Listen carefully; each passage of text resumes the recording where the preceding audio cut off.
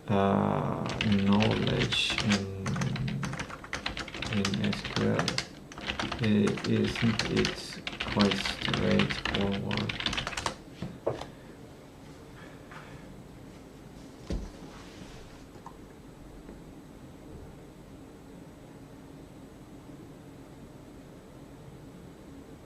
Oh.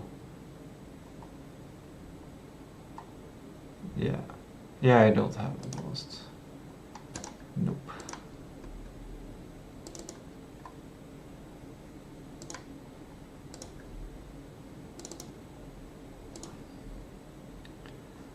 Great. Data warehouse developer.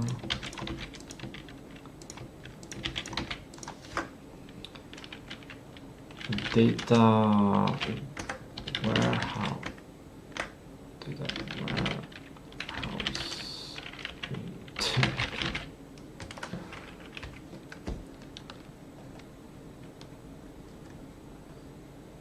Now I passed the limit of the minimum, kind of the safe minimum of jobs I need to apply. But I keep applying. Too similar. Aircraft.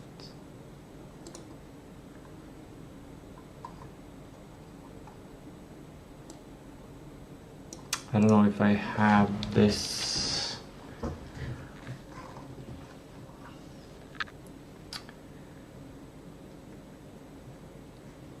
No, I don't think so. I'm just gonna have these, look for these jobs. Helio Games, did I apply for that? Nope.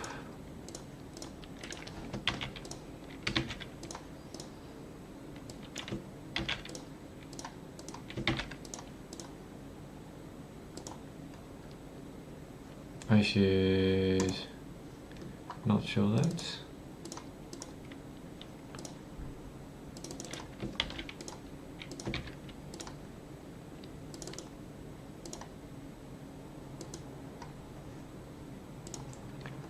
Done, and then I just copy this to have some more information in case I want to check out them.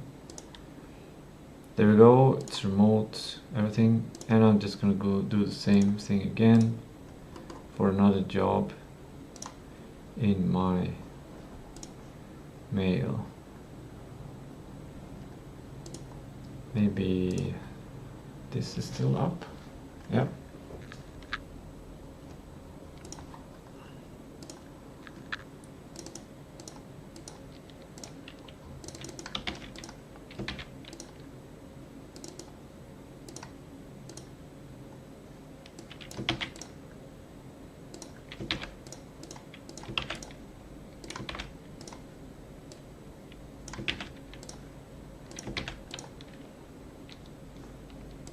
Easy, done. I applied for 5 jobs. That felt too easy. Was I lucky? I already had 2 here, and I found 1 from there, or 2 from there, and then I did my backup of game dev jobs. I didn't even use Grok or anything.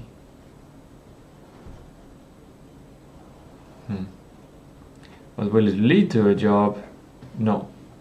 None of these will lead to a job. Look at this. These are the jobs I looked for in January. These are the jobs I looked for in February. These are the jobs I looked for in March. These are the jobs I looked for in April. These are the jobs I looked for in May. These are the jobs I looked for in June, and this is just 2026. I have full 12 months for 2025, for 2024, not for whole 2023, but half of 2023, and then the whole of 2022, etc., etc., etc.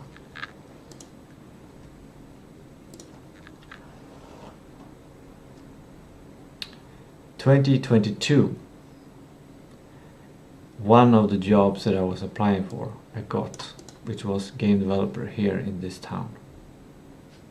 And that was not through a job application at all. That was through my network, through my interest in game development, getting into a Discord channel, and getting to learning one person in the Discord channel who had a problem in his company that I could solve.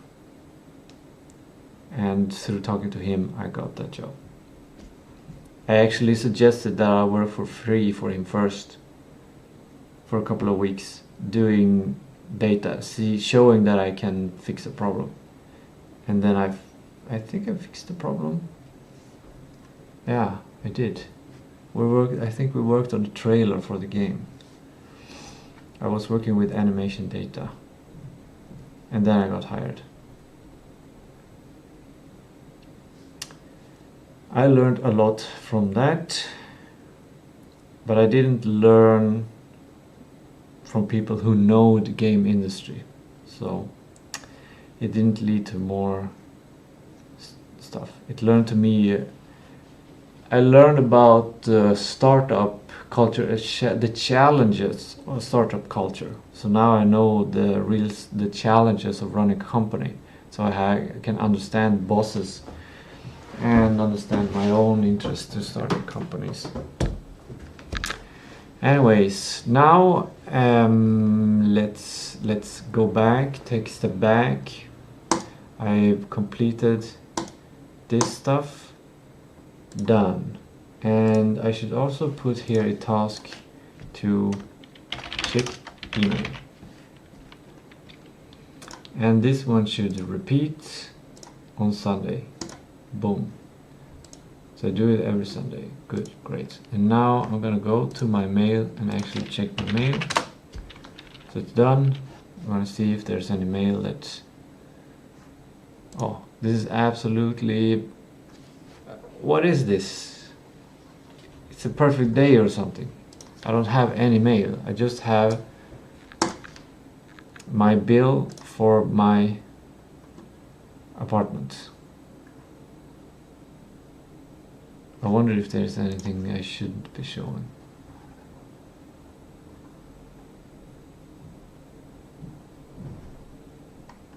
No. 3,000 for 1 month. This apartment usually costs 6,000, but I got a deal for 3,000. So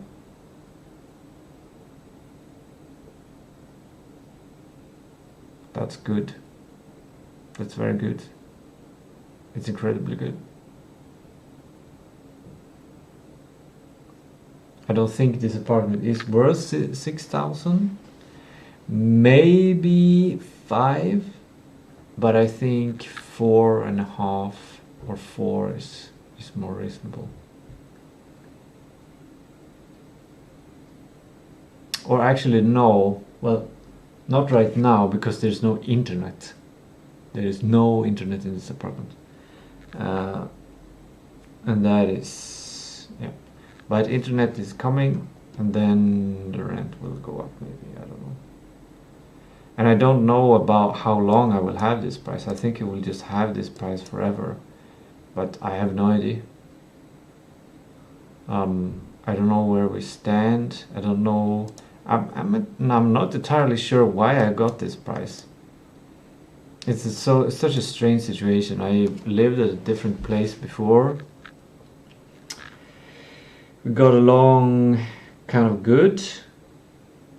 I basically had 2 landlords at the same time, which was Nasa Kronan and M, the universe. And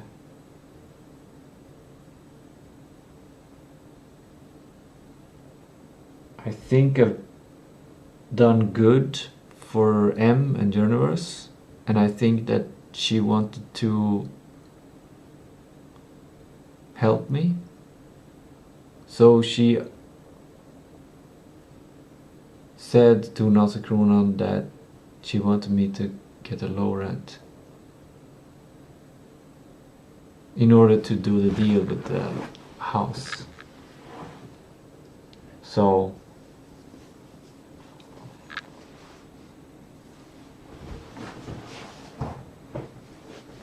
but it's good, but it's strange because it had all of it happened behind my back. Like I didn't know I was getting this deal here, and then I just was replaced. It was like I was like a unit in a game. Like someone just clicked me and said go there, and then I had to go there.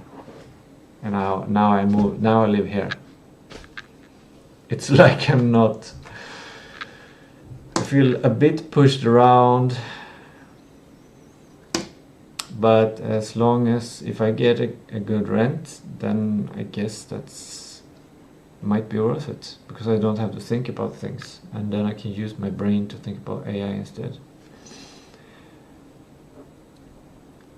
Next week I'm gonna have a lot of mails, because you can see from 12 of June until 7 days back. That's 5th of June. We have, yeah, all of these mails I got in 1 week. 1 page basically. Then I would next week have to deal with all of these mails at once, which will be quite a lot. But maybe it will work. Maybe it will help me focus. Now I'm free. I should actually go back to my calendar and check this. Go back a step. Take a big step back to select a bigger picture and see I got my tasks done. And now I feel like I'm wasting time. I feel like I'm not using my time to build AI data centers that I should be doing. I should be building AI data centers. I should be building AI data centers. I should be building AI data centers. Maybe I'll think about AI, my root AI system. Maybe I'll think about what do I need to think about? Now, yes. Oof, I just got connection. I was thinking, what would be the leverage task that I could do? What is the leverage task that would be best for me to do of all of the things that I can do in the world right now? What would be the absolute best thing to do?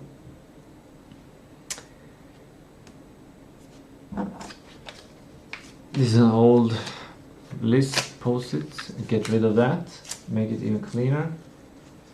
I have a bunch of small things that I could do. I could deal with my laptops just sitting there, but I guess it's fine. I could think about if I can make money, if I can earn money, if I can create something of great value that somebody needs right now. Then they don't need their money more than they need the thing that I could create for them. And that's just such a impossibly big task, because there are billions of people in the world, and basically I could do almost anything because there's probably someone who needs it. But the trick is to find something that is take a short enough time to make, and where there's a market available, so it's easy to find a customer for me to make the deal with that customer, so that they get value, so that they get a better life, and I get money that they have earned through their hard work, and their life becomes better and my life becomes better. And that's capitalism, I guess. That's like a positive perspective of capitalism. And now I feel a bit like lost, like the task feels huge, What should I possibly do? Potentially I could think, yeah, I can really think large perspective things. I can think about so many different things now. This is really good. I'm gonna give a star. I'm gonna give a star on this day because I think this was a successful way of planning the day. Doing admin tasks, email, job ecology, job applications, all soul destroying stuff, and then I'm free. Boom. Can't think about anything. I actually do feel free. I don't feel like much is hanging over my head. The only thing that hangs above my head is my financial situation and my history of not being able to make business happen. What is business? How do I make it happen? How do I make a lot of money? How do I make any money? How do I make so I don't rely on unemployment benefits from society? And if I go even deeper philosophically, should I even do that? Maybe I shouldn't think about it that. Maybe I should take benefits from society and spend my time thinking about extremely theoretical things that nobody will pay me for right now.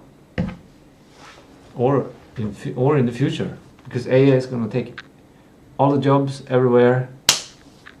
It's just gonna...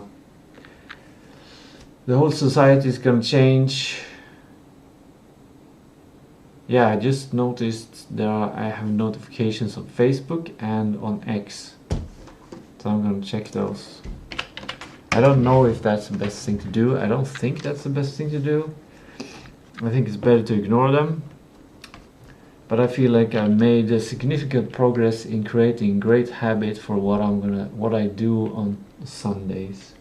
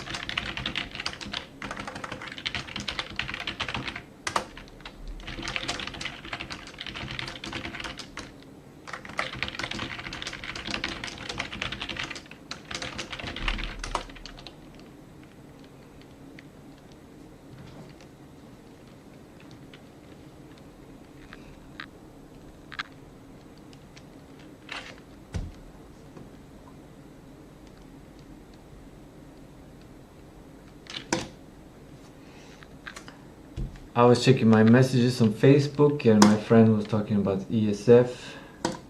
Apparently he started going there. I don't think any person calls himself a Christian that I have met have been acting like Jesus Christ. and Jesus clearly states what he thinks people should be doing. Well, he clearly states what he did, or well, the witnesses, his apostles, clearly state what he did, and stating that Jesus stated that everyone should do what he did, not follow him or worship him. They should actually do what he did. And no Christian that I've met has ever done what Jesus did. Actually been doing what he did.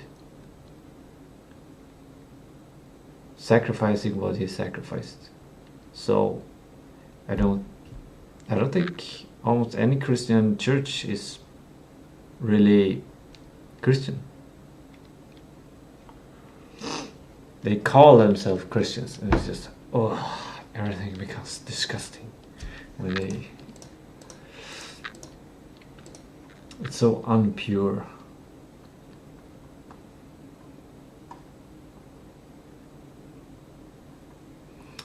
Anyways, so I don't go to any Christian church.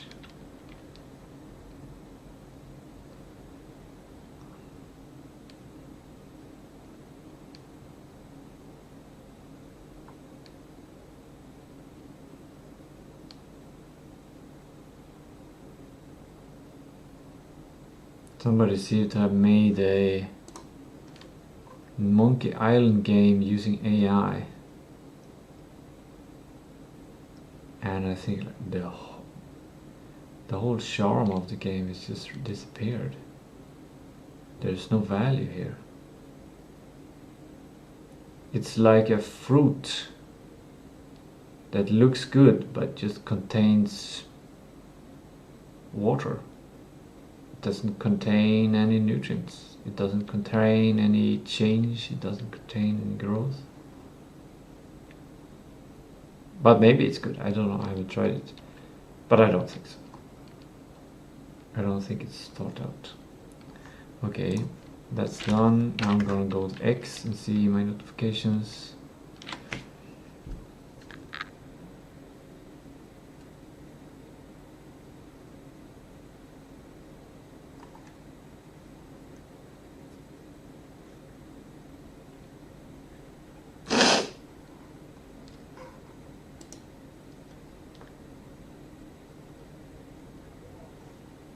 Okay, SpaceX, since SpaceX have gone IPO finally,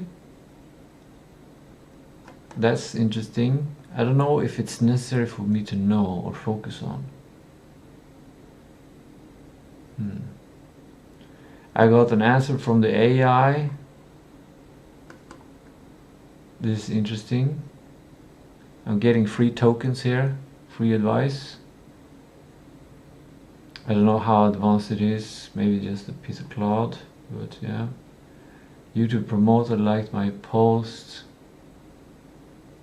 It probably wants me to pay for YouTube promotion. What do we got here?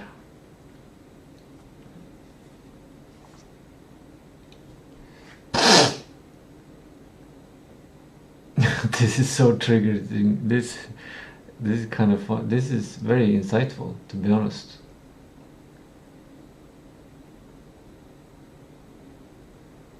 I think Bernie Sanders is a person who has incredibly good morals, incredibly high morals, incredibly thought out, incredibly considerate. That's why I don't know a lot about him, but it seems to be a guy that means extremely well.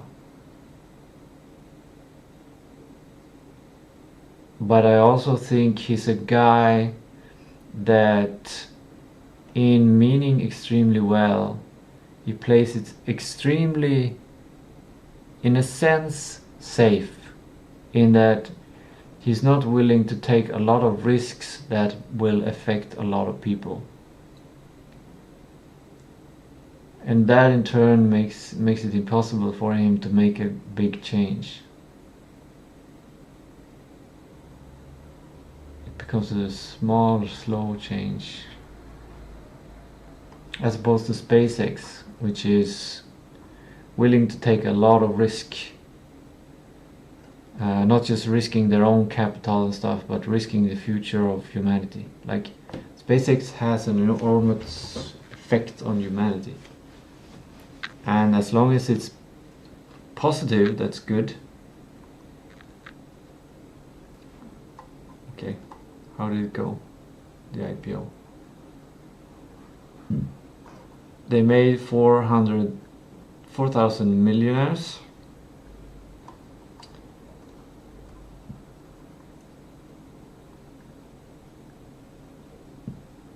Is he a trillionaire now?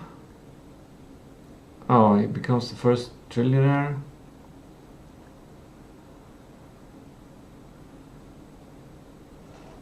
If you don't buy SpaceX, if you buy SpaceX, this is someone who is critical. What do they mean? Is this worth looking into?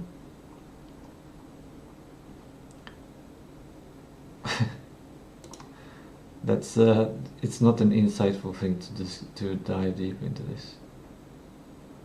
It might be right though, like considering the stocks. If you buy now, I mean. But I don't think so. I think SpaceX will go up. It might be go down and then go up, but it's gonna go up in the long term.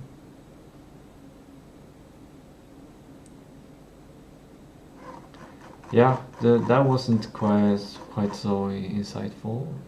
Just this interesting. What happens if I click there? I search. Okay, here's when June 12th it went up to $33. What? No, it went up 33 to 168. Was this the initial public offering at this point?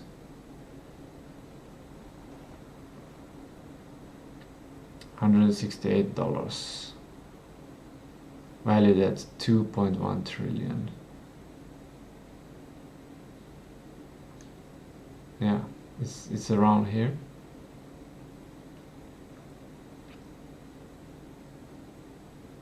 I can't imagine that it would. What? Why is it continuing? Wait.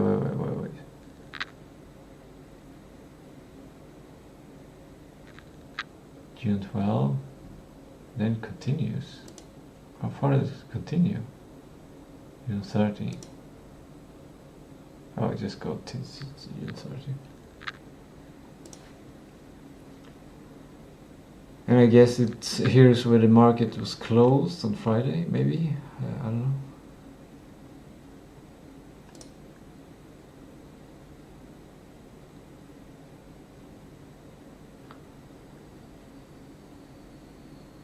But I'm not interested in making money through stocks, because I don't think, I'm not sure, but I don't think trading stocks improves the value of society. Maybe it does.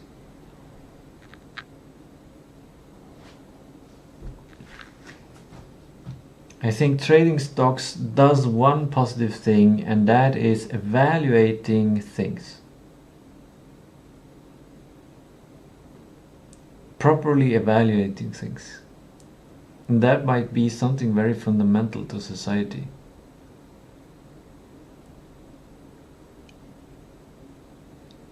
At least in a capitalistic society. And capitalism is a system. It's not. It's a system that is bigger than any human group, any country. It's its own. It has its own intelligence and behavior.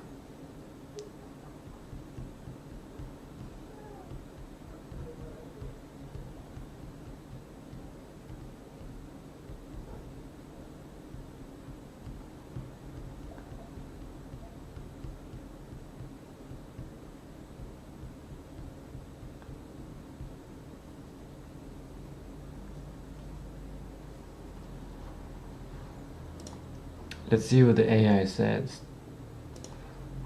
I was asking, tell me more about the character card and level of granularity to create microtasks with 100% success rate with only using free cloud inference.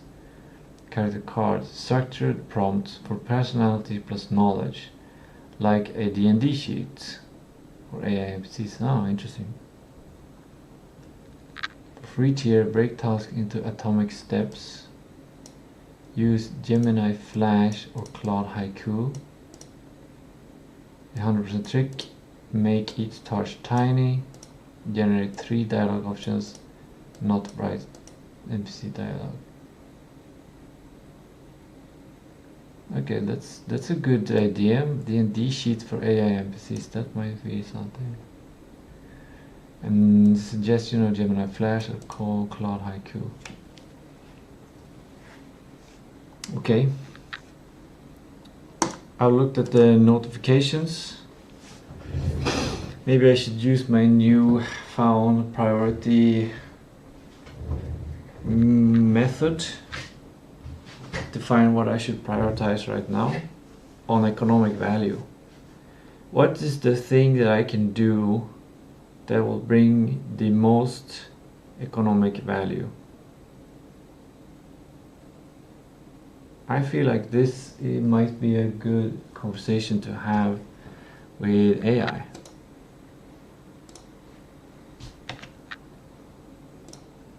Or maybe not, I don't know.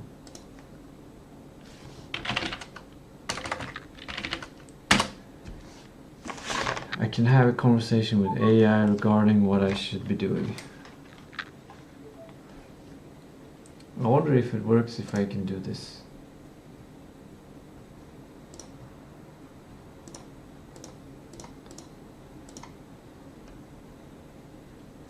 I gotta wait until it's connected. Now it's connected.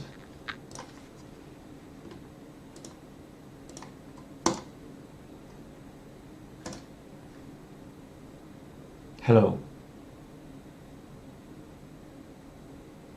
Hello? Hello. Hello?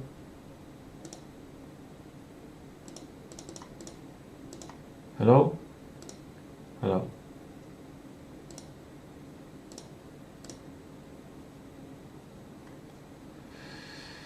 I guess I'll use my phone. I think it's because I'm streaming.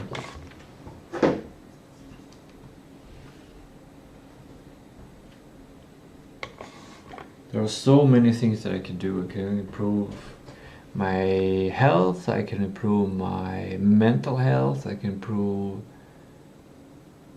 so many things.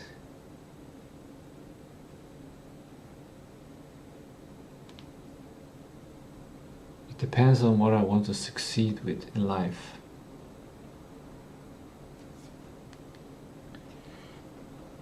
Chatting to AI might distract me from my own priorities because I'm gonna listen, and I'm a good listener. I'm a too good of a listener.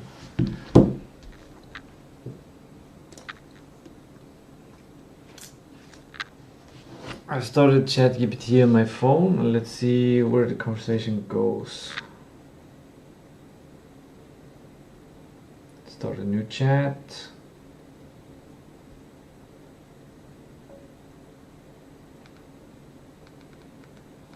Hello.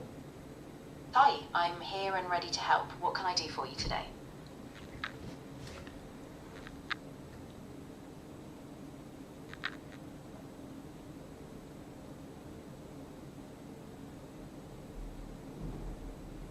I want you to help me figure out what the best thing is that I can do today.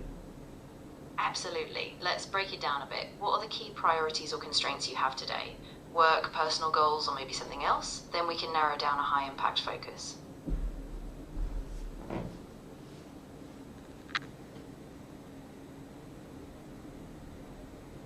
That's the thing. I don't have any priorities or any, I don't know if I have constraints for today. And yeah. No worries. In that case, maybe we can take a quick inventory of what you'd enjoy or what would give you the most satisfaction. Even something small like a personal project, a skill you want to practice, or just rest. What kind of feeling are you aiming for by the end of the day?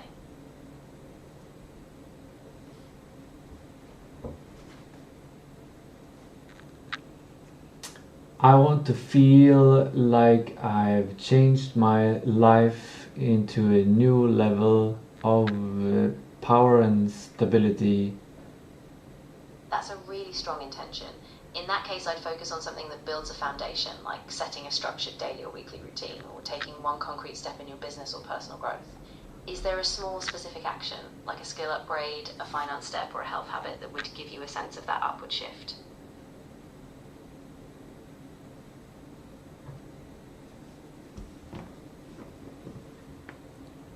Well, if I either can make money or improve the chances of making money. That makes sense. So let's get tactical. Is there a specific business step you can take, like refining your offer, reaching out to a potential client, or learning a high-impact skill that boosts your marketability? If you'd like, I can help break down a concrete task for today. Actually, let's take a step back. I want to find out where my real purpose in life is, so I can go from that route to find what I should be doing today. That's a deep and important reflection, so it's good to slow down.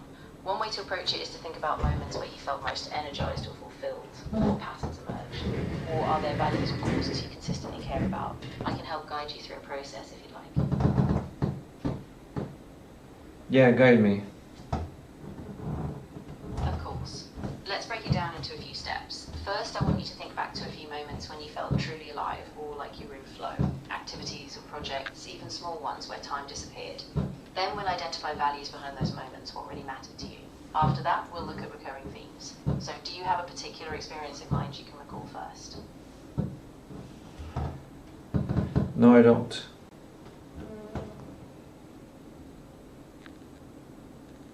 No, I don't have that. That's totally fine. In that case, let's start with a few prompts to help you surface possibilities. Think about when you were most curious as a kid, or what kinds of problems you naturally love solving. I can walk you through a short exercise to get some clarity. Would you be up for that? Yeah, let's go. Great. So first, I want you to imagine your ideal day. No limits, no barriers. What kinds of activities fill it? Then jot down the emotions that come up. What do you feel as you do those things? Once you have that, we'll start identifying patterns, like the skills you use or the values you express. Take a few minutes and then we'll unpack. I'm gonna go back to that, but first I'm gonna need to do the toilet.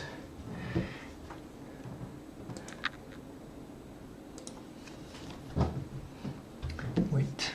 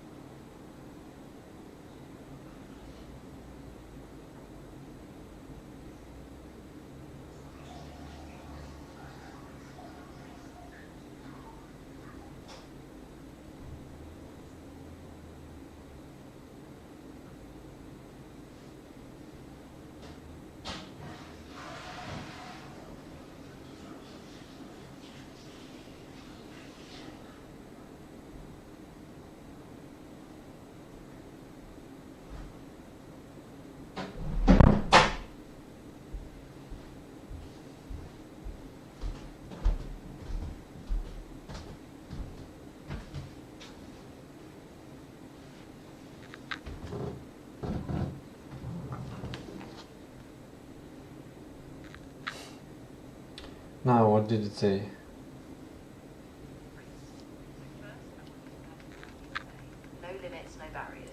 inference Ideal activities. day. Then jot down the emotions that come up. What do you feel as you do those things? Once you have that, we'll start identifying patterns and the skills that you talk about using tools. Take a few minutes and then Ideal day, no limits, no barriers.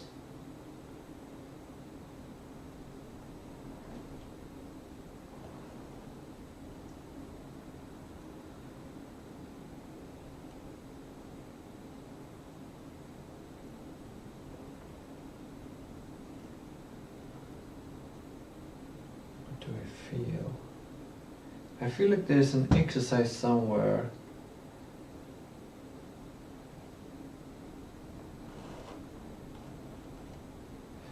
This is OOT.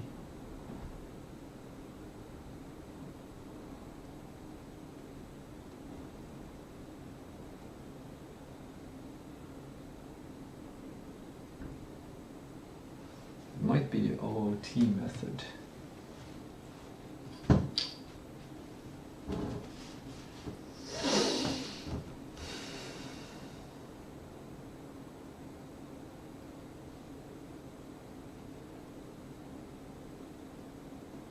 Great, so first I want you to imagine your ideal day, no limits, no barriers. What kind of activities fill it?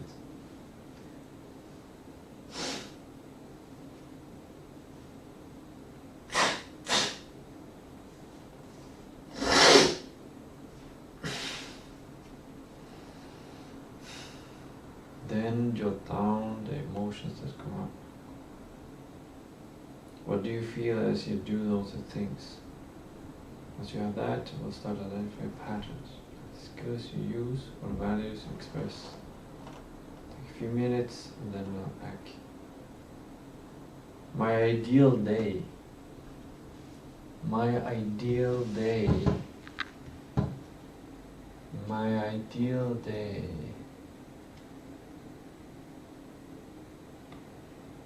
In my ideal day,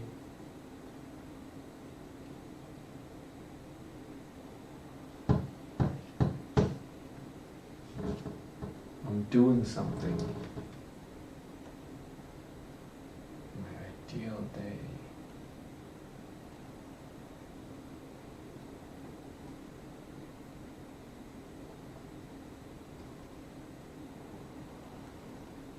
My ideal day.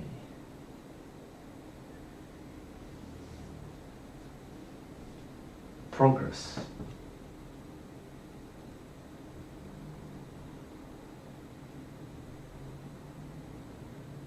Napoleon Hill said, I think Napoleon Hill said, he had a definition of success, which is a man is successful when he is pursuing his ideal goal or something like that.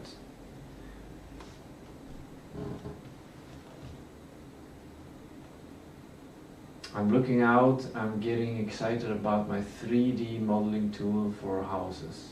That's something. That's something that's very grounded. It's not about space. It's not about data centers, it's not about AI.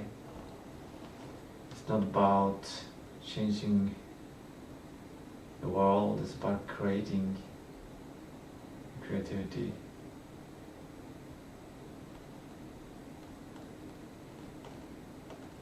Maybe I should be designing my house editing tool. But I should not design a house editing tool before I've done the optimization test, which is so boring. To find out the most important, the most optimized way to the limitations and requirements of the 3D models of the houses. But maybe I have another way to look at it. Maybe I have requirements of this is how. Maybe I can calculate the house sizes, or maybe I can actually run that test using Godot. And then I'm starting to think about Quen and using Quen to run things. Is this it? Is that the meaning of my life? feels, yeah, I'm gonna say this.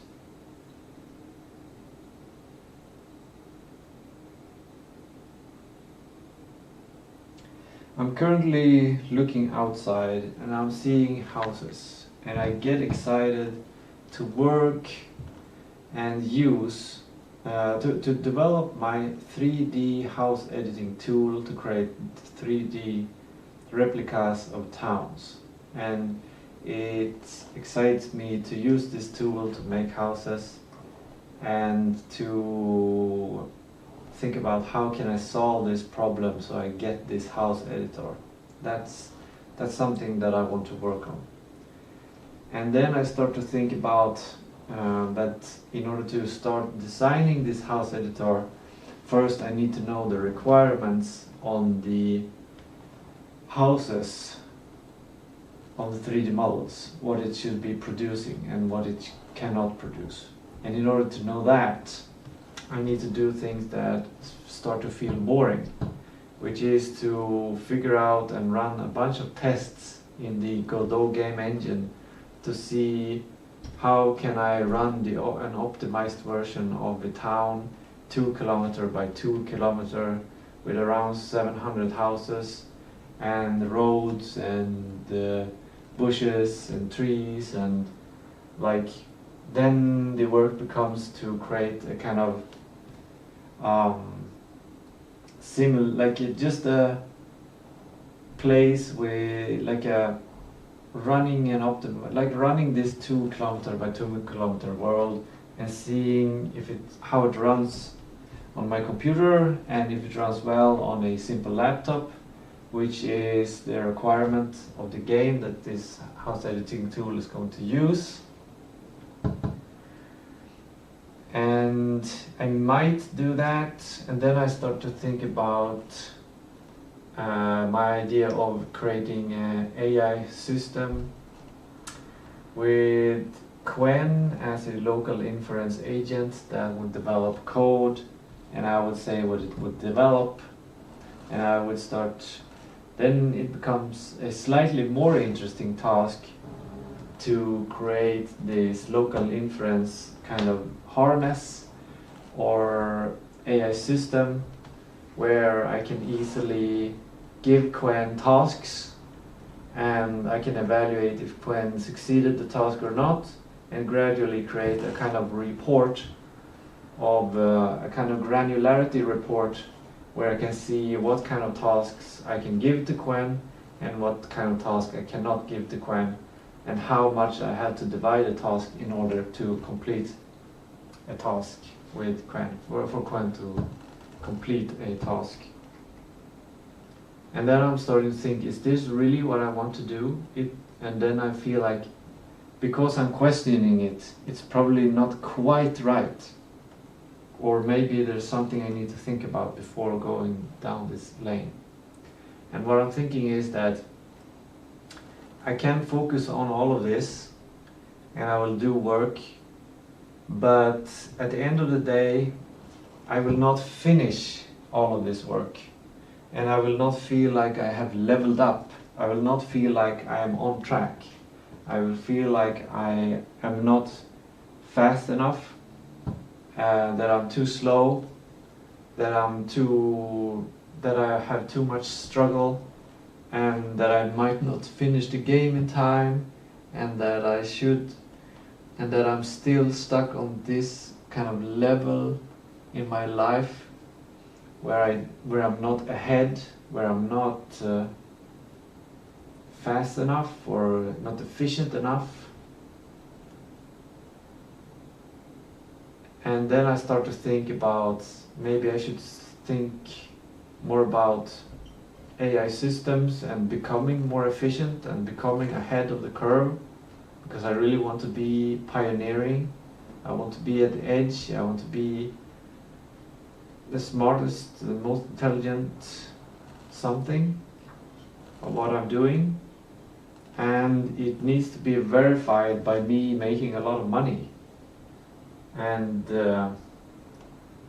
yeah, I think if I'm not ahead at the end of the day, not the day.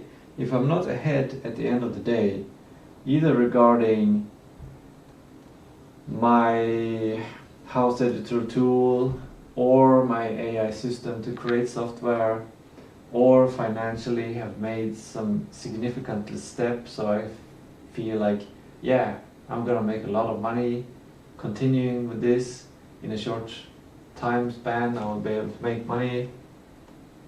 Like, if I haven't advanced significantly in any of those, then I feel like I failed the day and I will not be able to sleep well. So what should I do?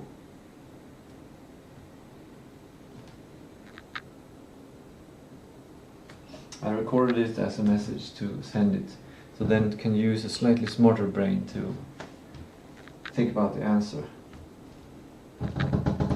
If you use talking, I think it uses a slightly dumber model in order to generate inference. You actually describe 3 different layers that are getting mixed together, and that makes it is what's creating the pressure. Intrinsic direction, building a house town, energized by seeing houses, meta system curiosity, building AI tools, accelerate development. Outcome, pressure layer, I must feel ahead today or I failed. Money, speed, status, fear of falling behind. Right now 3 is steering the wheel, and it's distorting 1 and 2. That's why everything starts to feel like it won't finish, or like you're not moving fast enough.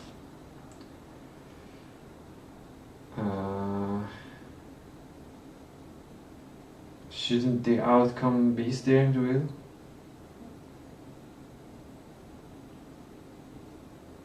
If I don't care about the outcome, then I will not. That's basically like not steering the wheel at all. First correction, your success condition is currently unachievable.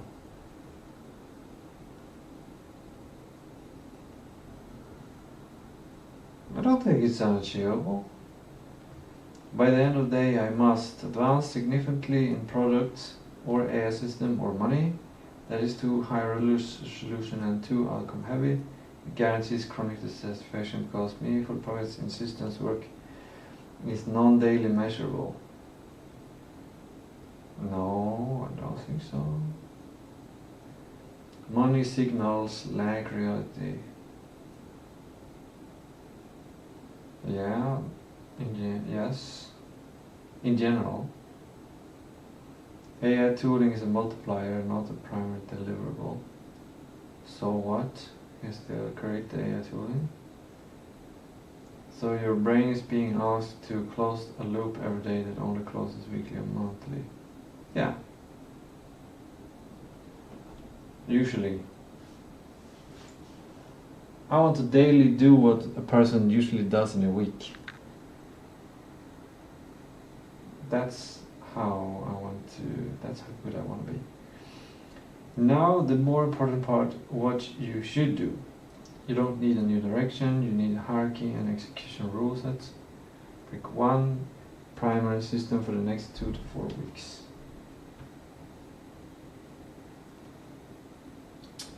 This is mediocre advice, I feel.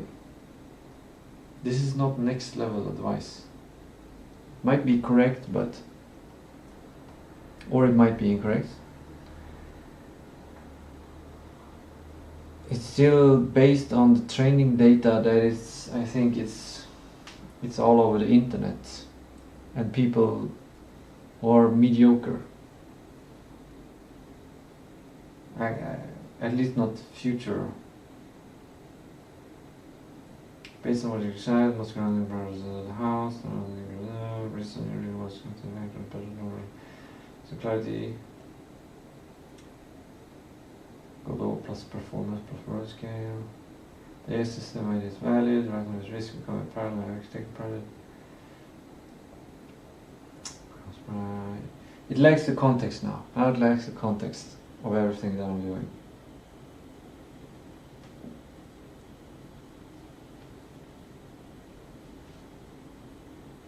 Now I need to decide if I'm going to give it the whole context, and that's going to take a while.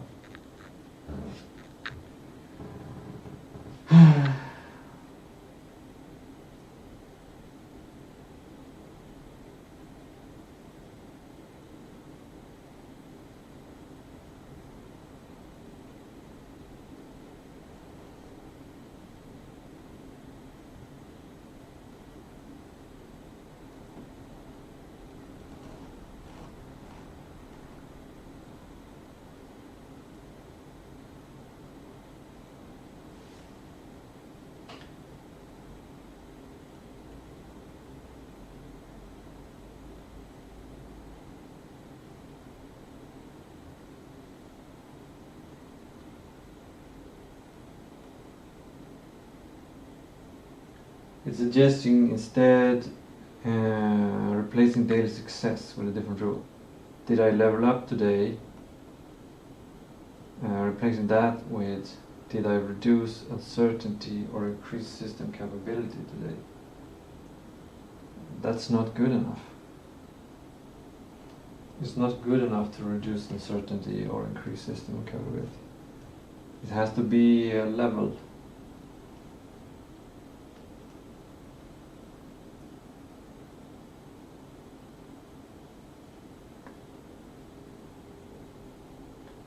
I think I'm going to try a new technique where I start to record while I read this answer.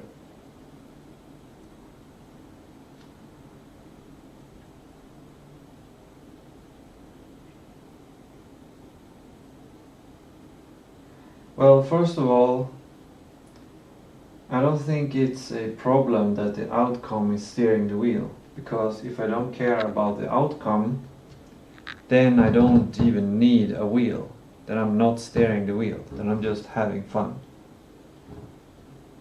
And I need to reach outcome, otherwise I cannot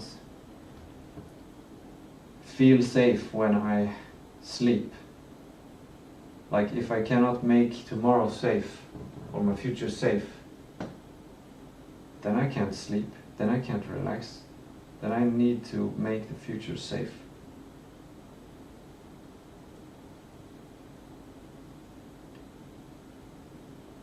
My success condition is not unachievable.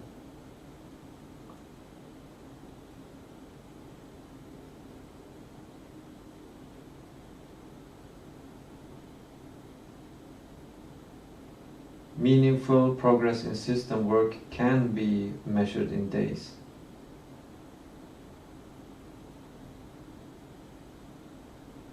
My goal is to achieve in a day what people usually achieve in a week. I just want to be that good. That's the kind of power level I want to reach.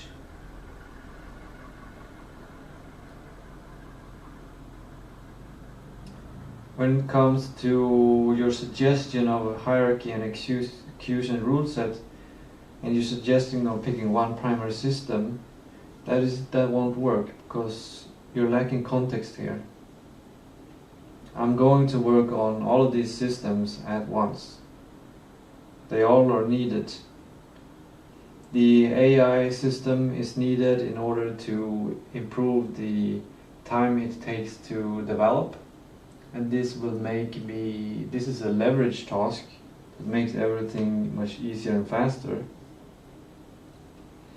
And while I do that, since that is a risk, because I don't know how much it will create in improving my workflow, while I do that, I also do the house editor.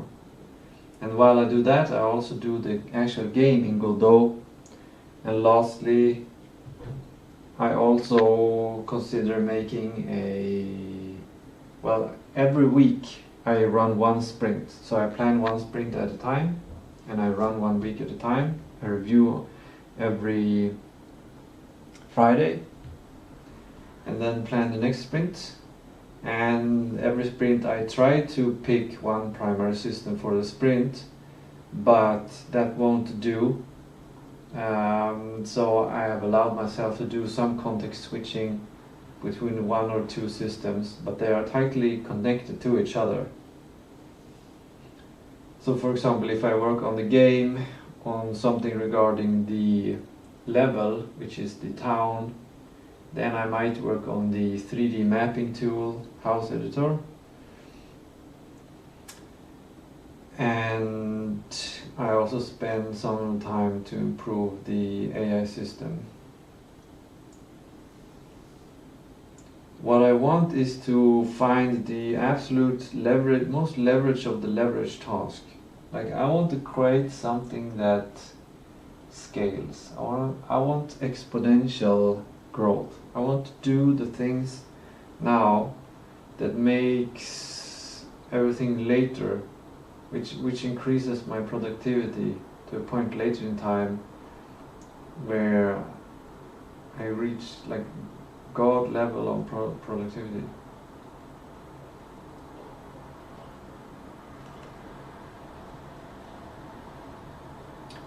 I'm not going to replace daily success with a different rule. You're suggesting I replace did I level up today to did I reduce uncertainty or increase system capability today. But did I reduce uncertainty or increase system capability today, it's not good enough. Because if I reduce uncertainty by some percentage or something like that, or I increase system capability slightly, it might not be good enough. I might need to increase system capability to more, to a certain level. And that's why I'm using the word level. I need to level up. If I don't reach a new level every day, then I don't deserve to have a peaceful sleep. That's how it works.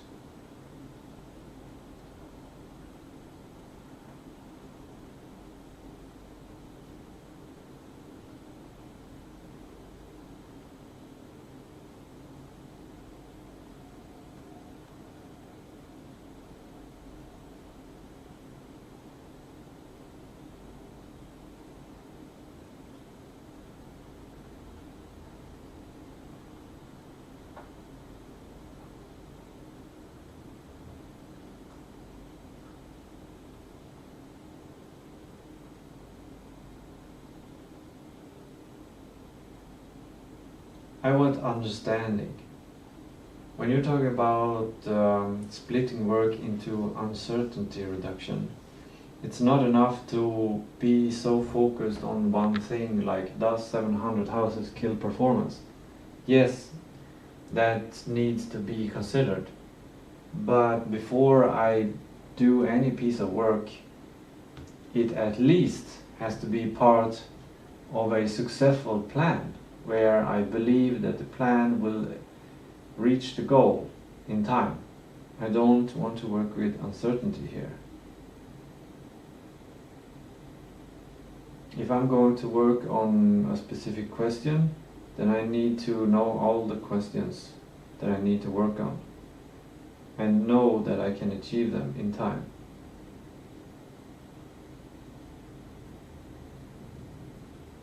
For example.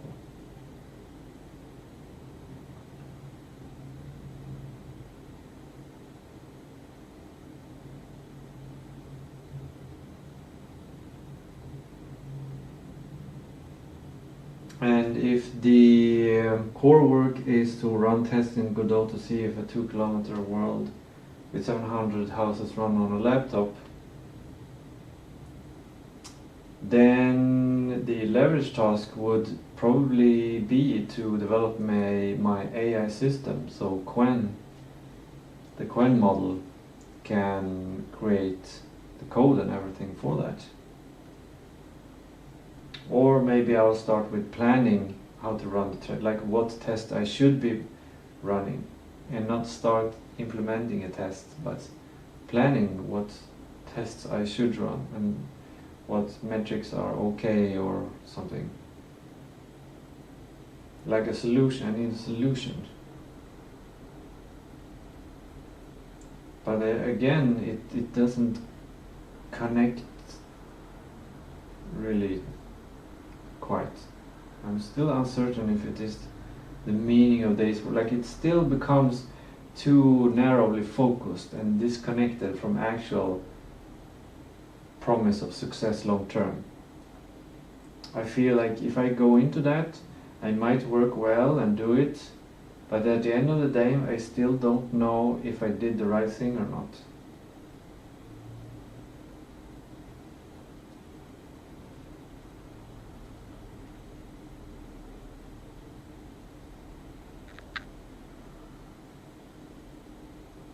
And yeah, I agree that the current task evaluation needs to be more specific. I just didn't have time to go into specifics. But the question is bigger. Like, should I even spend time going into specifics, or should I be working on something completely else? Something else. That's what I'm asking you. Like, that's what we're trying to figure out. The real, what I should be focusing on.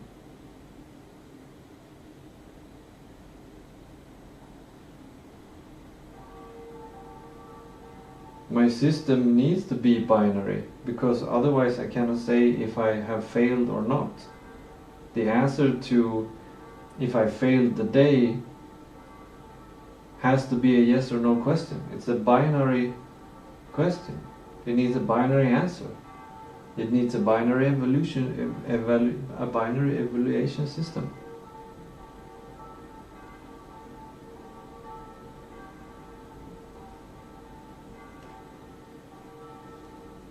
It's not enough to have an operational metric which is, did I produce evidence about my system today?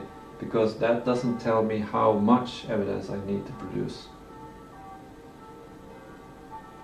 I need a certain level. It's not enough that I just I went to the bathroom and that made it easy.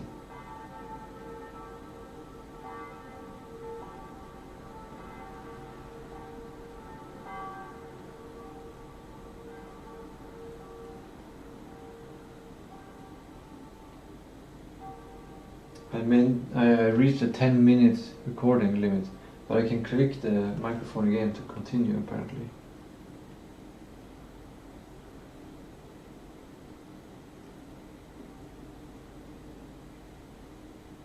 And then you suggest what I would do tomorrow, but that's not interesting at all.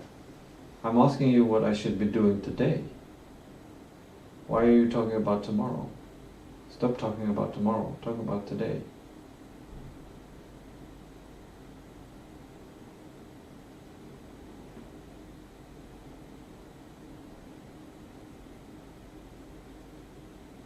But your suggestions of the steps 1, 2, 3 are still kind of good. They get down to practical work or making a baseline world test, etc. But it needs to be much more thoroughly thought out before I start working. Because there are many more things that need to be decided before starting to work. There has to be requirements, and everything has to be put in place and connected to the purpose of my life.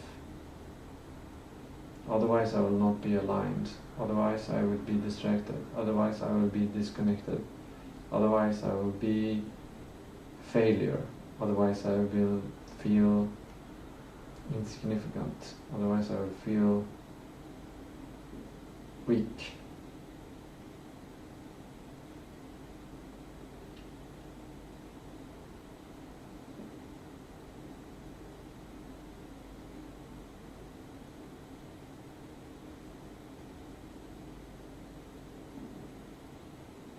All my life I've been doing stuff like discovering the real limits of my world simulation early and clearly. I need to get money. I'm 38 years old and I haven't made any money in my life, almost. That's why it needs to happen now. Or it will never happen. Because if I continue what I've been doing, then I'll get the same results as I always have been getting. That is why this needs to change today. It needs to change now, this hour. It needs to change now, this minute. It needs to change this second.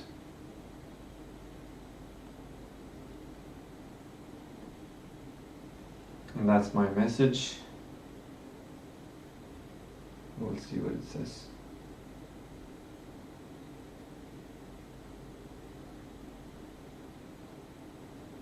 Yeah, it recorded everything, transcribed everything.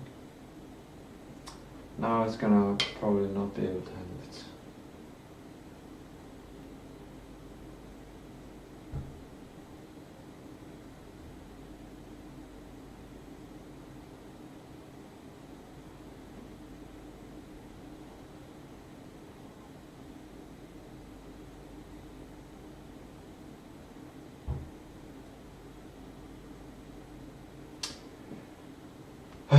I don't know if this is worth it, but I'm gonna try to argue against.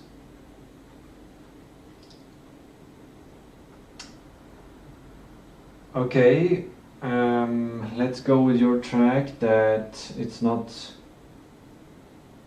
possible to get a perfectly defined certainty guaranteed path that removes doubt before action, but you're focusing on two small things. You're still focusing on the things that I have suggested, like Godot or AI acceleration or stuff. That's not necessarily what I should be working on. It's not the real leverage tasks that, like, I need, like your suggestion is to start the work that creates certainty. And I agree with that. But it is not what you have been suggesting. Because the certainty that I'm looking for is larger. It's focusing on a larger level, a higher level.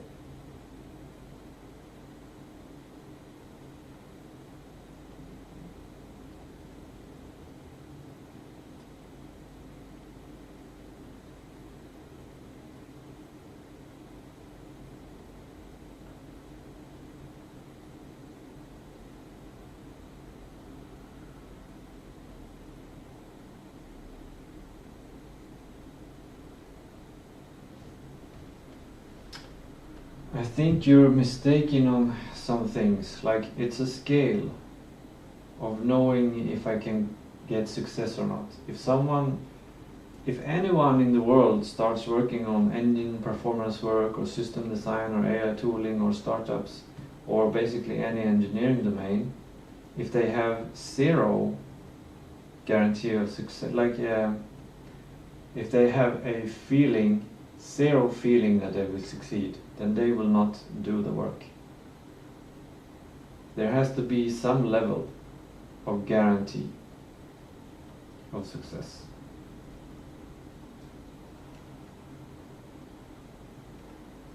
And I'm just saying that this needs to reach a higher level.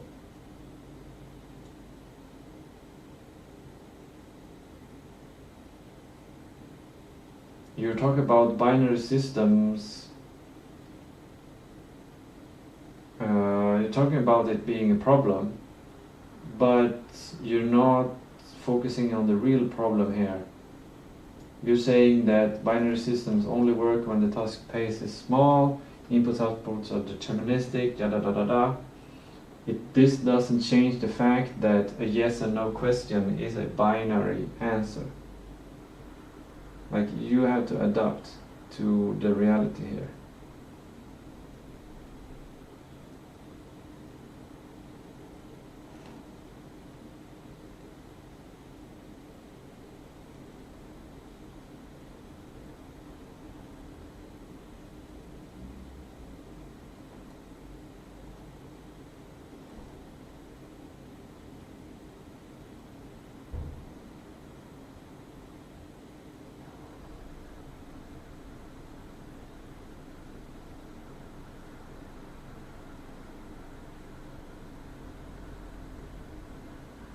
It is definitely possible to design the full design of the map by just talking.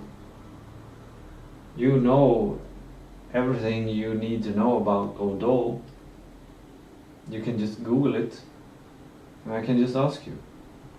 All of the tests have probably been run before. I probably don't need to run any experiment at all.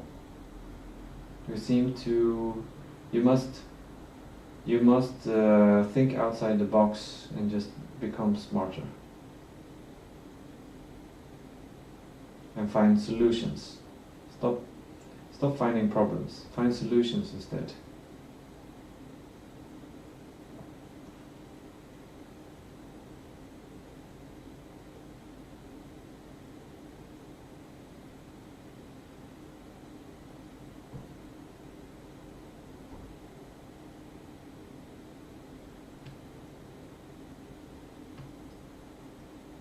Your yes and no qualifications are not good enough for me to get good sleep.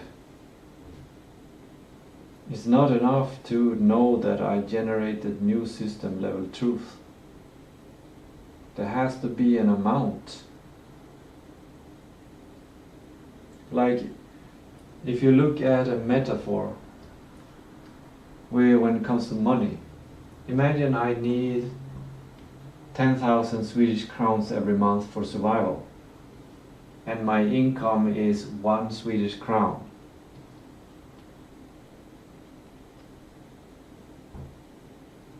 Then it is true I generated new system level truth. Like I got ahead. I made 1 Swedish crown. It's not enough. I need a level. That's what I'm talking about, a level. If I cannot correctly identify that I am successful, then I am not successful. At least in my mind, which is where it matters, partly. Generating truth is incredibly easy. I can just look at something and see the color of my wallpaper, and I've just generated truth. That's not enough.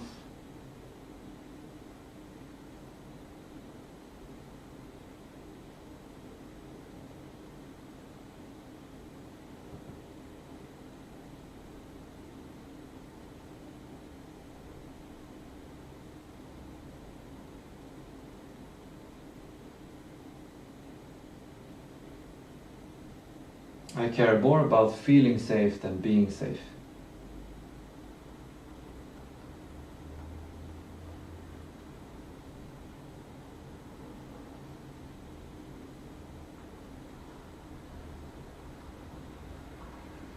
We are doing planning now, we're discussing now. So you're basically suggesting that we should start talking. But I'm not satisfied, and I will not take your advice. So you basically failed the task. Let's see how it handles that. It's probably gonna get even more annoying.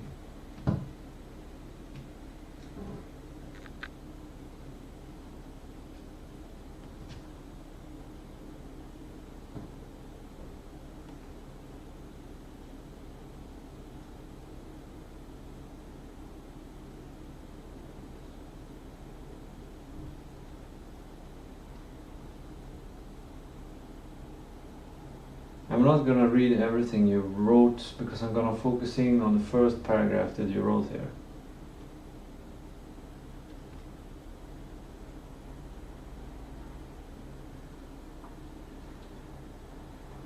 I want a wins-lose interaction between us. I don't care if that makes the core problem worse. It is my decision. And lastly, I need judgment to solve uncertainty. Without judgment, there is only uncertainty.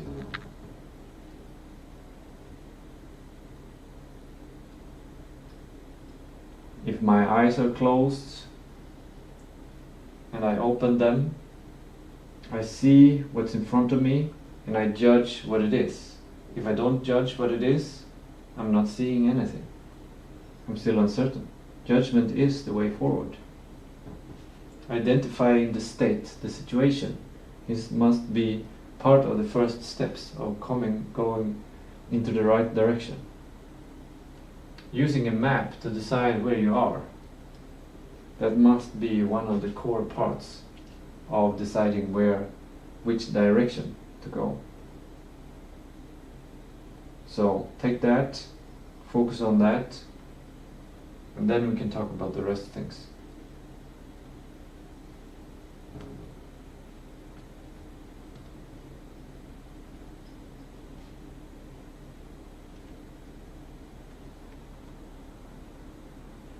It's finally agreeing with something. You write about one core thing and I'll be precise about it. Judgment is necessary. This is against what it said before. Before it said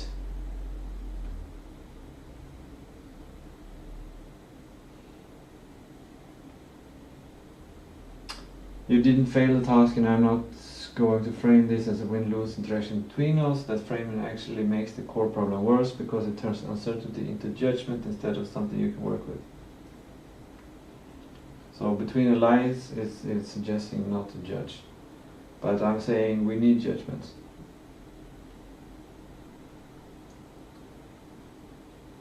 Okay, good. He's starting to understand something.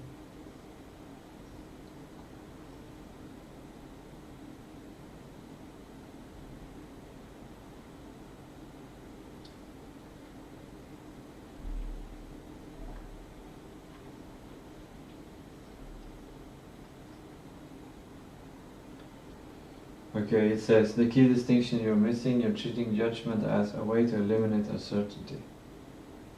It's the same thing. Eliminating uncertainty is the same as judgment.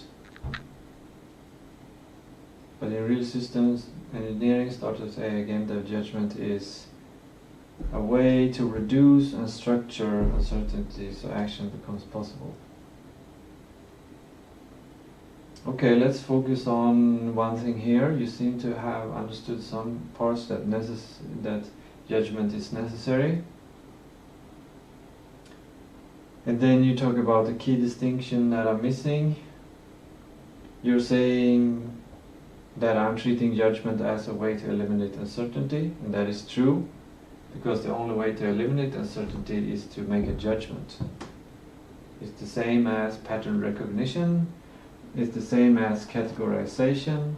It's the same as making a decision. It is to eliminate uncertainty. That is what it is. That is basically the only thing that judgment is. Then you say in real system judgment is a way to reduce and structure uncertainty so action becomes possible. Sure. The point of our discussion is to make action become possible. That's why I'm talking to you.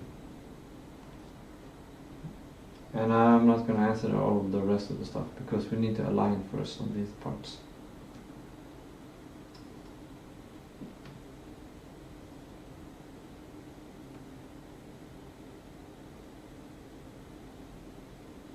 It said there's a crucial precision problem in my definition of judgment. I said judgment eliminates uncertainty. That is basically the only thing judgment is. It's not correct in operational systems, and this is where your model will eventually break if you rely on it. So it seems like there's a different perspective of judgment and use of the word judgment, that it points to some kind of different concept. In the operational systems situation. Okay. What judgment actually is in control system terms, judgment is a mapping from observations to a compressed representation of what reality that is useful for action. Yeah, that's a judgment.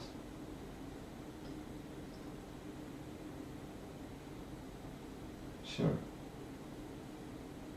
Sure it does.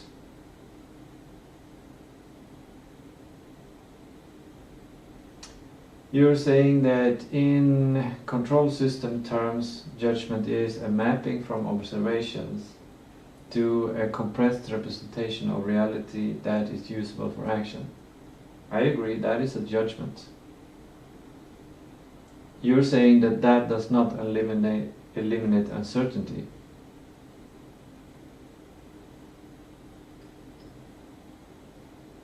Okay, I think we have different definitions of the word uncertainty. We have been using different definitions of the word uncertainty.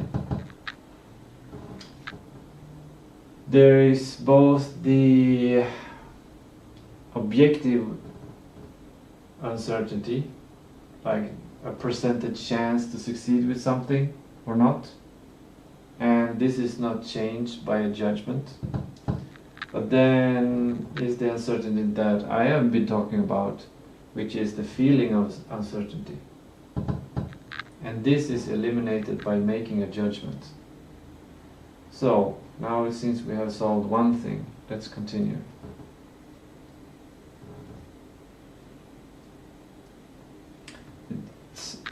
It should not surprise me that it has culminated into a philosophical problem that I always comes to with everyone I talk and discuss philosophy with, if it ever reaches the end, which is, oh, we had different definitions of a word.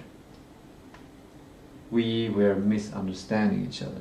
Like that's always the only problem in every philosophical discussion.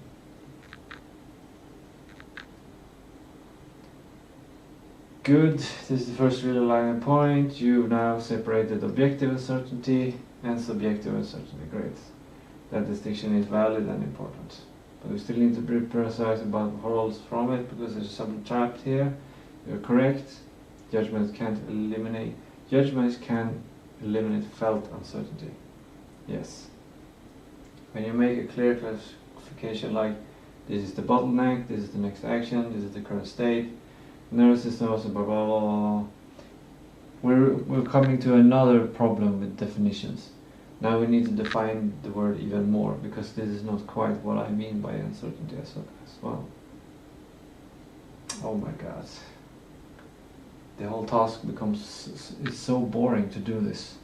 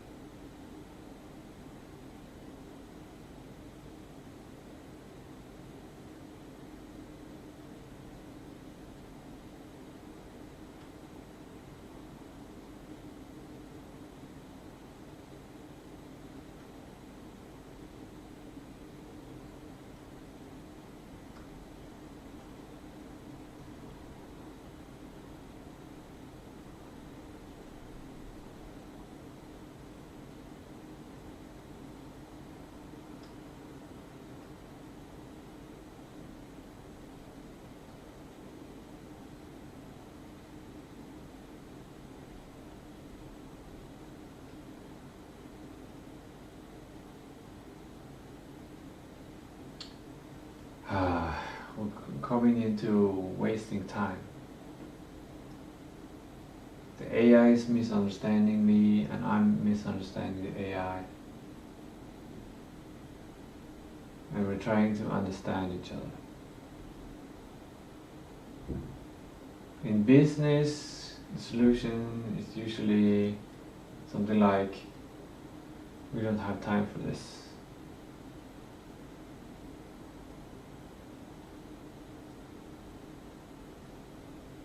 I'm gonna see if that works.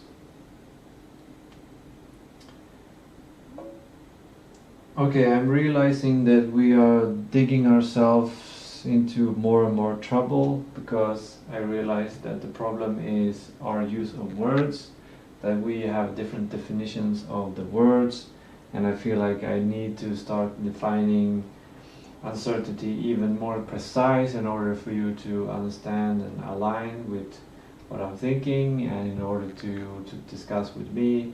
And then I start to think that in business, when you get into these deeper kind of discussions of these things, when the problem is basically that we are misunderstanding each other, the solution is usually that, okay, we don't have time for this discussion, you just need, like, the boss decides what we're going to do.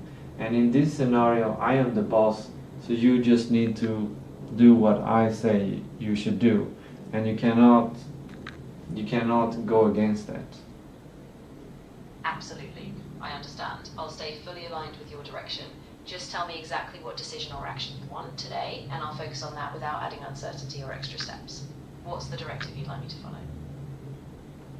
Look back in the messages and you can figure it out. Understood. Let me summarize and get precise. You want to take action that shifts your life into a more powerful and stable direction, and you want a concrete business step that increases your chances of making money. So I recommend you identify a short-term revenue-generating action, like reaching out to a specific lead, finalizing a product offer, or setting a clear monetization plan. Once you decide on that action, I'll help you structure. No, you're focusing too much on one suggestion. That is not connected to the root problem that I want to focus on. Find out it's more about the general philosophical perspective of finding out a worthwhile thing to do that will feel worthwhile at the end of the day, regardless of the result. I see what you mean now, and I really appreciate the clarification. Let's step back from tactics and ground ourselves in what feels fundamentally aligned. Think of it this way. What kind of impact, no matter how small, would give you that sense of integrity or meaning today? Once we name that, we can build the day around it. So it's not just a result, but a deeper resonance. What kind of contribution, even in a small way, would you feel proud of by tonight? I don't know. That's completely okay. We don't have to force an answer right now. Sometimes just sitting with that uncertainty is part of the process. If something starts to feel clearer as the day goes on, we can revisit it. In the meantime, if you want, we can just anchor in a simple grounding task, something that gives you a small sense of clarity or calm.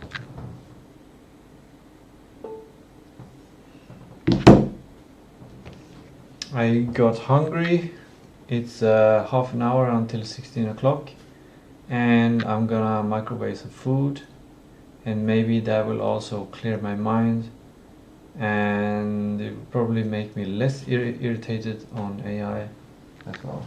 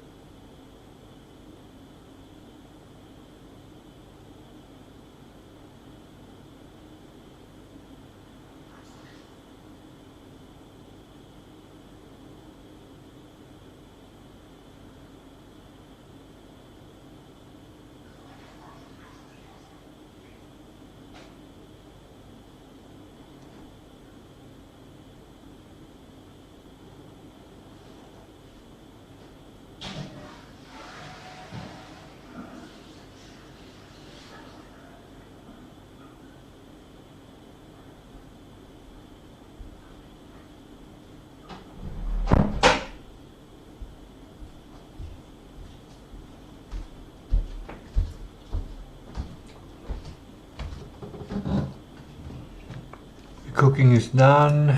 just heated stuff.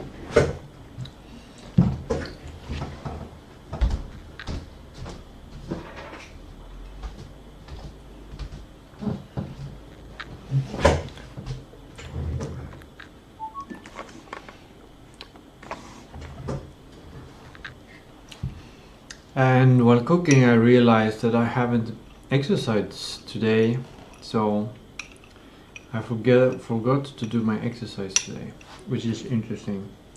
I haven't forgotten it for many days. And I think it is my Sunday plan of first working with admin, coupled with a late start of the stream, maybe not realize I should exercise. I think it's coupled with my sense of freedom that I had, like I can do anything, because Sunday says I can do anything. So then I decoupled from my regular stuff of working at the computer with stuff until I get exhausted mentally, and then I start to exercise. I'm not exhausted mentally. Instead I became frustrated and irritated with AI.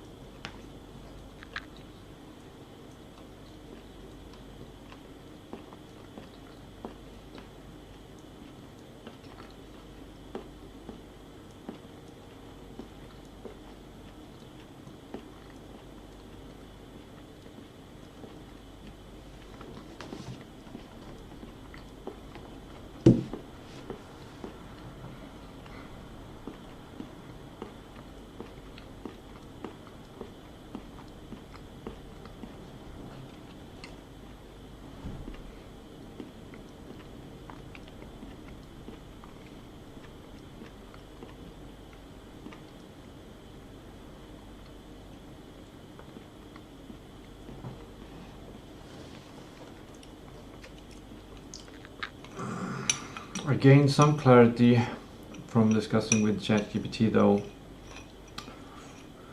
The main clarity being, like, partially, as I said before, the problem was with it lacking context, and then with misunderstandings that it's of words, or different of using words in different ways.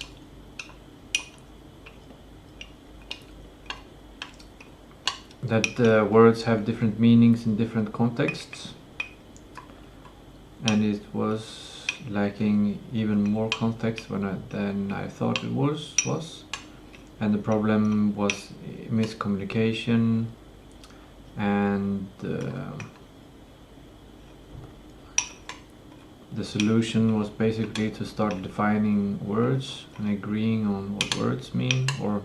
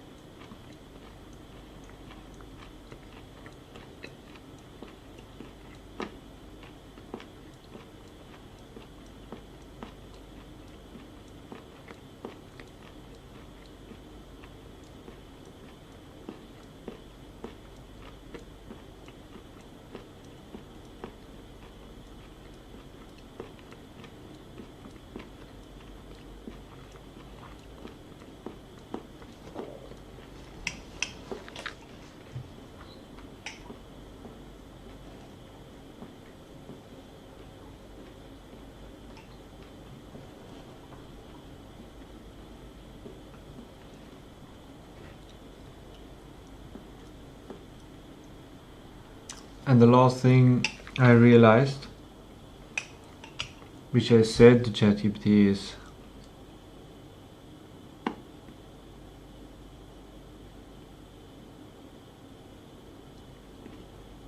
I want to find out a worthwhile thing to do that will feel worthwhile at the end of the day, regardless of the result. That is the only way to have certainty before you start. That you don't care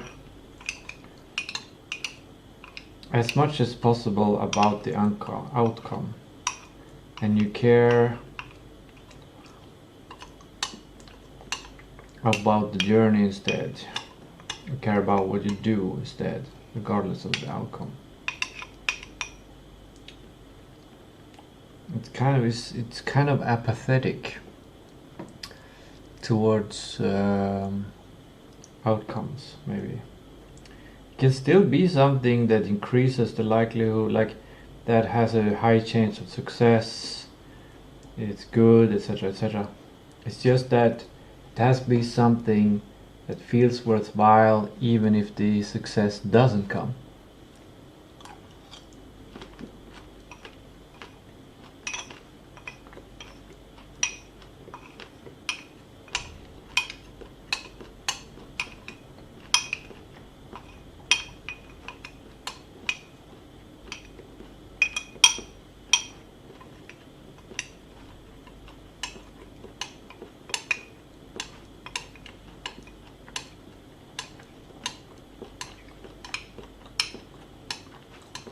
It's a paradox. It doesn't work. You still have to work on likelihood.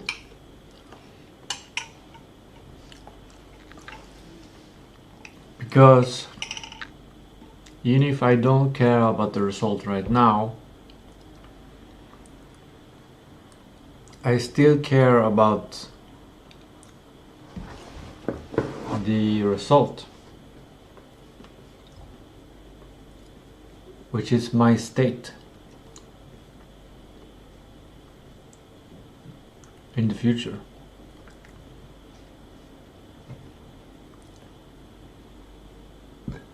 Maybe there needs to be some kind of clarification or separation of things.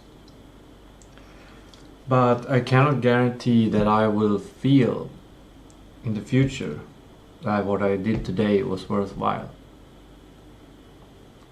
That is a result. That's an outcome.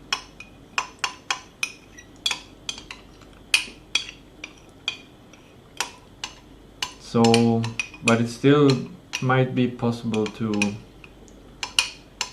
do the same kind of prioritization of what to do, but it's just that it's not certain. It's just that you choose, instead of choosing what makes me most highly successful, the highest chance of success with this or that, I have the ultimate prioritization of choosing what has the highest probability of success in terms of me feeling like it was worthwhile doing at the end of the day.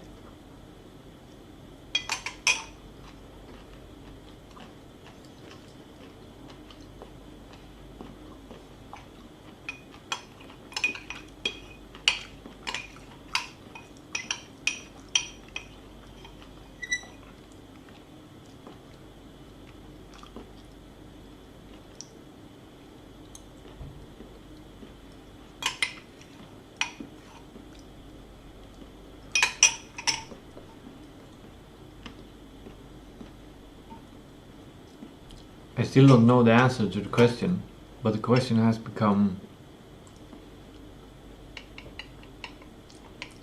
changed.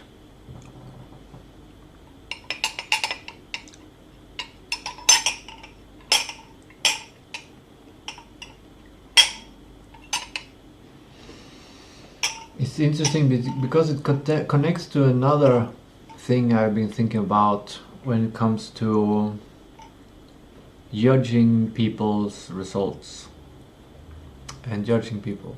Like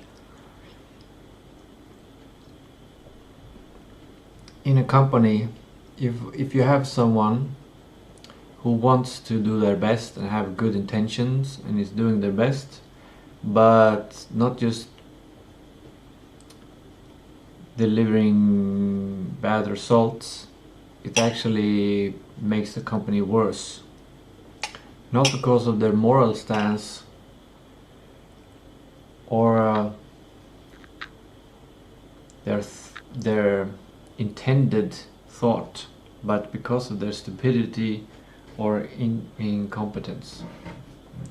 In that situation, in a company, I've been thinking that I've been considering the advice there that person is more dangerous to the company than someone who is actively acting towards the company but is a competent person. That a stupid or incompetent person is worse to a company than a person who is evil or whatever. That's the saying, or that's the idea. And I'm not sure if I agree with everything, but I still think that it's the outcome that matters. It's not the thought that counts. The thought does count. It is a rough estimate if someone is if you give them a chance or not. But after you have given them a chance,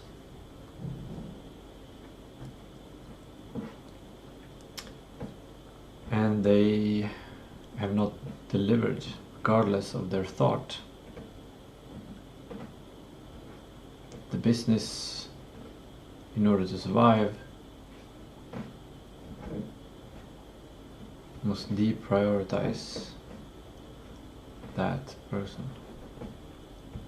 And that's how I think companies have been treating me, and it's also how I think a sex company must be treating their employees to some degree. It's not good to fire someone just because of a little mistake, but if something is bad for the company, if someone is bad for the company overall,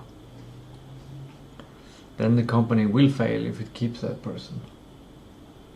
The company will do worse. But with this perspective, it basically says that the outcome is not the most important thing. Or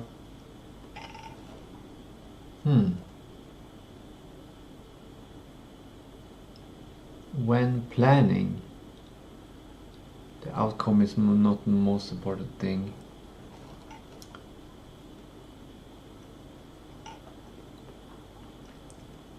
But after, yeah, it still might be disconnected. Like I think they both fit together. Both philosophies fit together.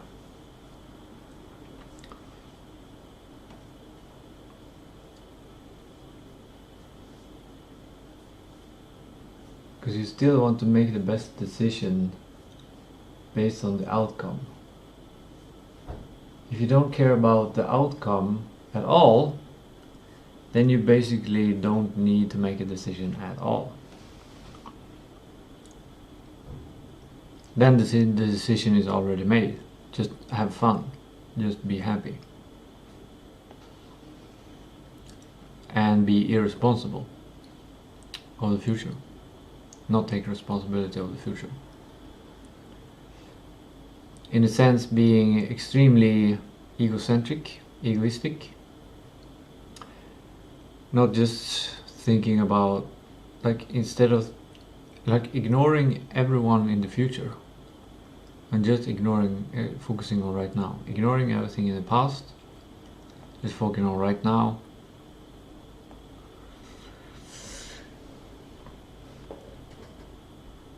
I don't know if I can get further on these thoughts. It seems like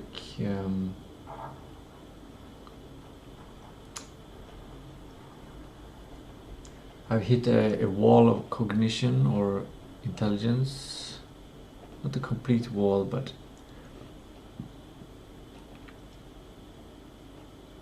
let me summarize again what I found out. I want to do something where I will feel it was worthwhile regardless of this, of the result. This means something like trying my best, my absolute best, giving my absolute best, and I cannot promise a result, but I can still choose to do the thing that I, from the best of my ability, think is the best thing to do. Right now, I think it is to eat my food and not look or at anything. I'm just gonna rub off food.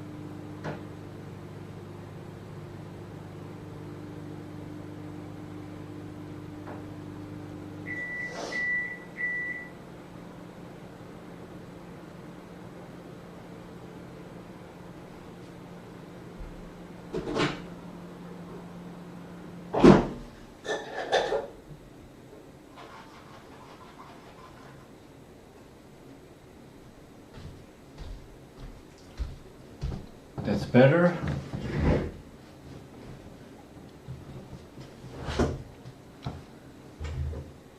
When I was close to finishing my food, I still felt irritated and frustrated.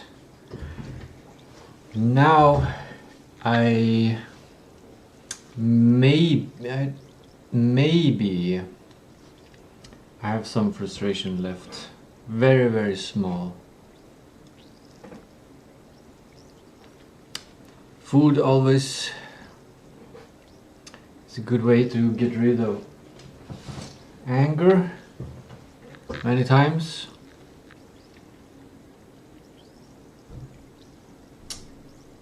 And I was thinking what I should do, and I came up with a lot of good ideas. A lot of good ideas, actually. Well, not a lot of good ideas, but several very good ideas. One was I could just meditate until I figure out what to do, just staring into a wall. And then I was thinking, that's boring. If I'm gonna do something boring, I might as well go out on a walk. Going out on a walk in this town is really boring. I could just go out and start walking. It's a bit distracting though, to go on a walk and see a bunch of stuff.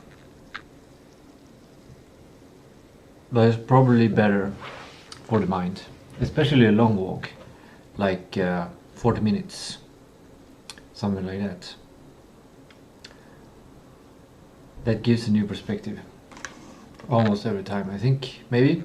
Can be tested. Other good ideas was improving my ability to improving my mental ability, like my intelligence or working memory or emotional intelligence. Like I was talking to ChatGPT and I got frustrated. It was boring. What if I would not have become bored by that discussion? And I could handle it better emotionally. And I think one thing that would have helped it is if I would have remembered more deeply, even like the feeling and purpose rooted of my idea before I thought of the option of talking to ChatGPT. Like if I can root myself in that idea and remember, what was it? Why did I even think talking to ChatGPT would be a good idea? If I could root myself and remember that part better. And then I was thinking creatine probably helps with working memory being more stable. And maybe I can develop a technique where I remember these core values,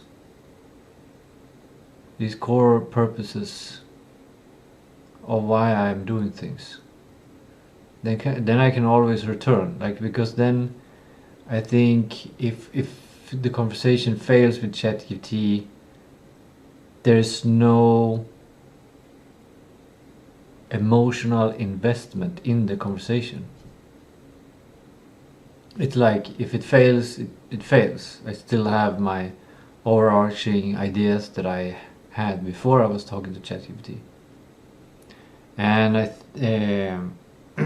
my working memory became full of things during the conversation, which is kind of required in order to figure out things.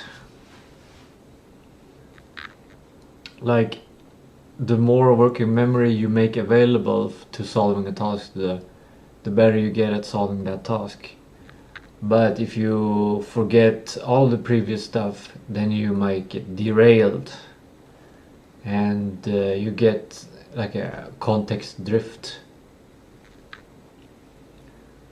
where you forget the source stuff. And I think the main problem with humans and with language is that language cannot connect to the root cause, because the root cause is something so abstract that it cannot be put into words. It must be something like a feeling or an intuition or a sense in order to really be a root, in order really to feel purposeful. If you're doing something that is purposeful but you don't feel its purpose and it feels purposeless, then in essence that's what you get. Like, it doesn't matter if it is purposeful, and it isn't purposeful, it cannot be purposeful, because purpose is a subjective thing, it's not an objective thing. Maybe, but in my perspective, purpose is inside a consciousness. It is a judgment. It is something that you decide by detection. It's a pattern that you have created and are using to categorize a situation. I feel talented and philosophical now.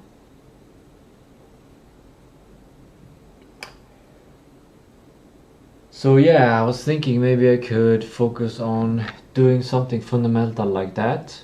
Also, another thing I can be doing is preparing tomorrow, because I have several suggestions for tomorrow of cognitive enhancement stuff to work on.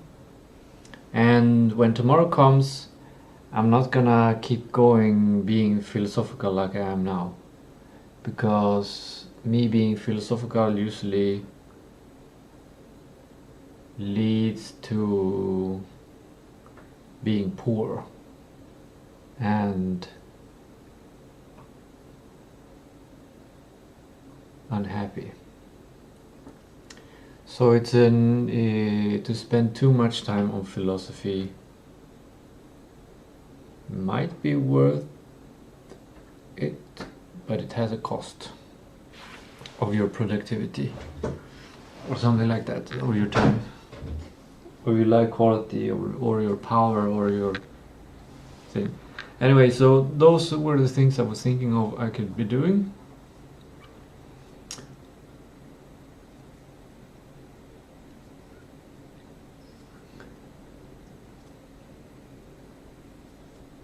I could I'm a bit confused right now, because I was thinking, well, I haven't done my shower, I should do my shower. But I haven't done my exercise, so I shouldn't do my shower before I do my exercise, because I need to shower after exercise. And I don't want to shower too often.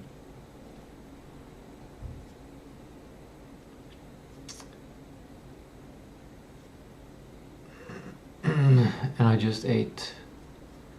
So I should not be showering and I should not be exercising. I don't know how many hours I should wait before I exercise. Maybe 2 or 3. Like basically the whole day. So now I have some kind of strange state that I usually don't have, where I don't have the endorphins or anything from training. I still have a kind of tiredness from thinking of cognitive tasks, but I have had a little break of eating, and my blood is going to my stomach and not to my brain, so I'm not too bright. So maybe this special occasion creates a good foundation for some low cognitive philosophical task, or low quality improvements kinds of task. But yeah, I wanted to circle back to enhancing my intelligence, enhancing my ability, my working memory, etc. Because I think that is why I think AI is the main thing to focus on, if you want power in this world, and why countries are having the AI race just as countries had the nuclear arms race. I agree with Elon Musk saying that AI is more powerful than nuclear weapons. Because intelligence is more powerful than nuclear weapons, because intelligence created nuclear weapons, and intelligence will be able to create more stuff that are even more powerful than nuclear weapons. So if you increase your intelligence, you'll be able to create or gain more power than their competition and stuff. I just got a hunch of motivation and happiness. I thought of my game Tactor, which is all about this, the dark side of the AI race, a potential dark future, or actually something that might be going on right now but is hidden. And I would love to make Tactor.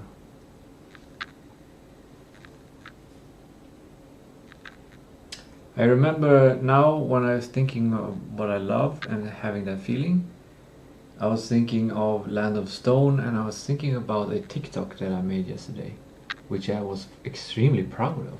And it was extremely easy to, it was not extremely easy, but it was very easy to do. I might check that one to see if I've got any likes, because I thought it was so good that I should probably get some likes on it. I want to know if people like it or not. Because I liked it a lot, and I enjoyed doing it, and I think it's valuable. Like, I think it's valuable for other people. That's why I'm interested in if it gets likes, because if it gets likes, that is a proof that it is valuable for other people. And since it was fun for me to do and easy for me to do, I can then do more. But if I don't get any likes, then that is lack of proof that people find it valuable, and then I might not make more of them. Likes is basically a parallel capitalistic system. Yeah. Yeah. Oh, this is very interesting. A like is something that you can create. You can create it right now.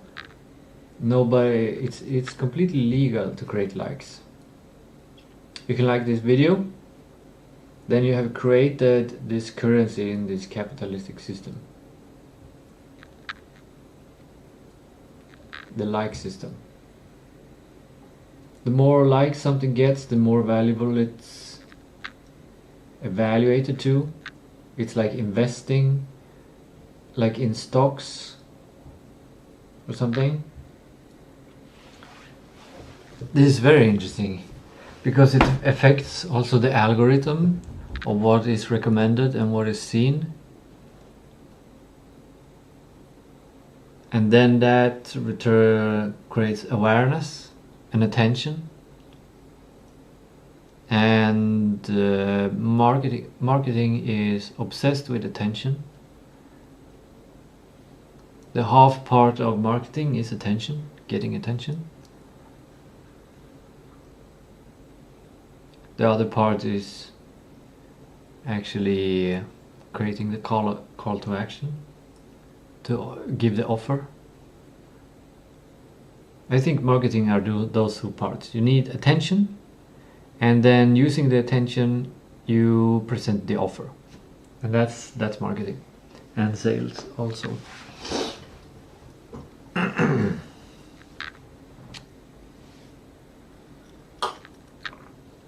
Anyway, so I think I'm extremely thankful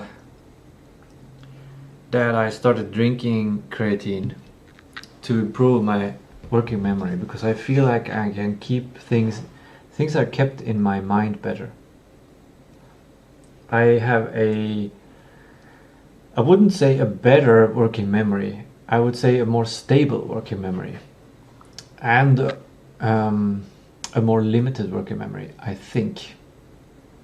It's something that I thought about, and it's something that I also experience. I don't know if experience is a pseudo effect, but if I have my, I'm gonna draw a little image. Here is my brain. And somewhere in the center here is my working memory. And this has a certain size or capacity. I can fit these many things in here. And what I feel like creatine is doing is it fills all the cells with more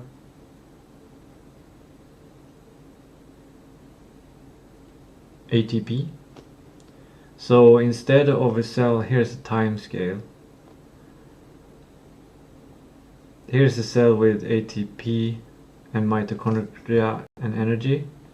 And here is this depleted, a nerve cell. It's activated. During this time you keep this idea in your working memory. And with creatine you fill up with more ATP, which means that your nerve cells take longer to be depleted, which means that an idea stays longer in your mind. It can stay longer in your mind.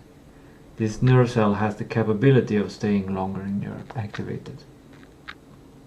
Which means that your working memory is not becoming larger, but it's becoming more stable.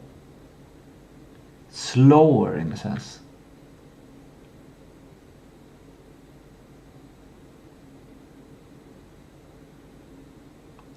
Your ideas move in slower and they move out slower. But you still have the underlying, if we use AI terminology, like a harness, which checks the memory, like some kind of process that evaluates and thinks about memories. And I think, at least in my case, there's like some kind of time limit or some kind of signal that tells me, okay, now you've been thinking about a bunch of sidetracks and you've been thinking about things. Oh, what was I thinking about? Then I try to remember what I was thinking about. And I think with ADHD, or at least my brain, I usually forget this. What the purpose was, and I don't find anything there, and I just keep adding more stuff. And sometimes somewhere I see something that reminds me of something, and then I get back on track. So my surroundings and environment, like my whiteboards and stuff, they keep me grounded in what I'm doing. But with more energy in the cells and the same time loop, or the same time until I get to this stage, means that I have a higher likelihood of remembering what I was thinking about. And this is incredibly powerful in all reasoning situations, to remember what the core thing was. Because I've noticed something that a lot of people do, which is a mistake, is they get sidetracked, and then they get sidetracked on the sidetrack, and then they sidetrack on the sidetrack, and they come to a conclusion which doesn't align with their original idea. It just aligns with the latest idea that they had in their head. And it's usually connected to associations and of concepts, etc. I wonder if I can draw an image.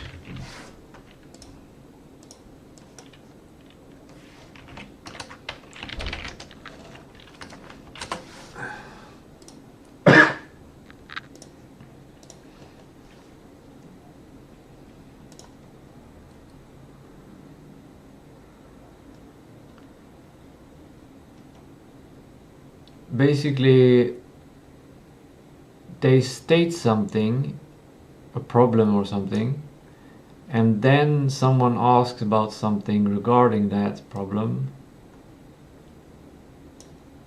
and then that's the next focus. They zoom in on this thing,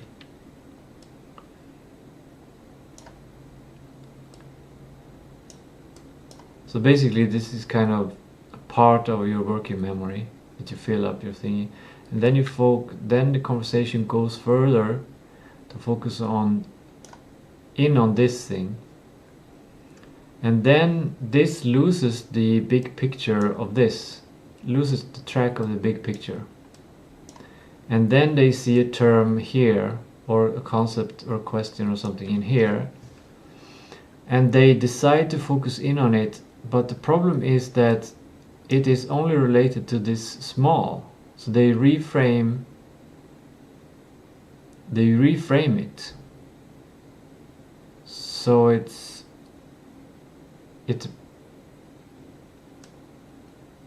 the focus becomes something else,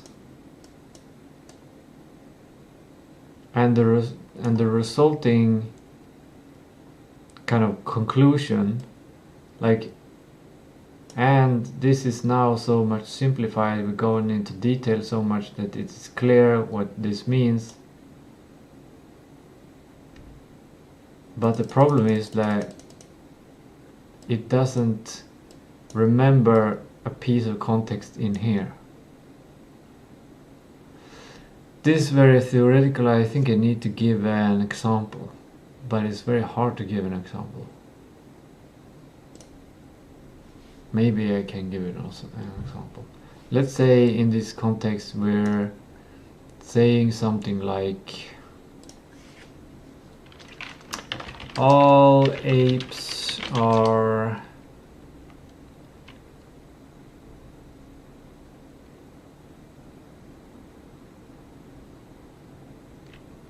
I don't know, eat bananas.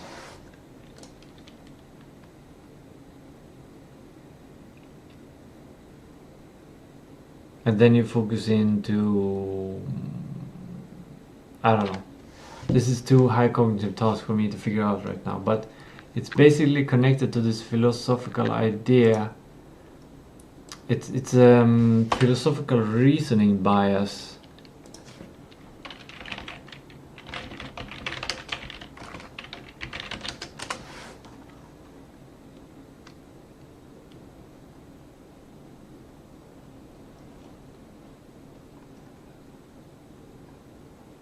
It's a cognitive bias.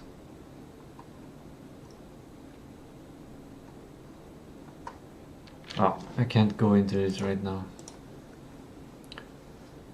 But the idea is that you say a situation where a word means a thing in this context, and when you zoom into it,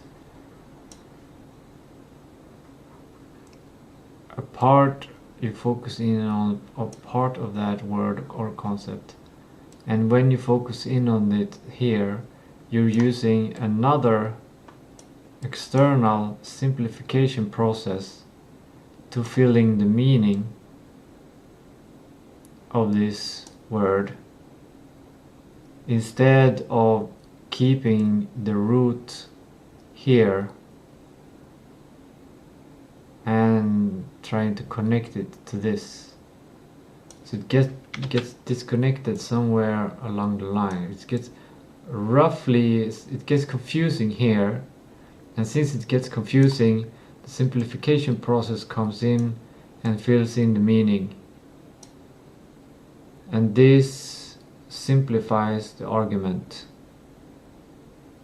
which doesn't work anymore. And this was so complex to think about right now that I forgot why I was even going into this.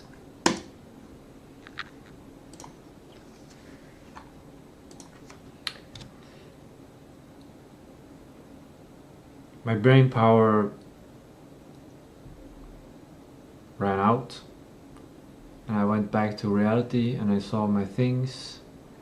It reminded me that I'm eating these. I didn't remember that I was drinking these things. It's not like I was thinking about these things and drawing and then thinking, oh, now I'm going to go to reality to drink. My working memory didn't keep that in mind. It's more like, this is too much, I'm closing it down. And now I see my drinks. And I think this is the same for most humans. At least people who have ADHD or ADD.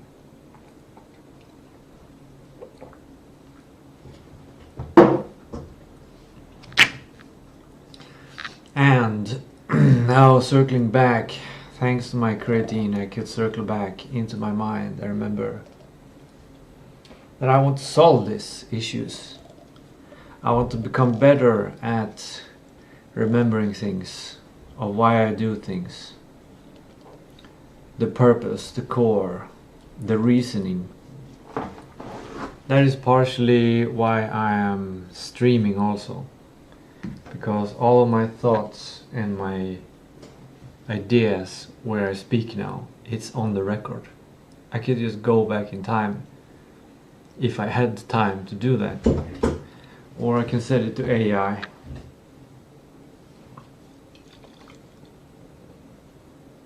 And I can remember my priorities. I can remember the systems and the value and the reasoning that I have created.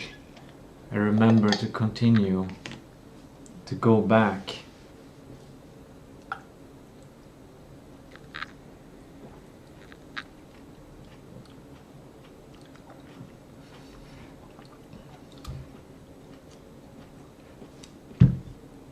I'm gonna draw another picture related to this.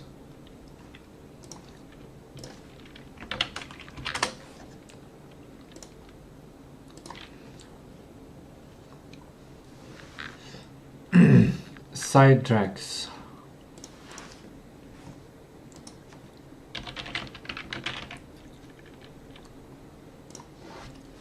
So I started this idea when I started to use my dictaphone to record messages to train my working memory. It's basically, I imagine my first thread of what I'm doing, what I'm talking about, as a kind of train track. And then, let's say I'm talking about,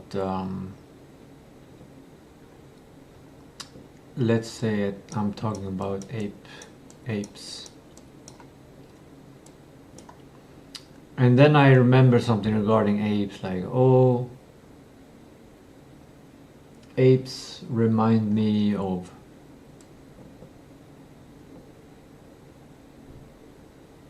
stone tools.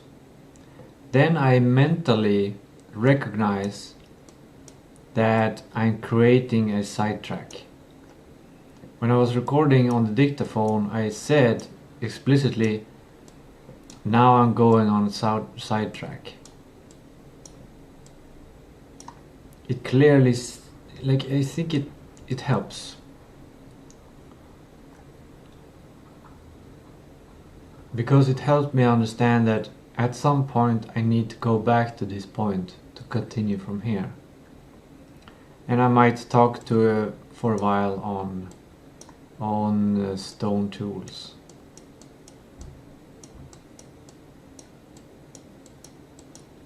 But then if I believe I have time, and usually if I feel like I have an idea that feels important enough,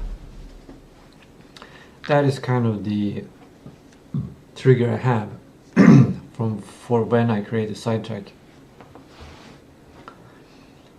If something feels important, oh, I got an idea and it feels important, and it's not related to this stone tool thing. Maybe I'm thinking about, oh, this reminds me of that in order to make silicon chips and stuff, we actually have to use raw material.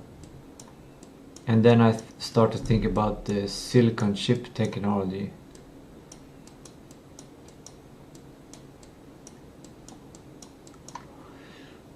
And always, every time I come to kind of some end where the intentional first idea of what I wanted to explore or state here reaches the actual end of that track before I get an idea of a sidetrack. When I reach this point, it means I can go back here, or I usually try to rethink all of it. I can go back there, or I can go back to this track. And then it becomes like a time management prioritization situation.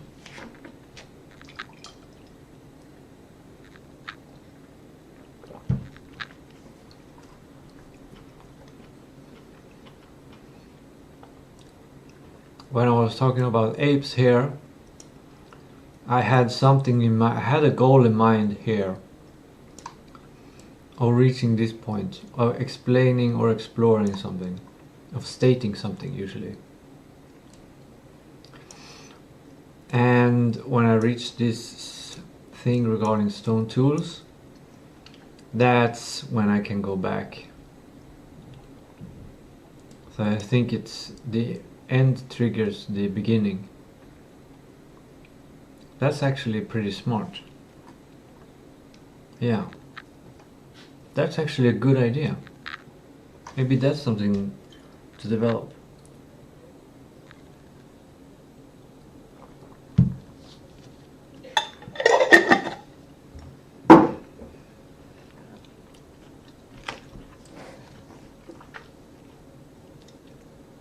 Like classical conditioning, or it's not classical conditioning, but you're creating a link. Like if I keep talking about apes here, and then I get an idea of a sidetrack, and then like let's say it's something regarding bananas.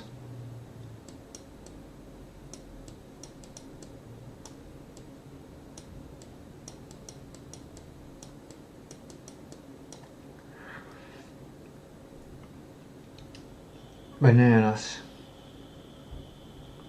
And what I would do then is to imagine the end result at the end of this kind of track or statement, so that when I come to this state I have a concrete memory idea.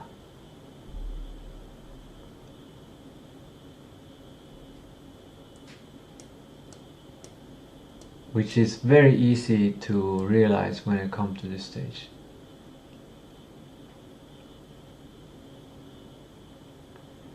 And I think I just realized that something that might be the ADHD problem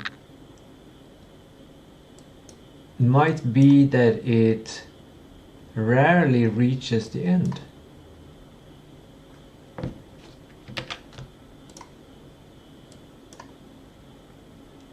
Because even if you have this, if you don't reach the end, you will not get back on track.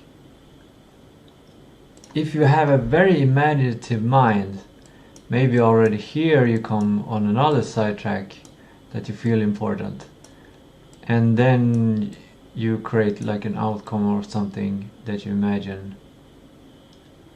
But before you reach that one, you start another sidetrack where you imagine a kind of end statement or something. And then during this sidetrack, you just continue, you get ideas so frequently and so early that you never reach a state, an ending state. Let's do it one more time. I have one more thing.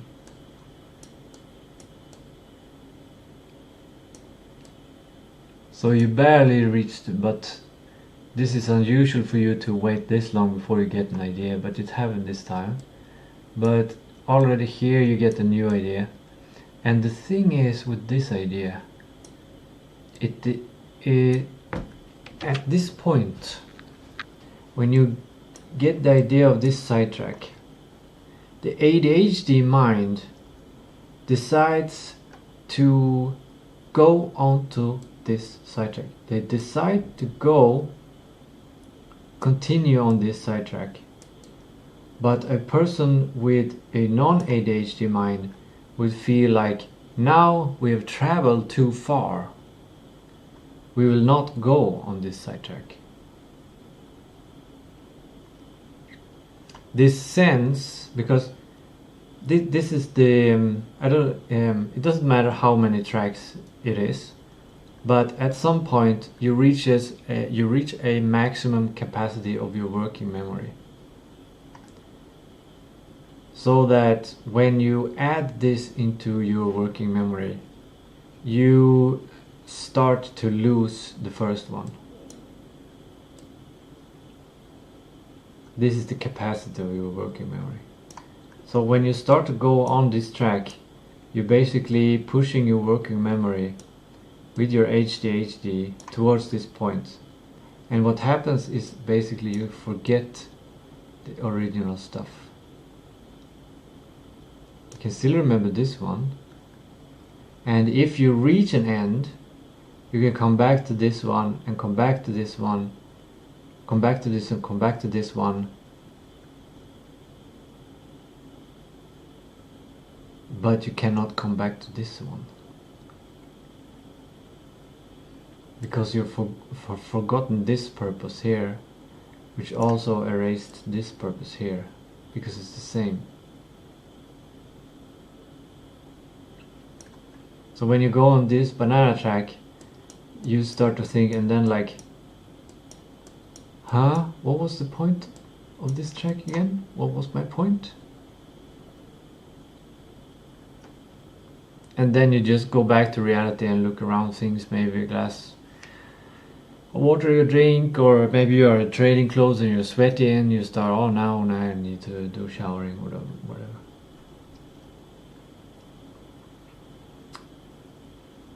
In this hypothesis that ADHD people work like this with their brain, they get so many ideas where they consider the idea so important, they just continue and continue and continue and continue on sidetracks, and it never ends. It rarely ends.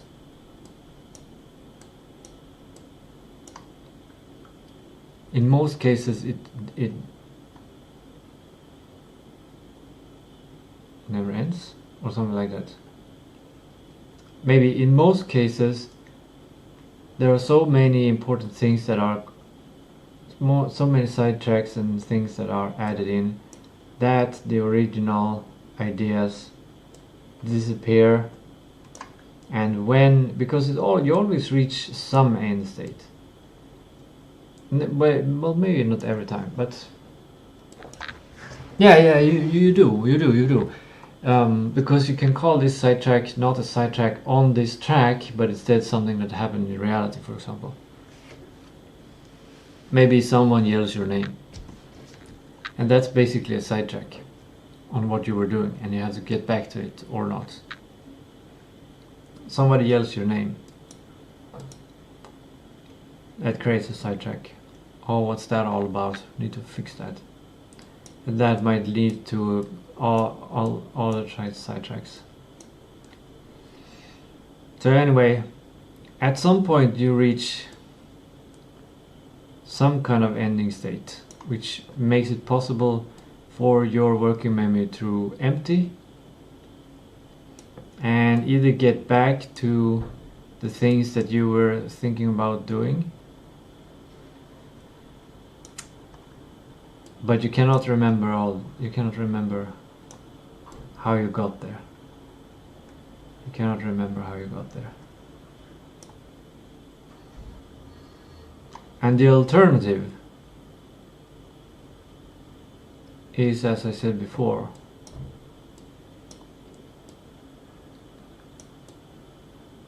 you get an idea, a sidetrack, you go on that sidetrack, and before you come to it, before you come to the end,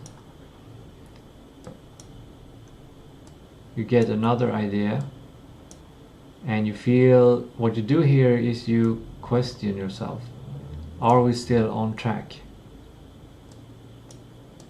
And if yes, and you think you can keep it in your mind, you continue.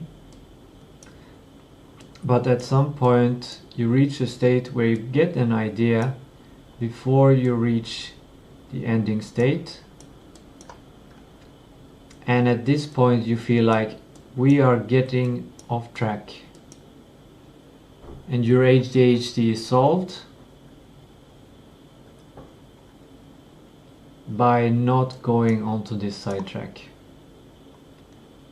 Instead, you remember this one and you remember this one, and then you decide, even if you might not even go to this point, maybe it's enough that this journey was started, so you kind of get the general idea here, which means you can get back to this idea, which means you can this is a theory. This is a theory. I don't have this system, and I don't think people have this system consciously, and I think that's why not a lot of people can develop these abilities.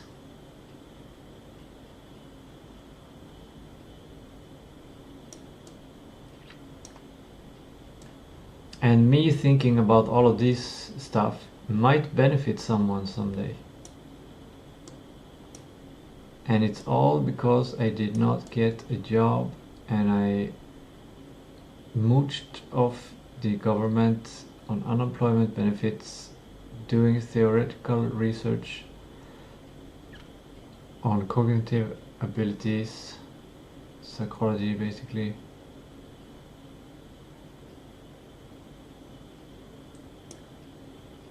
And you are able to get back on track. But your life becomes more boring because you become a no-saying person to new ideas. You become more of a closed mind. You become a thought police. You're not allowed to go on that track of thought even. We're not even allowed to discuss this, because it will lose our working memory. We will lose track of things. We're not allowed to entertain ideas that are too big, that derail us from our original purpose. You become less creative. Your brainstorming abilities become worse. You will not be able to come up with the same level of inventions that someone who can go on a sidetrack forever. You will not reach the pinnacle of ideas. You will not be in the forefront of new ideas, but you will be more steady and you will reach your goals instead of getting new ideas.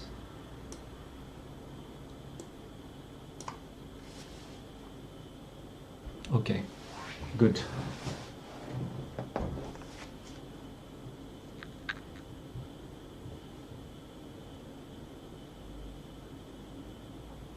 I'm gonna start practicing this more. Or actually, the first idea that I had here was that to more intentionally create this ending point when I come to a sidetrack.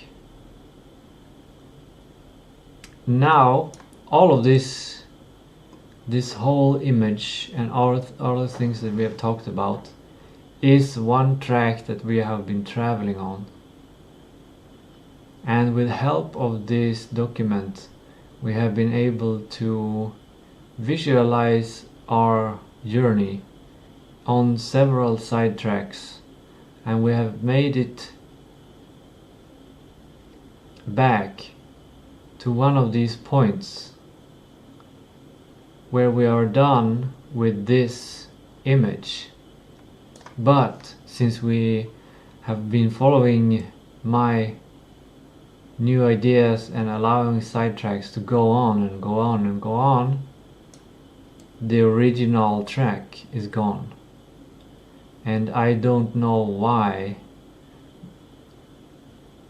we made this image.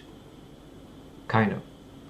I know it was to explain sidetrack and all these ideas, but I don't know my original purpose, why I got the idea and what I was doing before. That is gone. And now, just as I said before, I'm returning to reality. My working memory has been freed from all of this sidetrack, and when I close this, I will gain even more working memory. And I also will see my screen background, which will remind me of something. Okay, economic value, whatever. That's not what I was dealing with.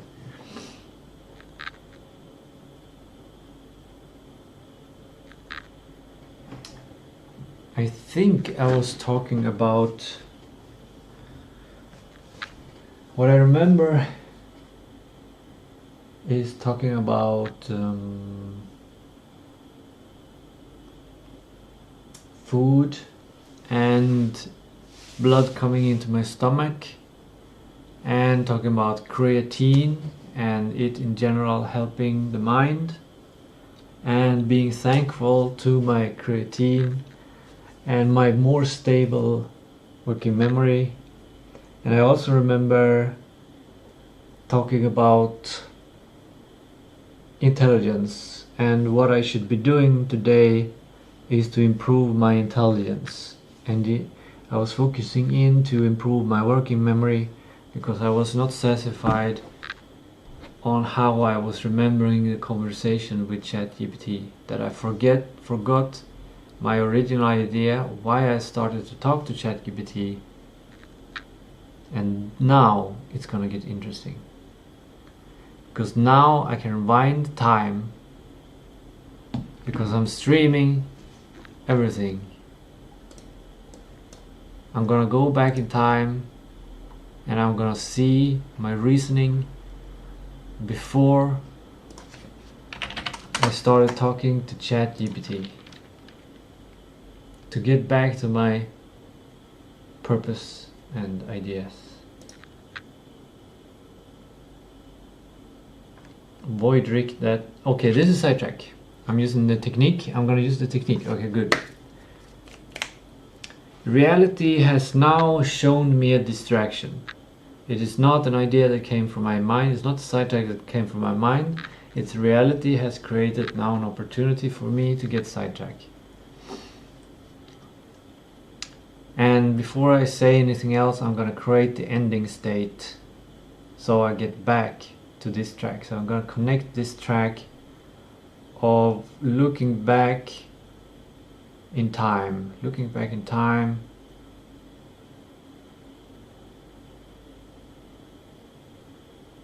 Yeah, I don't know how to think about it or frame it, but something like that. Here's the sidetrack. I saw Void Rick here, which makes me think about Rick Sanchez and Rick and Morty. And I was combining two ideas, which is on Sunday now I don't have much to do. I can do whatever I want.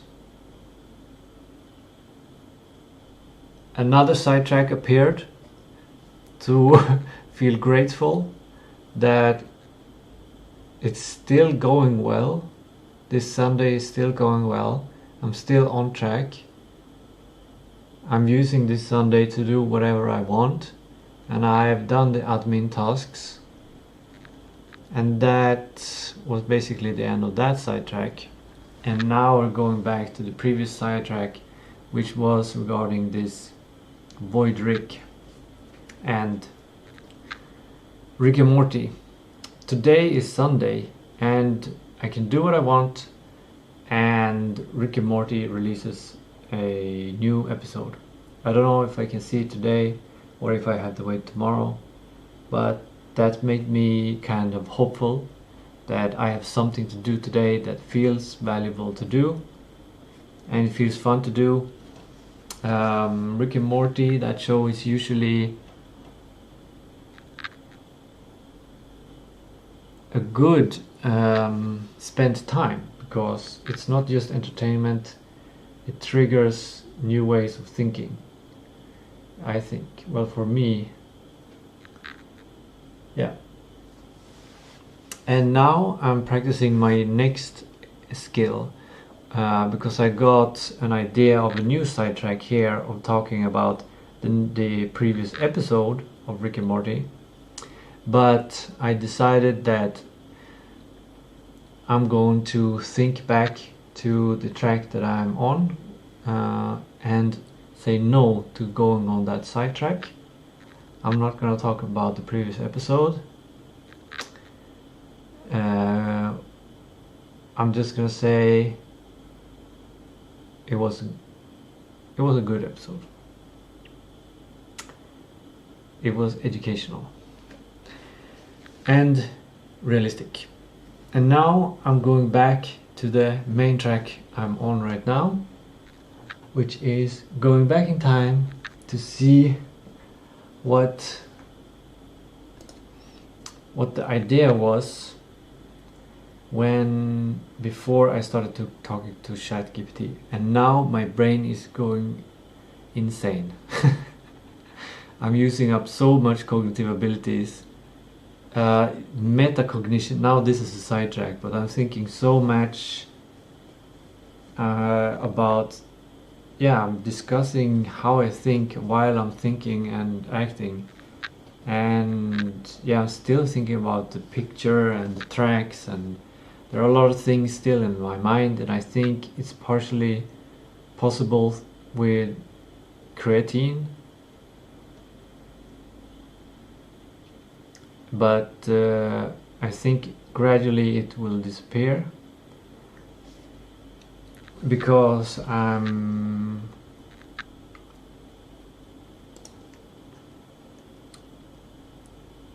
gonna go back in time. Okay, now things are gonna get real crazy, because now I also need to think about this kind of special situation where I'm looking at what I'm looking at forever and ever and ever. Let's go back in time to when I was talking to ChatGPT and I got frustrated. Here, this was earlier today, and I was talking to ChatGPT and I was frustrated. Traveling back in time. And here was when I started talking, and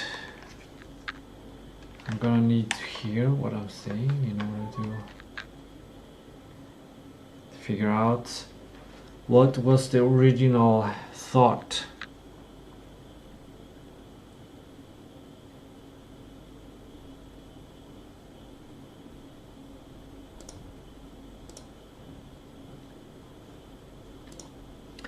Okay, let's listen. Skill that boosts your marketability. If you'd like, I can help break down a concrete task for today. That was when I was talking, and before I was thinking of doing it in the chat. It was after X. Interesting.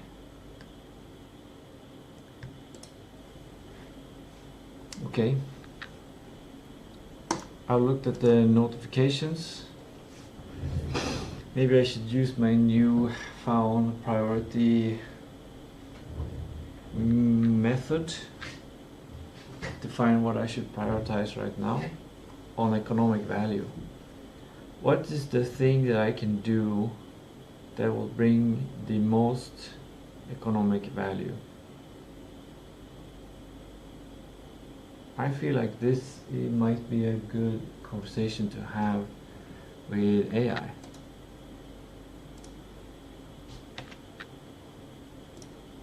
Or maybe not, I don't know.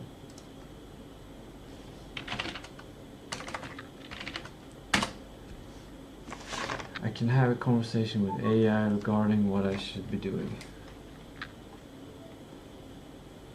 I wonder if it works if I can do this. This is so cool. I'm getting an idea. And it's easy to go on the sidetrack of this idea because in the reality I have this video, I can just click play and continue. So I'm gonna go on this sidetrack. The idea. An AI that keeps track of what you're talking about.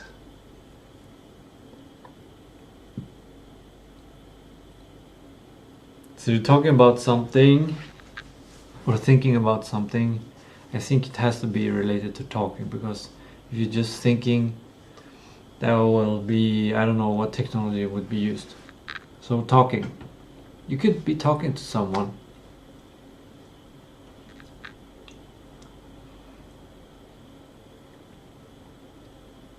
And you're talking about the subject, and the AI is listening and maybe transcribing, maybe giving a title to this track. Maybe it's a question that you're discussing. Maybe it's a philosophy. Like, I think this would give most value in argumentative situations where people get into arguments and they forget what they said before,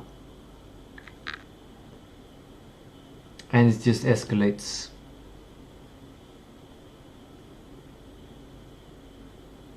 I think that's the best case scenario. So two people are arguing about something. Let's say, should we do a concrete example or more of a moral? Just, I'm gonna pick something.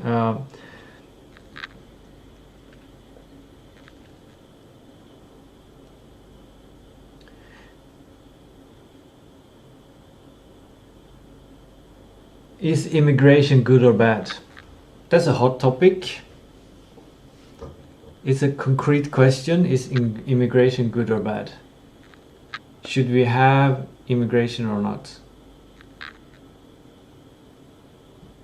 And the AI would recognize, okay, the people are talking about this question. Is immigration good or bad? And they disagree. One person says, yes, we must have it. And the other one says, it leads to a bunch of crime. I don't want it. It's bad. And then they go on some sidetrack.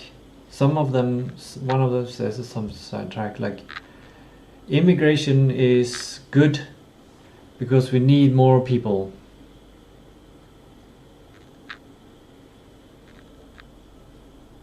Maybe I should draw it like this, then it makes sense for you.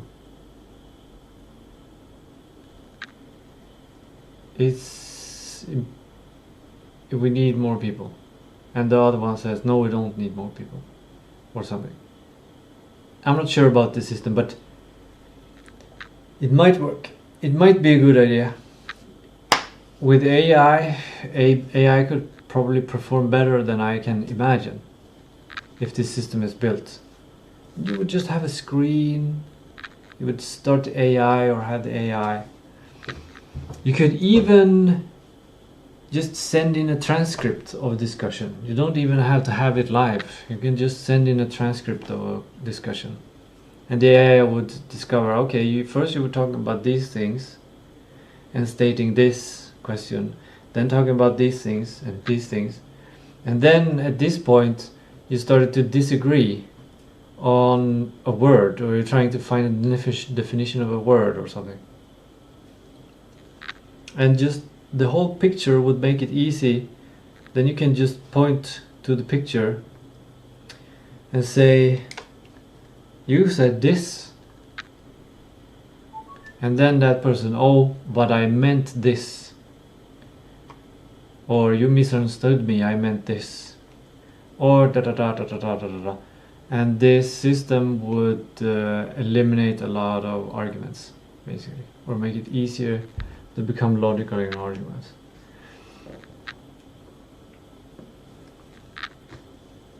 Make it easy to understand that you have to be more specific when you're talking,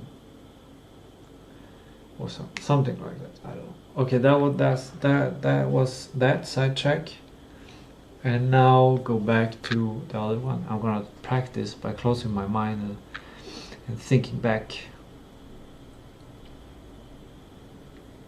Oh, now I have a sidetrack before I recognize the original sidetrack,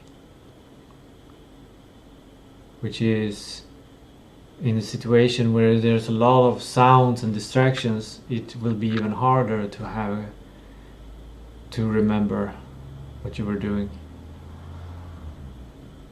I wonder if the army practices remembering these things, being able to be stable and remembering what you were doing. Probably by drilling specific things to do and how to do them. Okay, so back to this main track. I was seeing why I went to ChatGPT, because I wanted to have more emotional intelligence and be rooted in my original idea, so that it would be easier for me to just stop talking to ChatGPT and just, okay, I don't need to talk to ChatGPT anymore. I'm satisfied. It didn't work. Let me get back. My original idea of talking to ChatGPT did not work as well as I thought. And now I just get back to it. And I realized, like I mentioned, to use this economical mindset to think about what would give me the most money. What action would actually give me money soonest?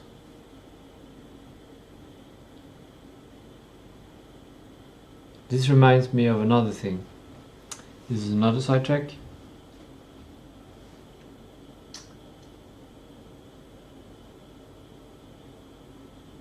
Leverage tasks.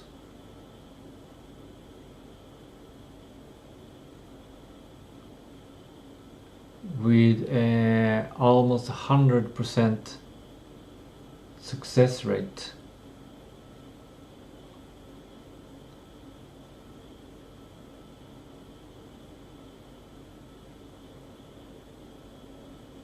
The idea was that I would go back into the ChatGPT conversation and change it a bit to not focus on a single specific task that when it's done it produces one result, and instead focus on something like an extremely fundamental leverage task that almost regardless of my success in that task, it can lead to extreme benefits like exponential growth, or it can just lead to me knowing more about that leverage task. Like it was, even if it would just give me a little bit of leverage, it would still be two things. It would still be something I can use the rest of my life, and it would still be something that I can build upon and get even better on, to get even more leverage on. And the example solution would be the thing that I've been doing, which is to improve my working memory skills, to remember what I'm doing.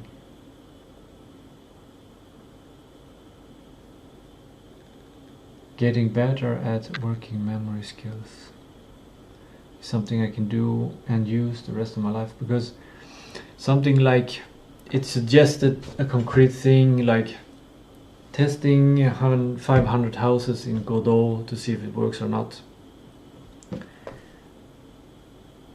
Sure, I need it right now. Sure, I even need it long term for the game. But after the game is done, I might never touch Godot again. I might never need to optimize a 3D asset again. But working memory, that's something I will use a lot. So picking to finish a task that will compound, that you will reuse often, like the frequency of the effect. How often would the result be used?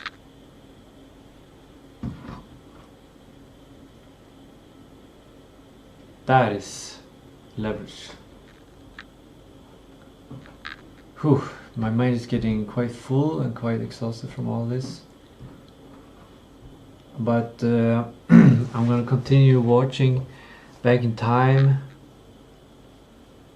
to see how the ChatGPT conversation started.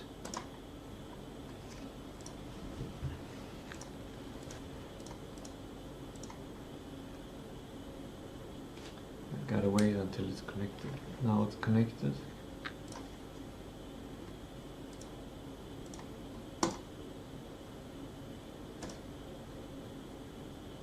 Hello. Hello? Hello? Hello?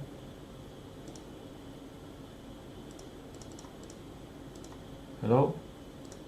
Hello?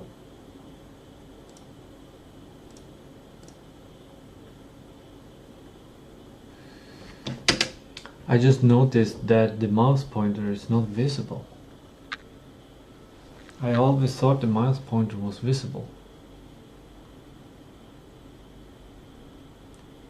Okay, this is the anchor on this new sidetrack. The mouse pointer is not visible on the stream, on the recording, on the stream recording, on ChatGPT. Now this is a big sidetrack because I'm thinking, how do I enable... I'm gonna go on this sidetrack. I'm gonna go to ChatGPT. I'm gonna ask, I'm streaming with OBS, there's on Ubuntu, and the stream is not showing my mouse pointer. Hopefully you will understand that I want to show my mouse pointer.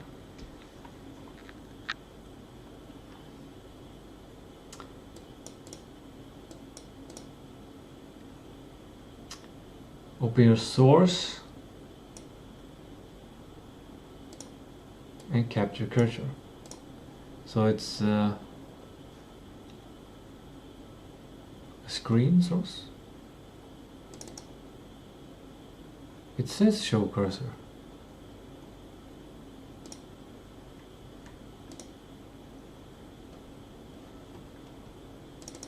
Look.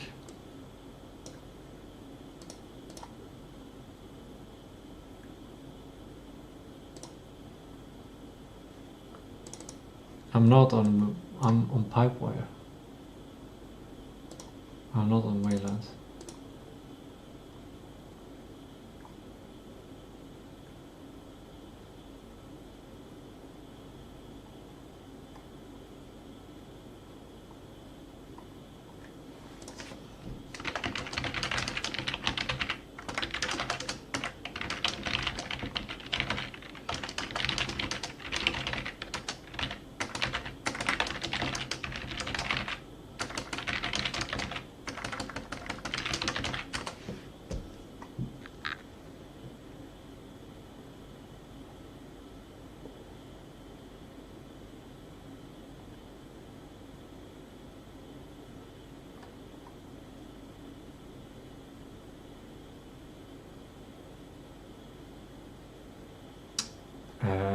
this is becoming a larger sidetrack now.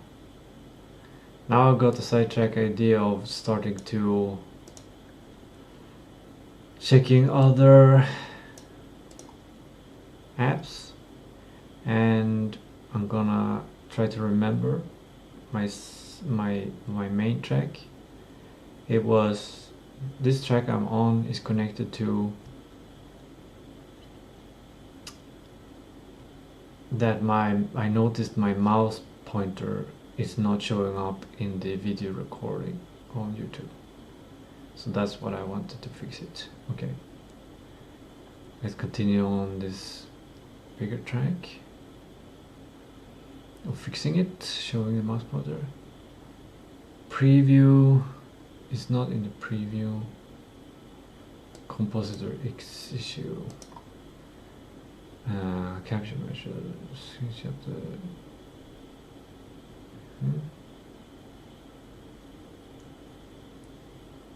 GNOME. Okay, we can try.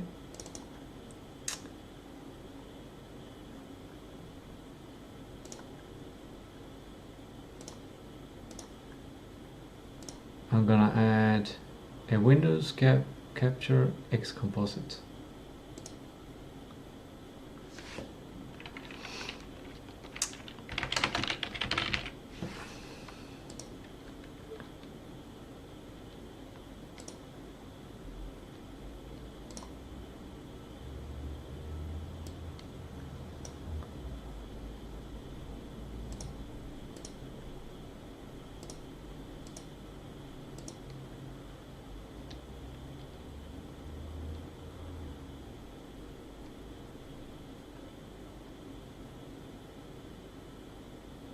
What?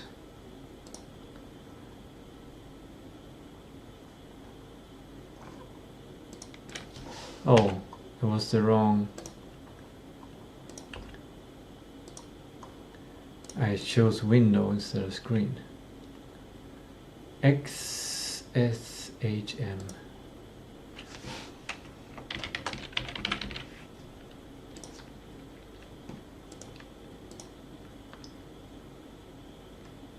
Cool.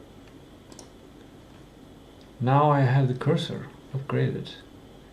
Okay, let's move it into position and remove the old one, and then do the same for the other ones.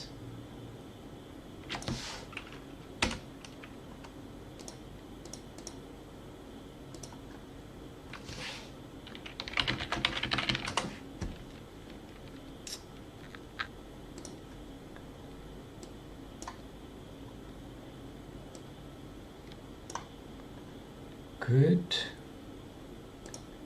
And do the same for the TV. What is this window?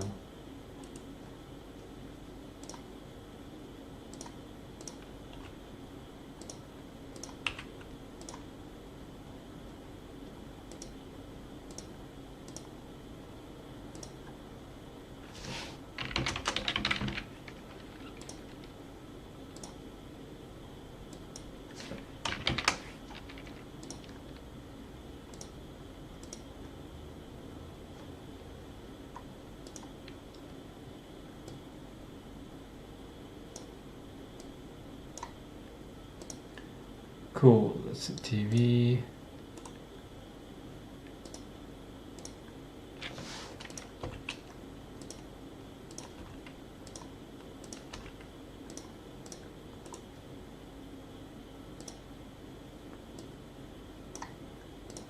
This is the training, and this is a joking one. Okay. Now that's done, we reached an end state of fixing the mouse pointer. The mouse pointer is now fixed in the stream, and I remember the main track, which was the YouTube stream that lacked the mouse pointer. Now let's turn on my headphones again. because they turned off because of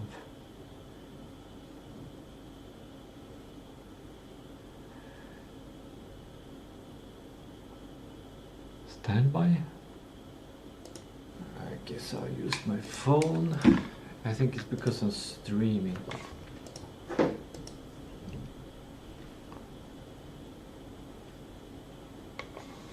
There are so many things that I can do. I can improve. This is a sidetrack. This must be some kind of like. This must be an autistic trait. Morbid self-absorption.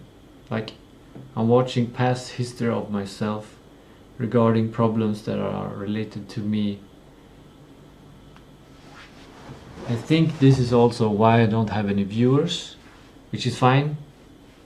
I'm not doing it for the views. I'm not doing these streams for the views, really. I'm doing it for several other reasons. But this must be morbid self-absorption. My health, I can improve my mental health, I can improve so many things.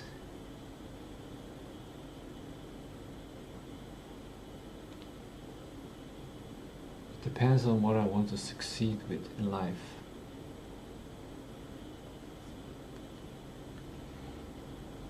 Chatting to AI might distract me from my own priorities, because I'm gonna listen, and I'm a good listener. I'm too good of a listener.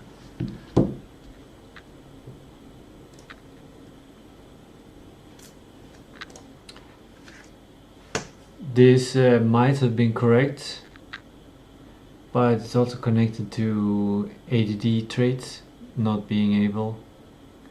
Like, having ADD, does that make you a better listener?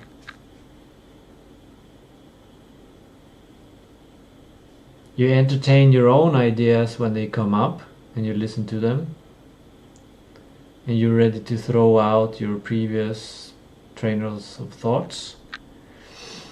And you do the same, obviously, you probably do the same method with other people when they come on a new sidetrack and they think about something. You entertain their idea as well. That must be also being a good listener.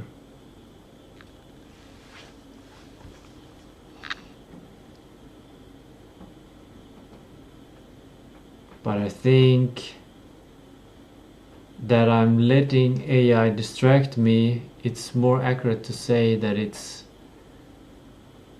because I don't have had the cognitive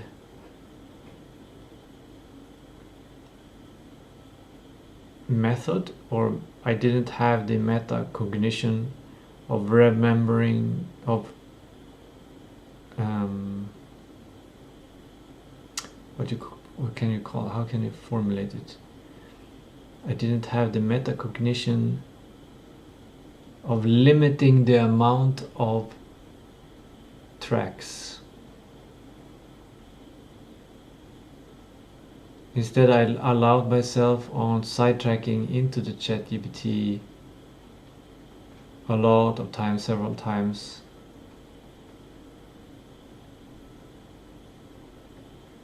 Instead of rigidly staying on one track.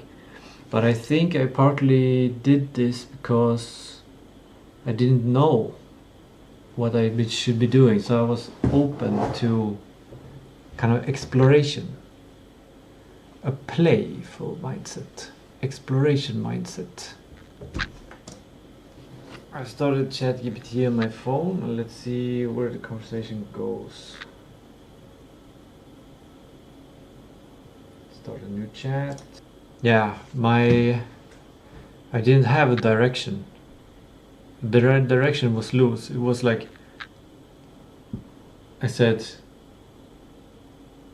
let's see where the conversation goes. I had let go of the reins, I had let go of control. I was just in play and exploration. And this in turn down the line led to me being frustrated.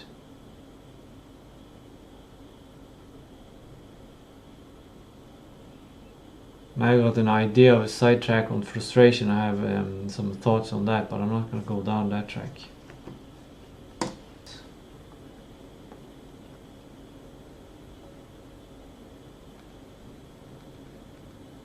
Hello.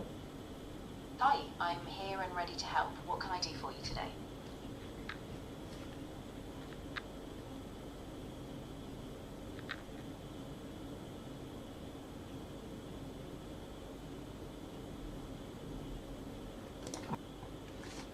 At this point I was thinking. I didn't know what my question was. I didn't know how to direct finding the direction.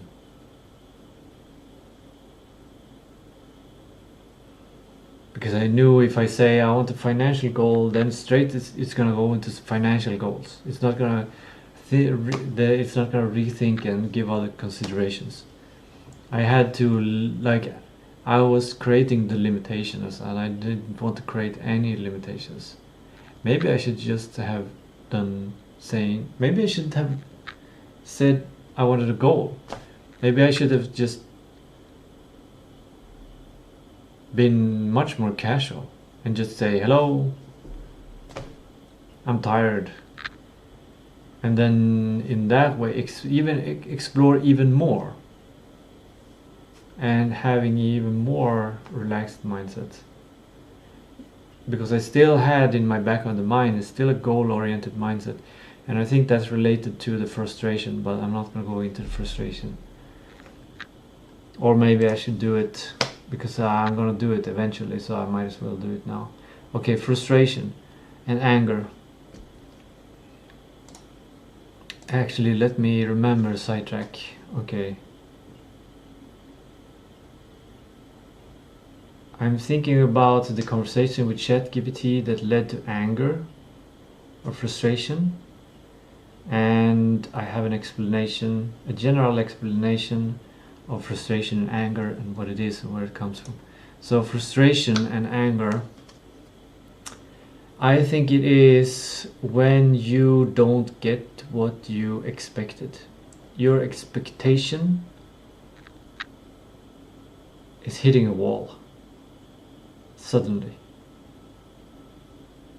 and you can react in many ways, and one way is anger, because I think it's an evolutionary trait. Like if you are starving in a village alone or something, your family is starving, and you know from experience or something that someone far away, very far away, several days away, who usually has food and had said to you, like, if you ever need food, come to me. And you make up in your mind the plan that you're gonna go there and you're gonna get some food.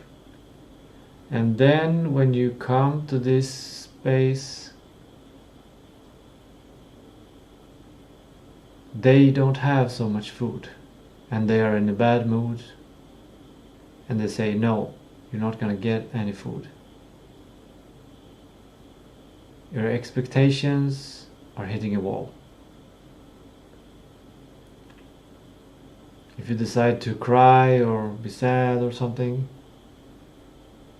and decide to go back, your family might starve because you spent all the days going back and forth, and now you just have a couple of days before you all die or something like that. It might be the right thing, like Jesus would probably do something like that, or pray to God or something.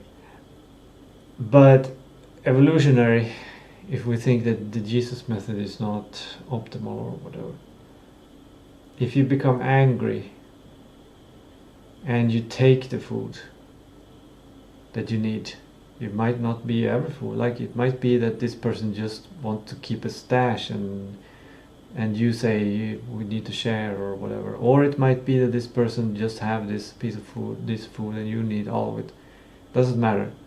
If you become angry, then you can use your anger as an action to force your survival by taking the food and going back to your family, and you have food and your family survives and this family dies. And this family survived because they had the reaction of anger and frustration as a solution to a problem. And I think this exists all over the world, and in big scale it exists as wars between countries.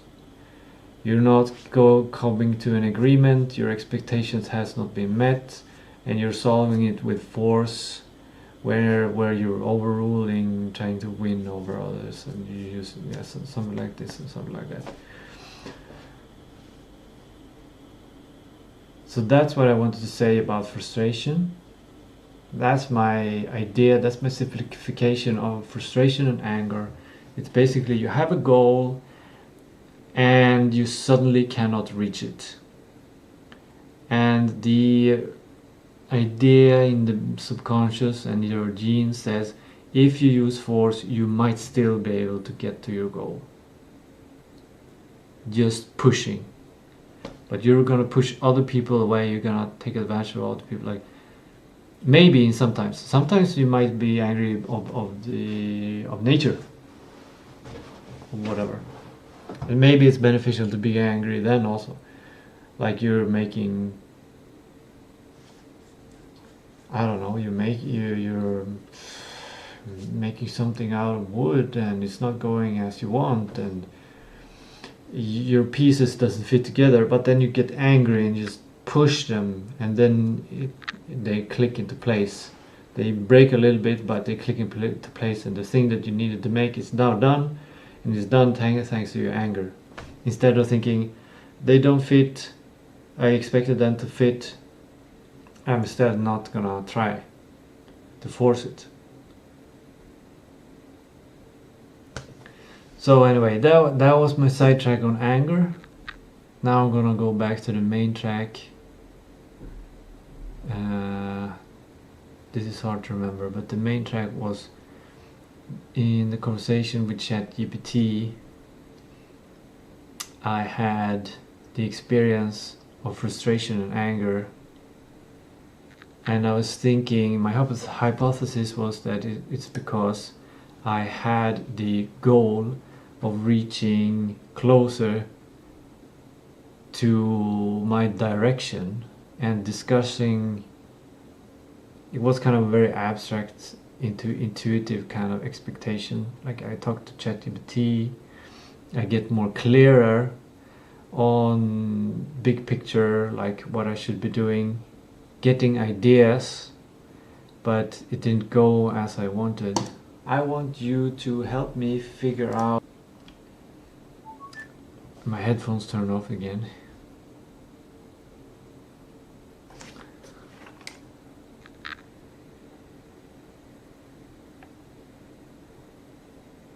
Now they're connected.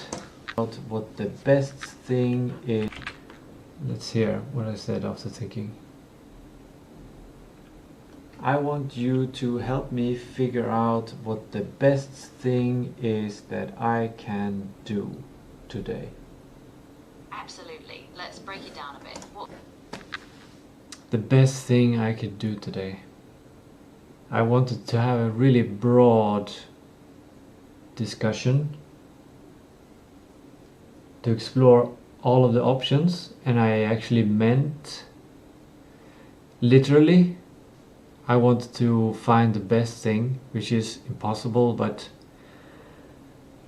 I wanted to fine-tune and really try to find what would be the best thing that I could do today. What are the key priorities or constraints you have today? Work, personal goals, or maybe something else? Then we can narrow down a high-impact focus. And here I got kind of disappointed because it went down into getting down to more details, trying to narrow things down in order to find what to do.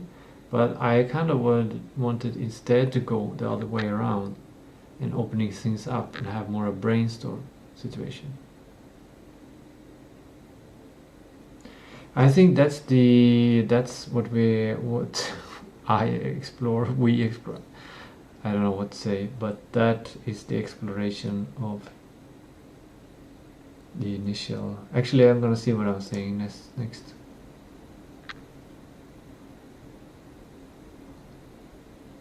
That's the thing. I don't have any priorities or any. I don't know if I have constraints for today. And yeah. No worries. In that case, maybe we can take a quick inventory of what you'd enjoy or what would give you the most satisfaction. Even something small like a personal project, a skill you want to practice, or just rest. What kind of feeling are you aiming for by the end of the day?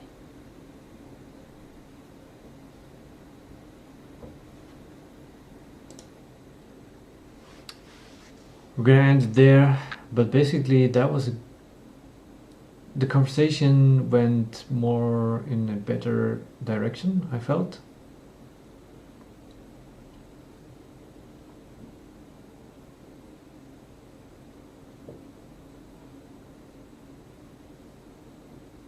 Trying to figure out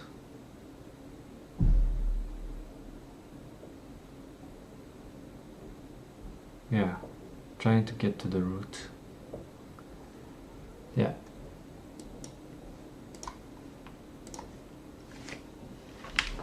And that was that track.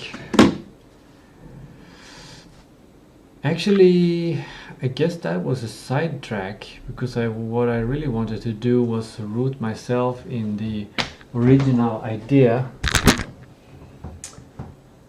of why I started talking to ChatGPT, to remember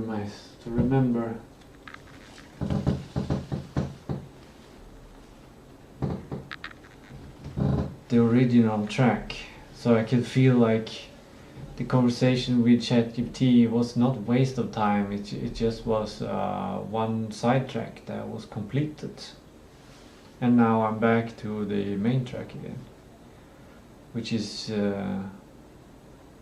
yeah, that's what I wanted to get back. I wanted to get back to this main track. I wanted to experience a bit of a better working memory.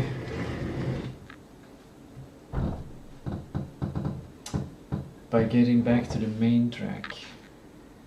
I still don't feel like I have the main track.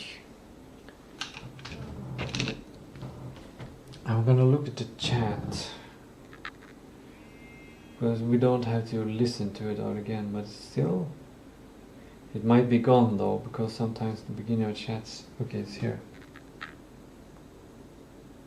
I want you to help me figure out what the best thing is that I can do today. Absolutely explicit breakdown. That's the thing. I don't have any priorities. Got it. No worries. In that case, maybe we can take a quick inventory of what you'd enjoy or what would give you the most satisfaction. Even something small like a personal project, a skill you want to practice, or just rest. What kind of feeling are you aiming for by the end of the day? I want to feel like I've changed my life into a new level of power and stability. That's a strong intention. It didn't disagree with me. It didn't say it was impossible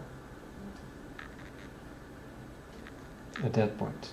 That's a really strong intention. In that case, I'd focus on something that builds a foundation. We're kind of on the same track.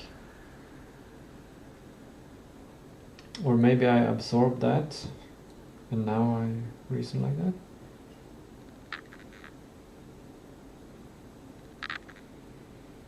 Like setting a structured daily or weekly routine.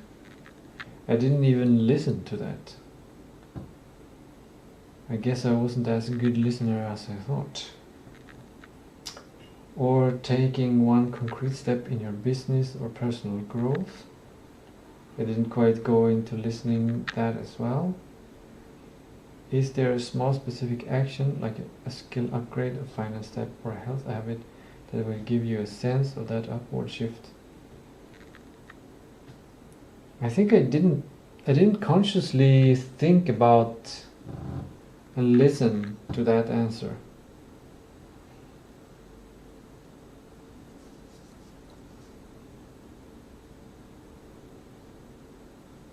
And then I started to talk about money.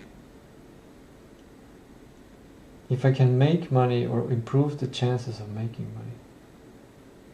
That's kind of where I got kind of derailed. I said something that I thought was a good, like a simplification of an idea, instead of actually thinking before I was talking. I think that's when it started to, yeah. It's something like that got messed up. And now I can either sidetrack and keep listening and reading here, but I would rather try to get back on the real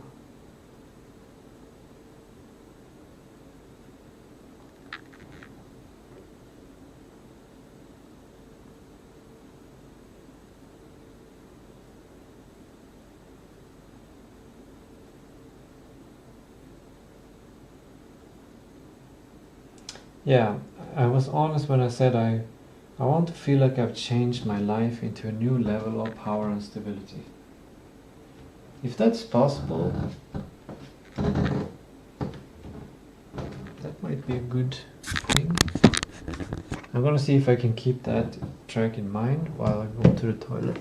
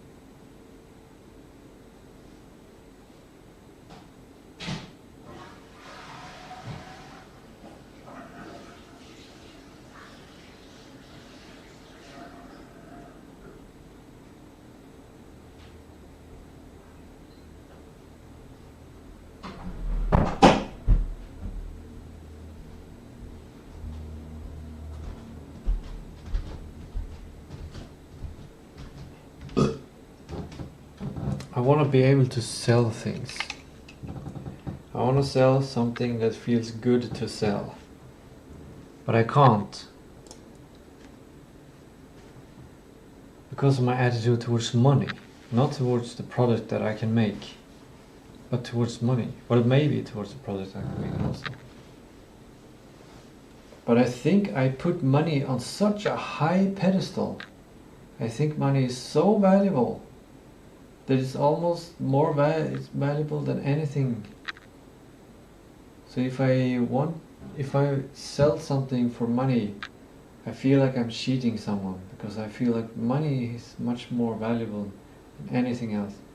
But at the same time, I also spend my money on things instead of having my money. So it's not congruent with my reasoning. Maybe I usually only spend money on things that have like a functional reason behind it. I can't even remember the last time I bought something because it was a fun thing. It's very hard for people to sell me things. It's more like, well, it's not hard really, it's more like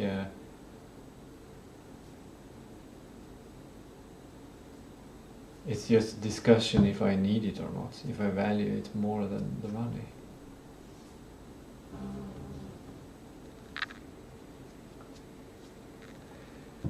I usually want to spend money in order to make money. Like when I spend money on the rent even, or when I spend money on API tokens for making the game. It's to make money, it's to use that to create value, to make money. Something like that.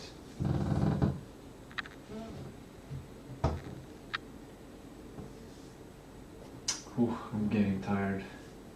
It's raining outside.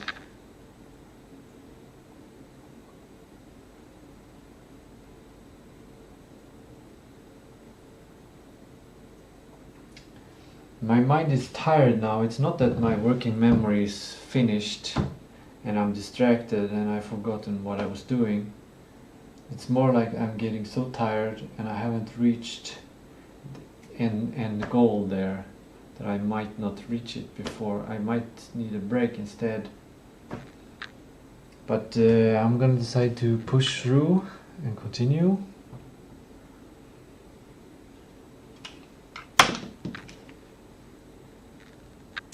Where was I? Now I'm gonna read here to see if I remember. Yeah, I want to feel like I've changed my life into a new level of power and stability.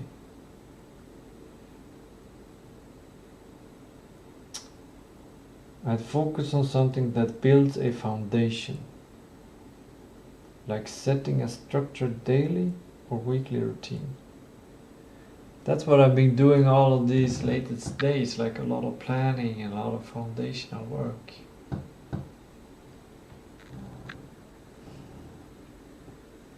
Should I really continue to do stuff like that? Well, I have the rest of Sunday off and I can do whatever I want.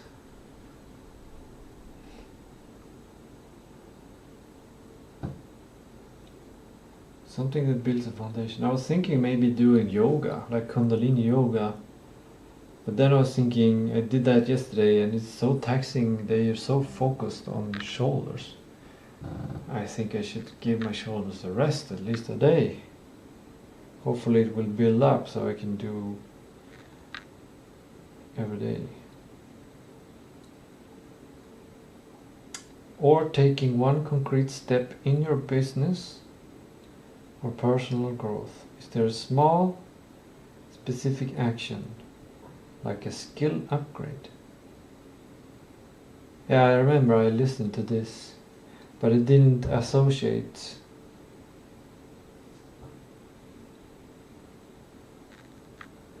In this situation, I did not listen, and instead I kept my ideas of the original idea from my prioritization learning earlier today about prioritizing tasks depending on our economic value. Now I felt like, yeah, that's the direction I want to take.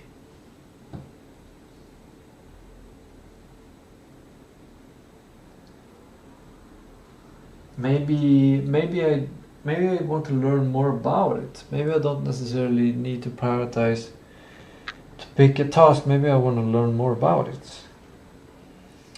I'm gonna try that. I'm gonna try to have the talk much more loose with AI. I'm gonna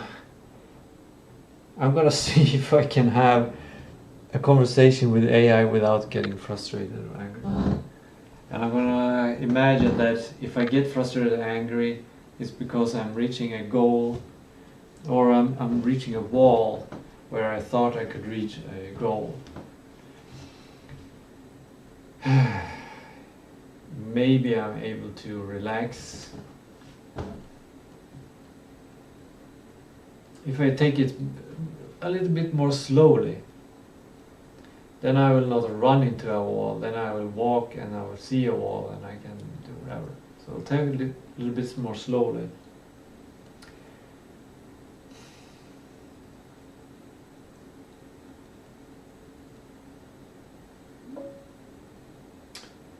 Okay, so I have an idea now.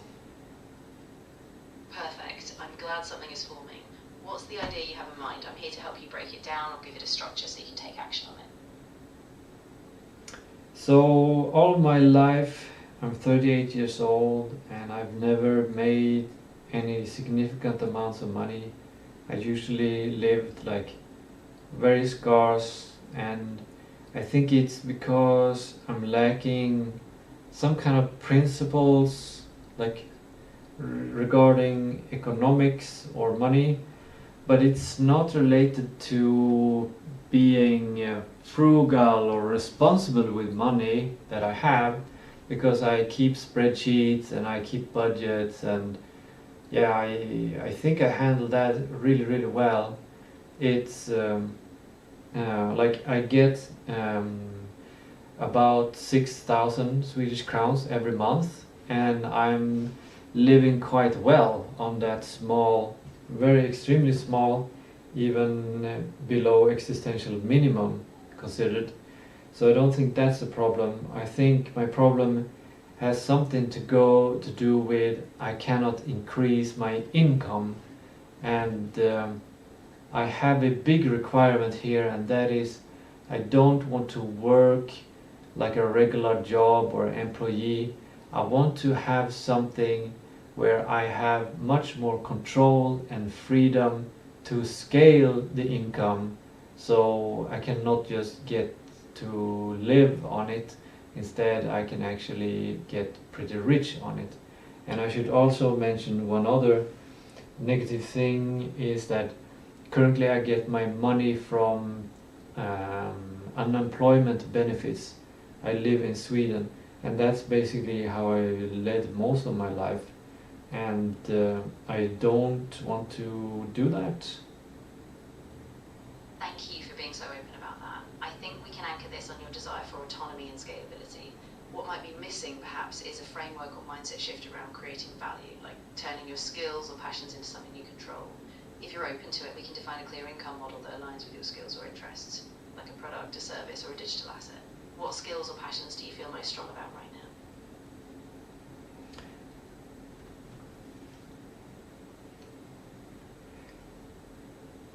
I don't want to get into that detail now, because I've tried many times to start things, but they always fail in one way or another.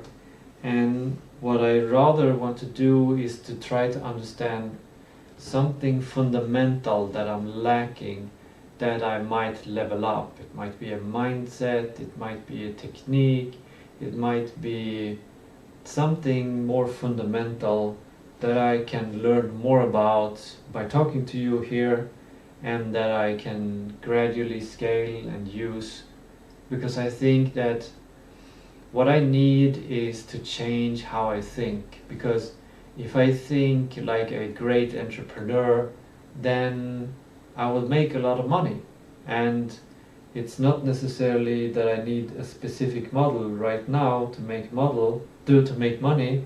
It's more like I think I need more kind of a change of mindset.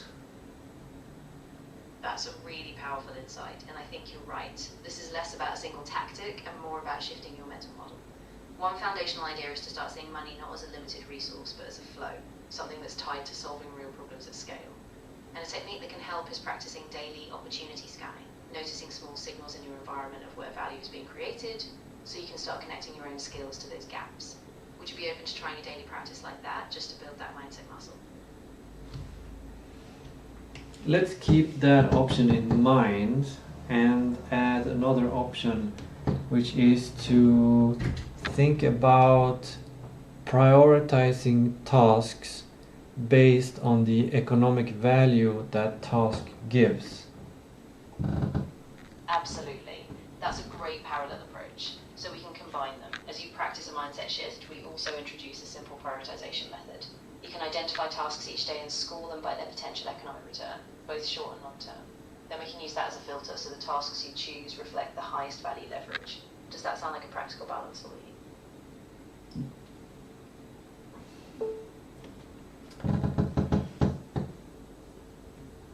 This conversation is going much better. It might be because I've eaten food. Might be as simple as that. It probably is.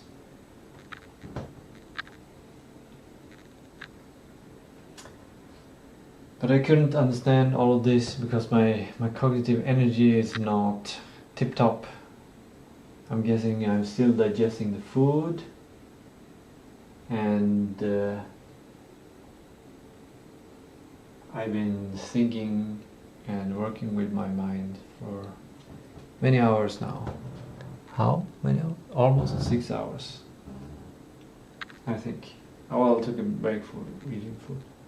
Okay, what did it say? It said, absolutely, that's a great parallel approach. So, we can combine them.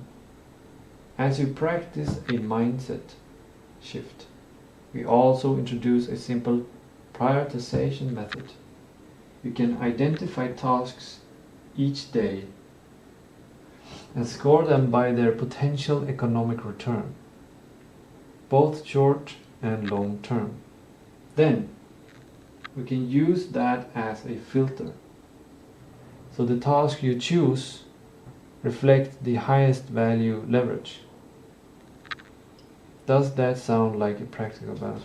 That sounds like a good habit for me to develop, to strengthen. And I just saw that house again, which made me happy, thinking about one day I'm gonna make a house editor that can make those houses, and it's gonna be great. And I'm starting to think that I need to fix this financial situation first, because if I do that, then I will not have any problem. I will not have any deadlines.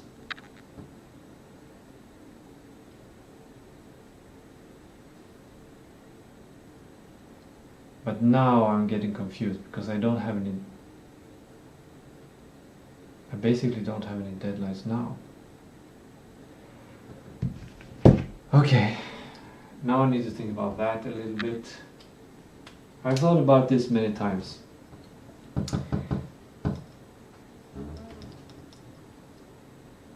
Many people work 8 hours a day, Monday to Friday, and they get much more money than I get. So yeah, so they get to use that money for a bunch of stuff, and they value being able to spend the money, and it's security, and it's a lot of the value of money is tremendous. But me,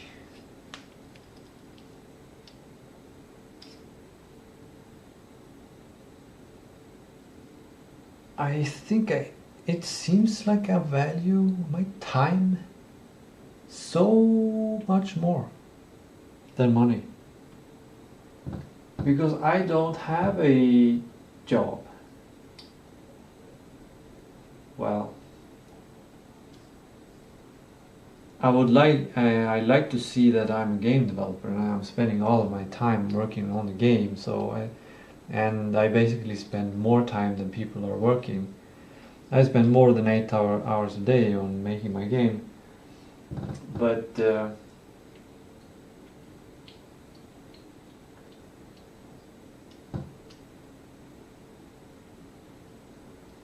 it's because I have the freedom to do that.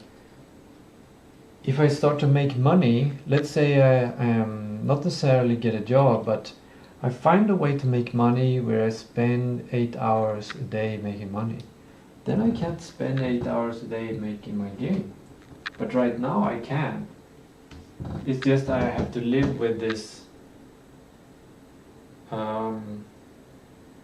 living on unemployment benefits situation.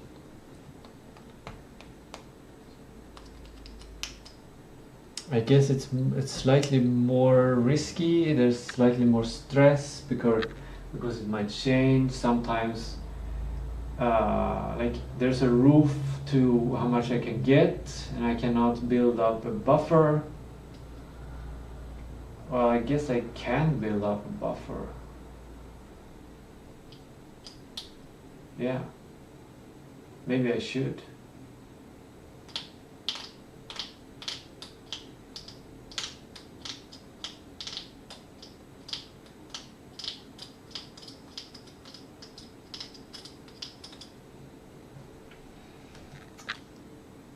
Maybe I should not spend my $200 on cloud code inference. Maybe I should save that money to just have a buffer in case something happens.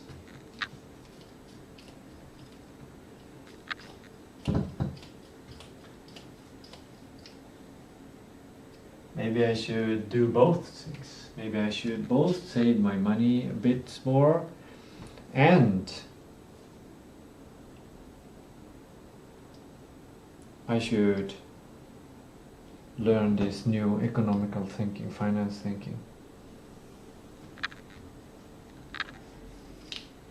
Now I wonder how much of these things I should remember before I continue doing other things, thinking about other things, and especially relaxing. I'm not sure if I'm ready to do exercise. I don't think I'm ready to do exercise. It's too close to have eaten food.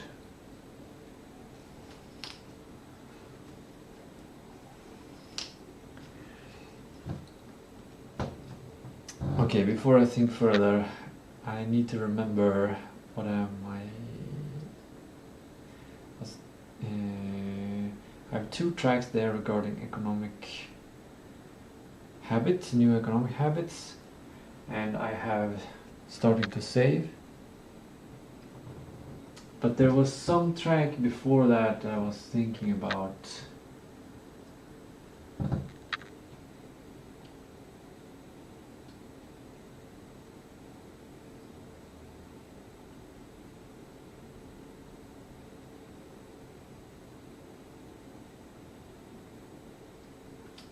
Was it freedom of time? Yeah. It's gotta be worth it. The time.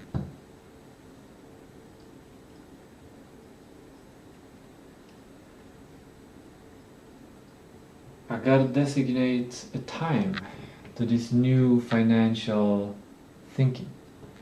Because it doesn't matter if I develop these economic habits, but I still follow I still prioritize just work on my game like regular. It might change a little bit because I have a production on Monday, and on Monday I might think in production terms and think about, oh, maybe I'll set up Lemon Squeezy to get pre-orders for the game. And then on Mondays I'll do like some light marketing or stuff like that and start to think, starting to think about what makes money is going to change my mindset. I'm going to be less innovative. I'm going to be more money focused. It might be a more fun life than I have now. Yeah, I think so. But I think the great value, the best value that I actually get is not that I'm focusing on the money. It's more, I think what I will learn is that what I've learned from before also is that money comes from making a trade with a person. Even if you're digging up gold in the ground or whatever, in order to use it,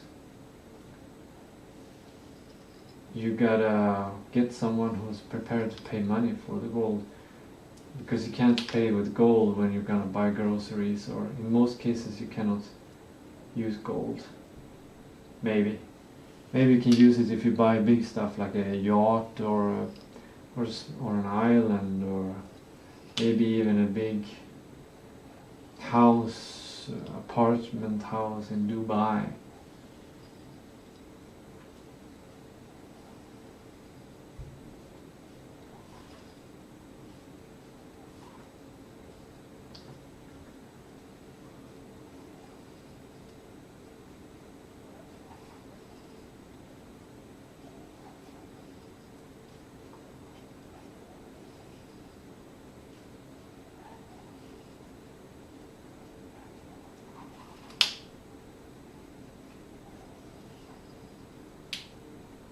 think there are many small things.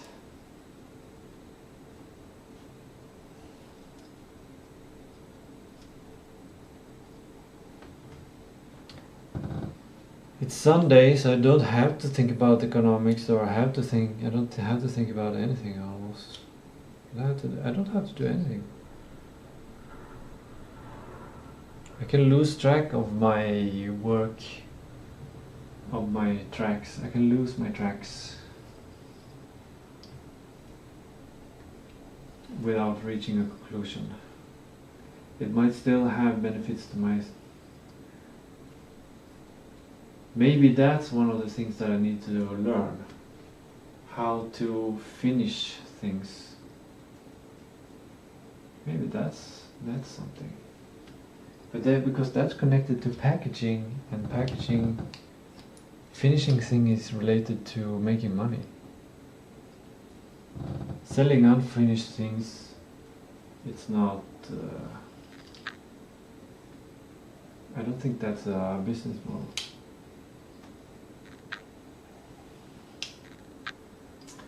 I'm having too many tracks in my mind at once now. But I have 2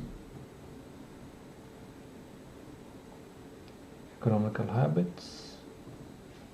I have the idea of saving money. And what was the other one that I was... regarding freedom.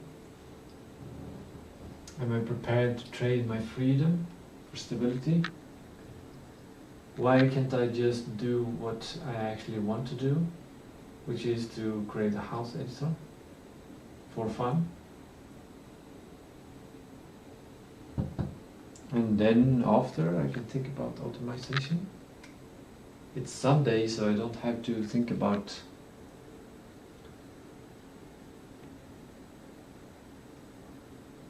actually reaching some kind of goal. I can just have fun.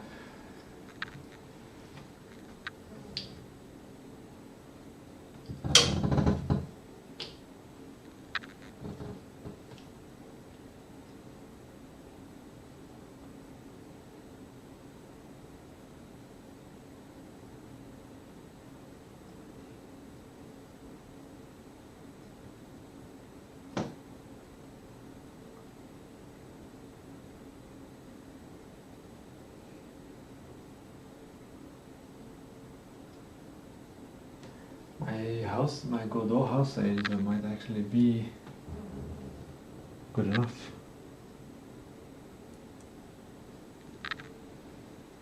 It's just that it needs to be connected.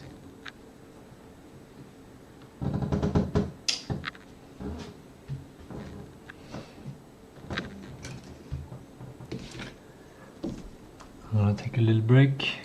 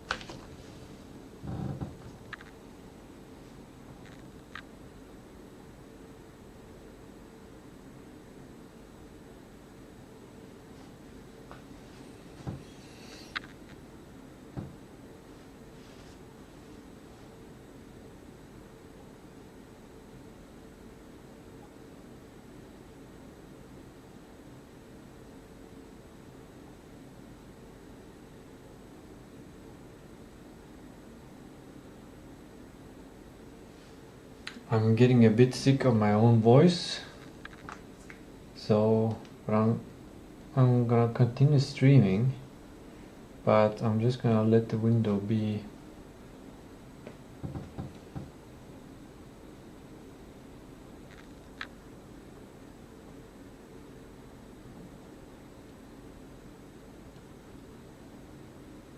The main character.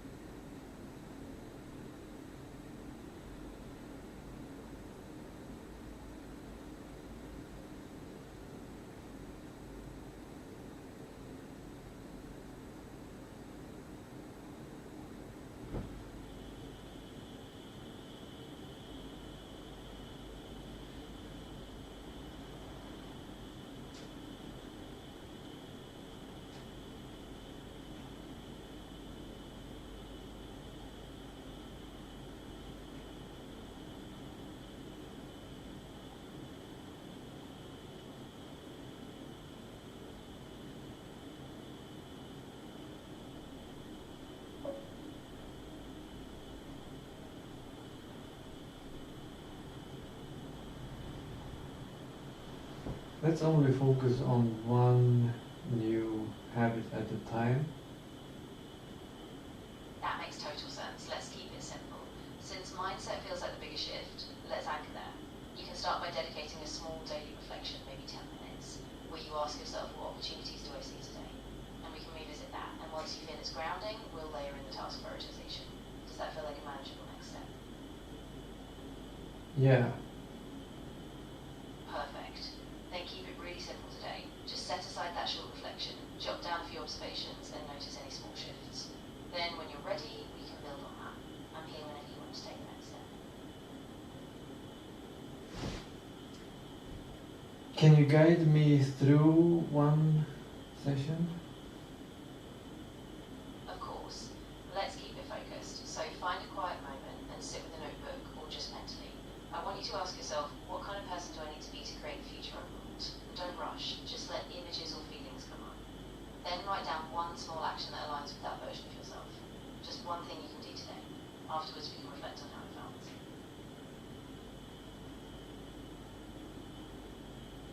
Wait, what is the plan? No problem. So the plan is really just a short, reflective exercise. You pause, ask yourself a question about who you need to become, and then identify one tiny action that moves you toward that mindset. It's just a daily habit, no big pressure, just a small, consistent step toward changing how you think. Does that clarify?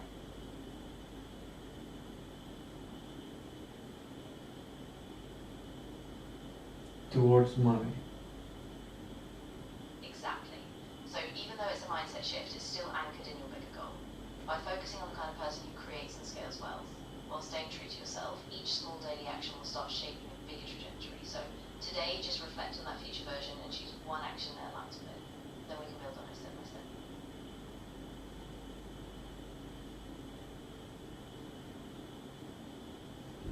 I don't know how it would look like. That's completely okay.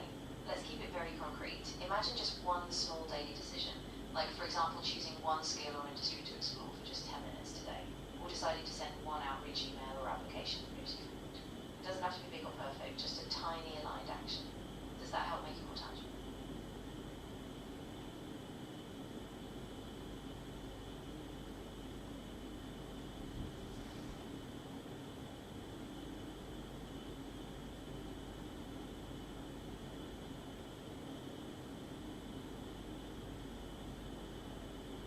I mean, I can't imagine what kind of person I would be that would create and scale wealth.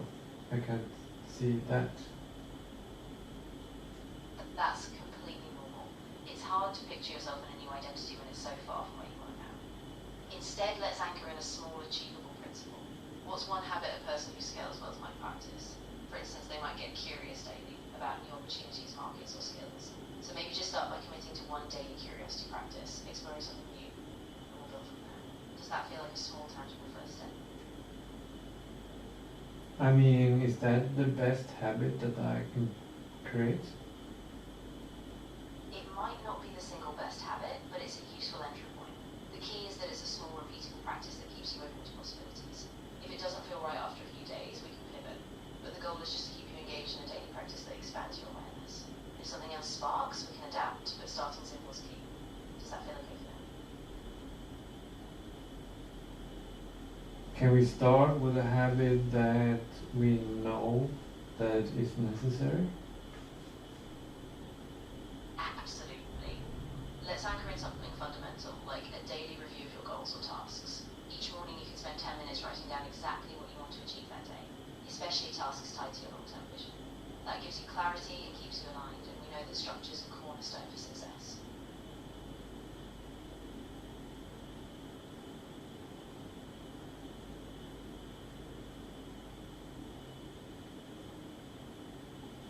I've tried that, but usually I get stuck on trying to imagine my future goal, like my bigger kind of goal, and then I don't know what to write down.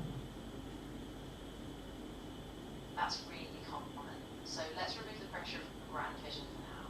Instead, let's define the next small step tied to what you value or what you can control today. So each morning just ask yourself, what's one action, however small, that moves me slightly forward? Financially, creatively, or in skills? Then write that down, and we'll build step by step with no need for a perfect grown goal right away. Does that simplify it?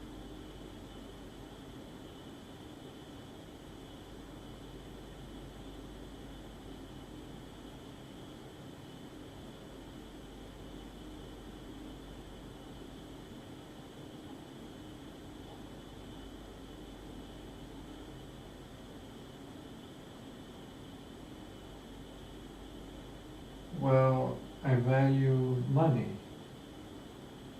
That's a great anchor point. So let's make the small daily action tied to creating or identifying value. For example, today you might spend 10 minutes researching a profitable skill, or evaluating a market niche, or even just writing down 5 ways you can create value for someone. By linking your daily action to money as a value, you'll start training that focus. Does that feel more rich? No. That's completely fine. You don't have to force a financial focus right now. Instead, let's just focus on consistency. Choosing one simple daily habit that keeps you engaged with progress, even if it's just a 10-minute reflection and one small creative exercise. Once that rhythm is set, we can layer more specifics. How does that sound as the next step?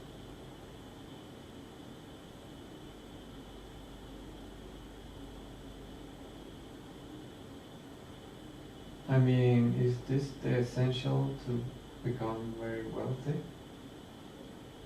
I think it's one essential piece, yes, but not the entire picture. Wealth often comes from a combination: clear financial education, resilience in action, and strategic risk-taking. So the mindset habit you build is foundational, but you also want to add practical financial skills, learning about investments, income diversification. So we'll keep it simple, but we know it's just one piece of the big puzzle. Does that help clarify the balance? Can we make the habit more wide so it basically includes all of the other things? Yes, absolutely. Let's broaden it so it's not just about money, but about daily intentional progress towards your chosen future. So each day you set aside a brief moment to reflect on what will create meaningful growth, financial, personal, or skill-based. Then choose one small action that pushes you toward a life you value. That way it's a flexible daily practice that encompasses... No, I mean, it should be to make money, but you said there are more things to becoming wealthy, and I want one habit that is like the foundational habit of all of my wealth creation. Got it. Let's make it really specific then. The foundational habit could be daily value identification. Every day you consciously scan for opportunities where you can create value, identifying a problem you can solve, a market niche you can meet, or a skill you can offer. By sharpening that ability daily, spotting where value is created, you naturally align yourself with wealth over time. So that's the one habit, daily intentional values thinking. Does that feel like a solid foundation?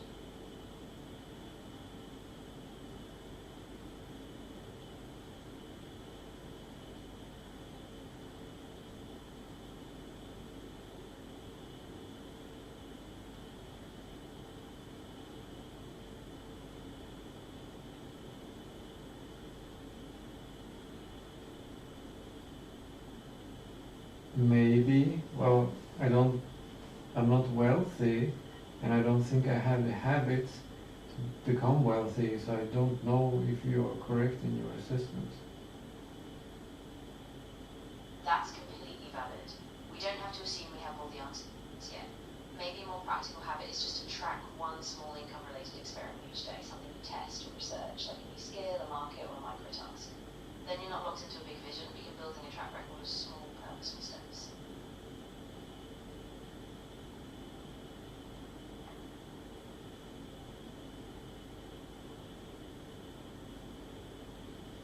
I mean, maybe we can just start doing it now.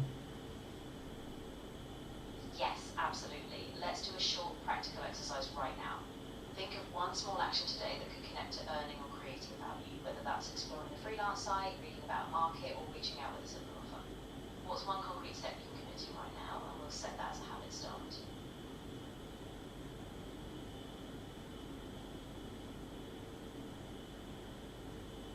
I don't know. That's completely okay. There's no rush. What might help is just sitting with it for the rest of the day, and by tomorrow we can pick one small step together. The key is being patient with yourself. Just notice what feels right and we'll anchor it when you're ready. I don't think the key is being patient. You're right. Sometimes clarity comes from action, not just waiting. So let's break it down into something super simple. What's one quick experiment you can run by the end of today? Maybe a 10-minute skill practice, a small outreach, or a market scan. Then you can gather real-world feedback and we'll adjust from there. What's one small experiment you can commit to today?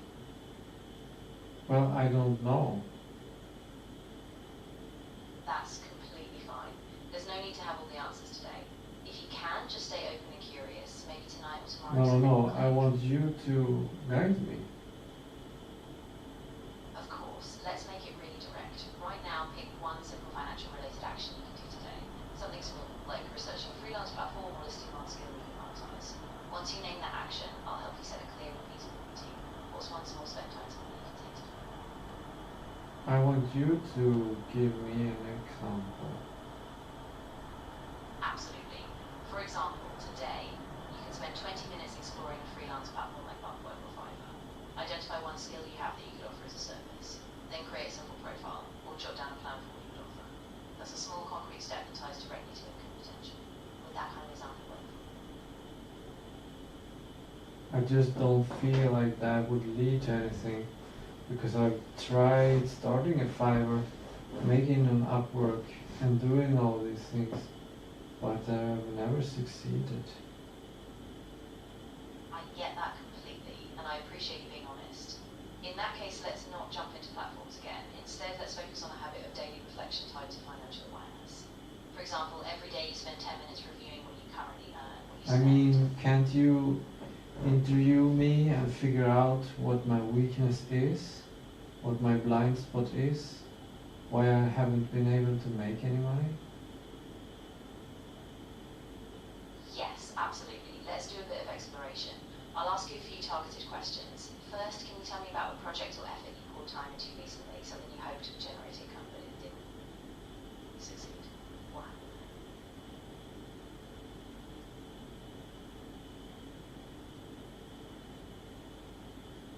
I started making a game called Tactor. Alright, so tell me a bit more about that. What was your vision for Tactor? What do you feel was the main obstacle or bottleneck that kept it from generating income and momentum? The game never became good enough. I see. So it sounds like you were putting in effort, but you didn't reach a level of quality or clarity that could capture an audience. When that happened, did you pivot? Like, did you shift the approach, or did you keep iterating on the same version? What did you do when you saw that gap?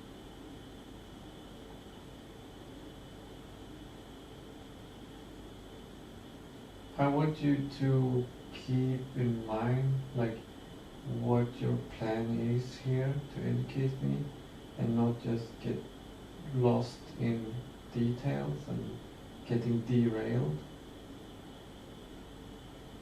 You're absolutely right. My focus is on helping you uncover that underlying blind spot, so let's stay high level. What I want to pinpoint is when you started, did you have a clear revenue model or a specific market you were targeting? Often the gap is less about the product and more about a missing connection to monetization or audience fit.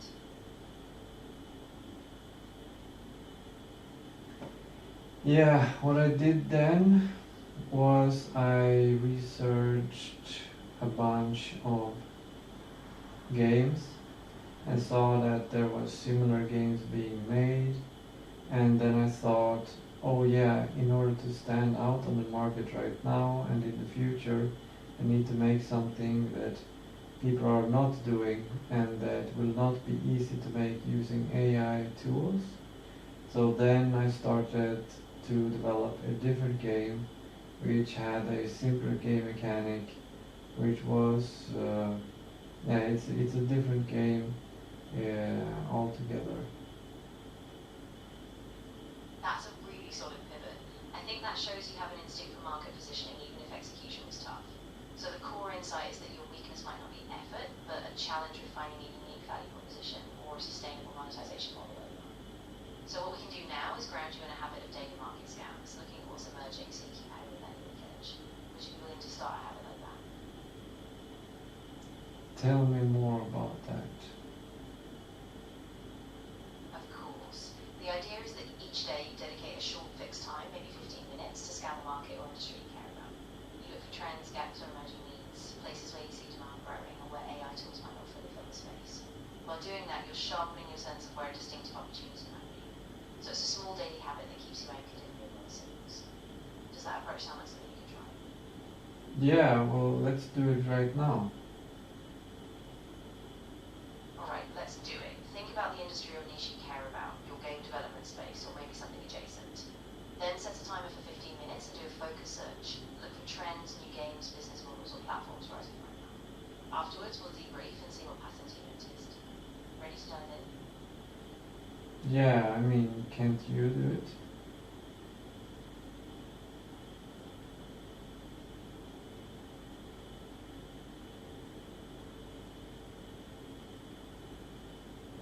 I found some emerging trends in indie game development for 2026. First, AI-enabled content production is growing, letting small teams create assets quickly, so you can consider AI tools for your house editor. Second, cloud-first platform flexible gameplay is rising, allowing broad access via browsers. And third, microeconomies and community-led value are key, where small creators monetize user-built assets. So tomorrow you can spend 15 minutes scanning tools or trends in one of these areas.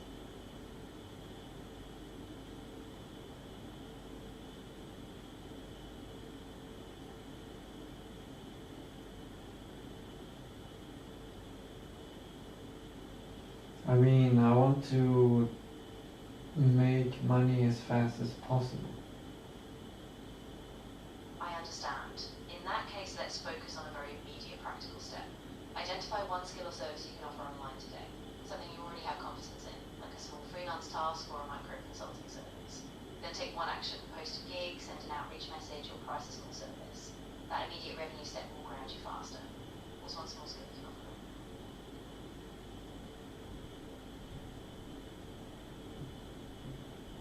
Do you know who I am? I know some of the context you shared with me, like your focus on game development, your recent attempts, and your financial situation, but I don't have a personal profile beyond that. If you'd like me to better align with your specific strengths, just let me know and I can tailor the guidance more closely to your situation.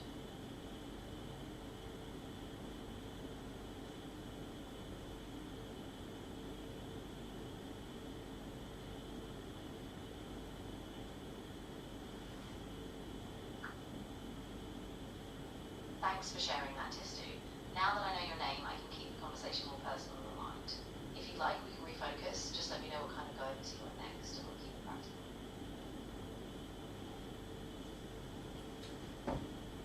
What should I do to make money now? Alright, let's keep it really concrete and immediate. Think about a skill you already have or a service you can deliver quickly. design, coding, writing, or even consulting. Then today pick one micro task, like offering a small service on a local freelance board, or even asking a past connection if they need help. The key is just starting a small transaction today, no matter how minor, and we'll build from there. What's a small skill you can offer? Can you do a deep dive on me? I can definitely help you with that, but I want to be clear on the goal. A deep dive means we get really intentional, looking at patterns, barriers, and skills you have or haven't tapped yet. So can you let me know what you'd most like to understand about yourself, whether it's mindset, skill gaps, or decision patterns? I will frame the deep dive around that. I mean, I want you to give me a suggestion of the thing that will most likely give me money as fast as possible, and that's why you need to do the deep dive, so you know and can figure out what I can do that other people are not doing. That makes sense. Alright, let's keep it really structured. I'm going to ask a few key questions to pinpoint your unique strengths or differentiators. What are your top 3 skills or areas of expertise? Things you feel confident in, even if you haven't monetized them. Once I have that, I can zero in on a niche or micro offer that could get you cash flow faster.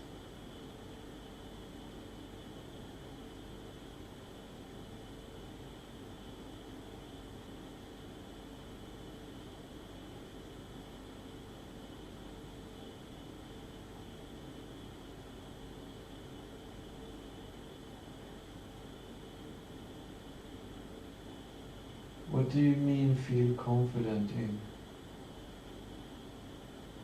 Good point. I mean skills or areas you have experience with, even if informally, where you know you add value.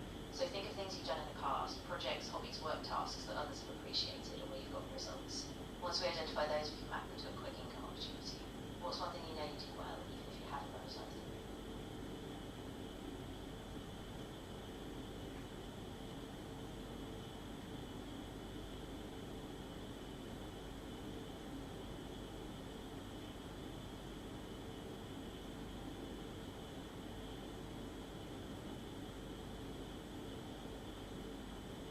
I can't remember anything.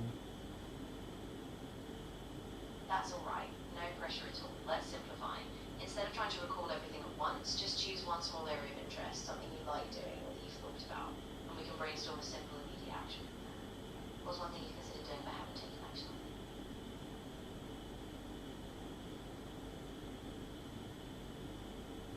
Well, I can make an even smaller and more simpler game. Exactly, that's a great approach. A tiny, simple game you can create quickly, something that's easy to build but still unique, can be a perfect first step. Then you can release it on a platform like itch.io or a small app store and test if people engage. What's one tiny game mechanic or idea you can prototype today?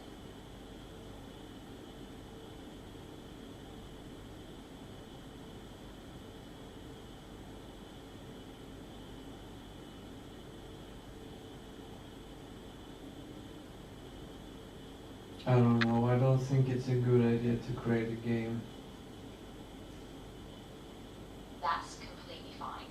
Let's pivot then. Instead of a game, is there a skill or service you could offer that's tied to your current strengths?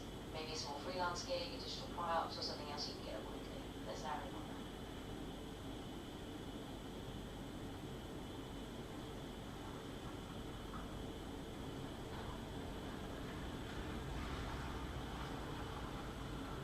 I don't know. That's completely okay. There's no rush.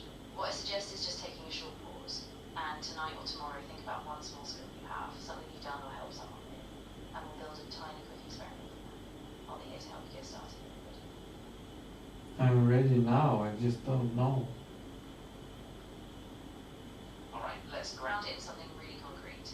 Think about something you could offer as a quick digital service, like a short consultation, a small template or a guide. Something you can set up and sell today on a simple platform like Godot or Fiverr. What's one small problem you can solve? I don't know. I don't know what problems I'm solving. That's completely fine. Rather than trying to force a perfect answer now, let's do this. Just pick one small daily action, like reflecting on what people ask you for help with or what skills come easily to you. Then tomorrow we can revisit and see the patterns emerge. It's okay to take it step by step.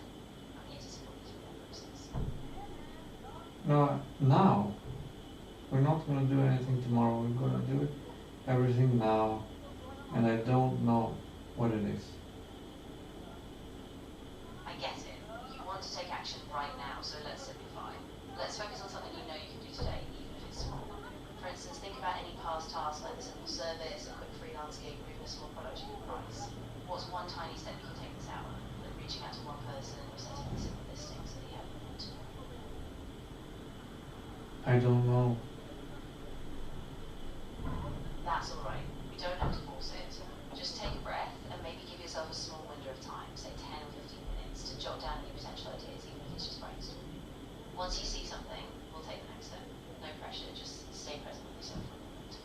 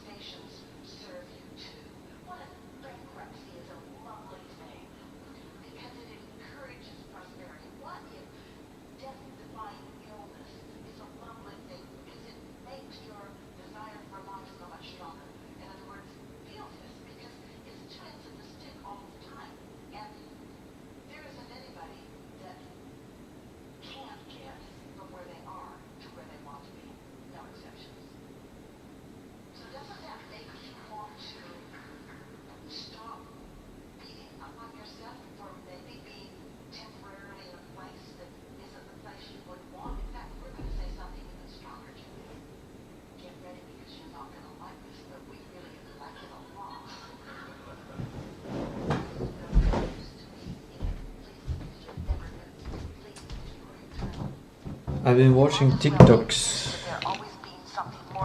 Have you heard? TikToks gave better advice than ChatGPT on the mindset of becoming wealthy. I think ChatGPT was to train on people that are not wealthy. I think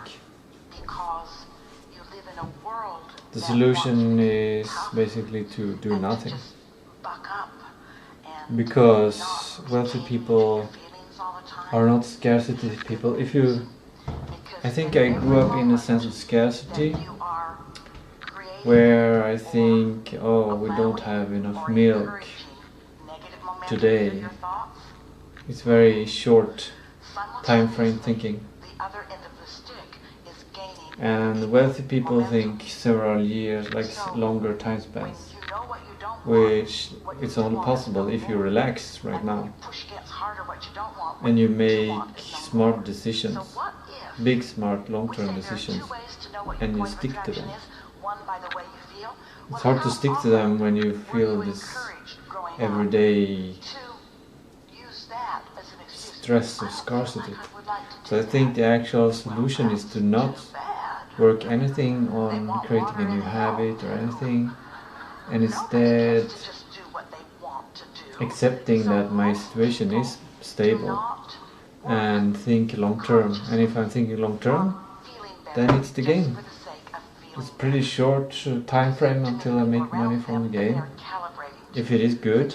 And if it's not good, then it's just one of those risks that didn't play out. That's as simple as it is. So I think there's no need to create a new habit, because new habits and stuff that is not aligned to my long-term goals, those are scarcity thinking goals.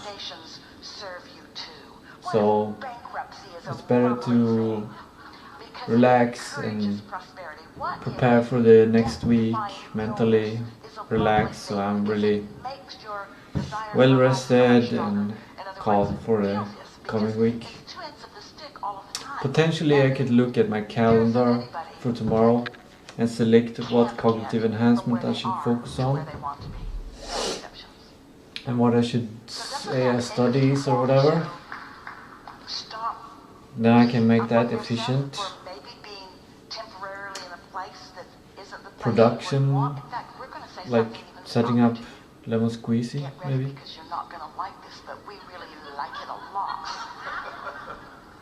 Might as well get used to being incomplete, because you're never going to be complete because you're eternal.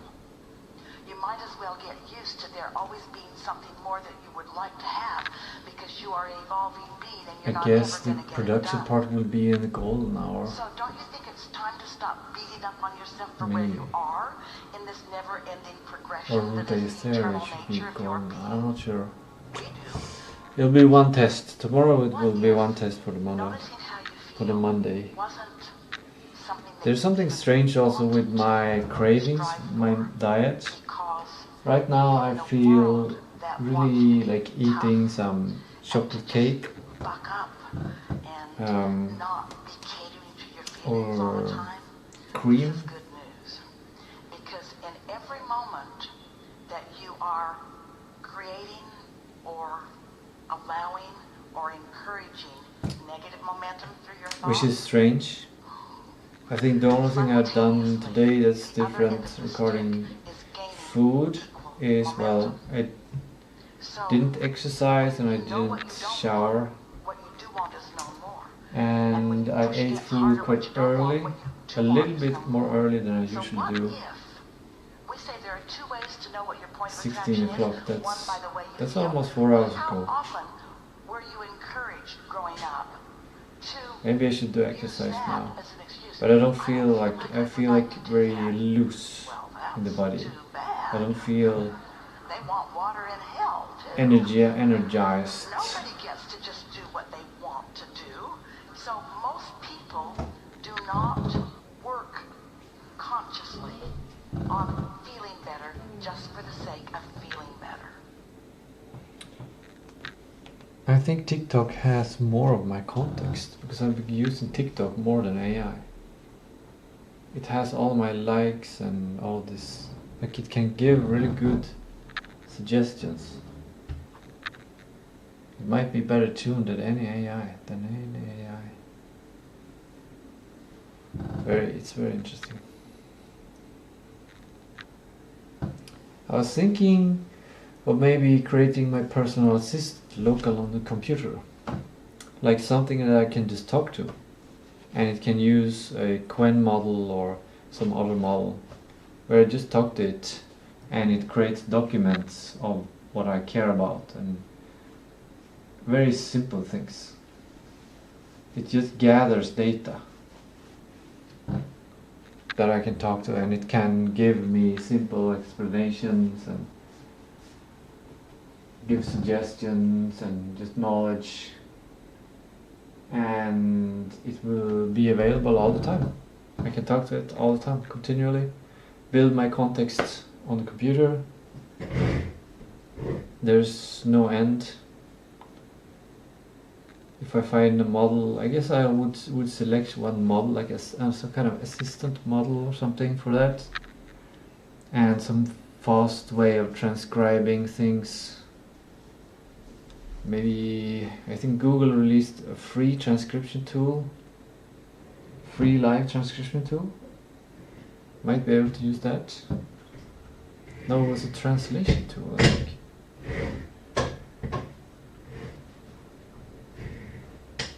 It's tempting, because it would be pretty easy to make.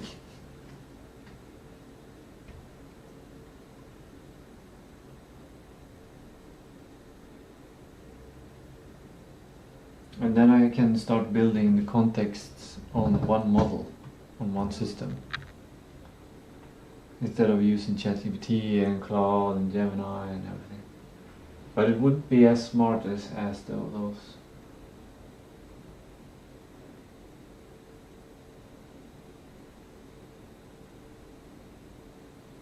But I have Gemini CLI and Flash. So I'm gonna check if it's the same.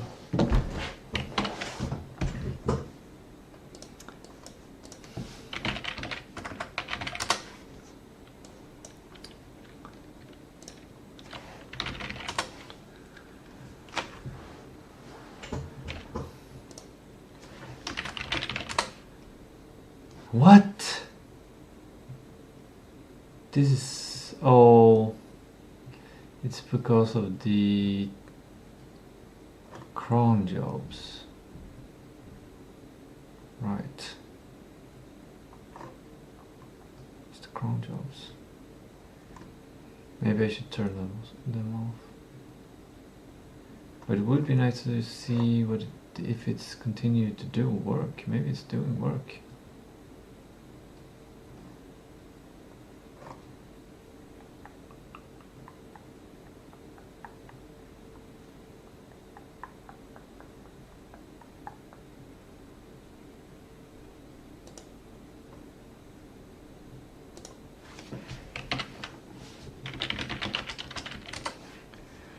Yeah, I'm gonna remove the cron tab, the cron job for Gemini cron.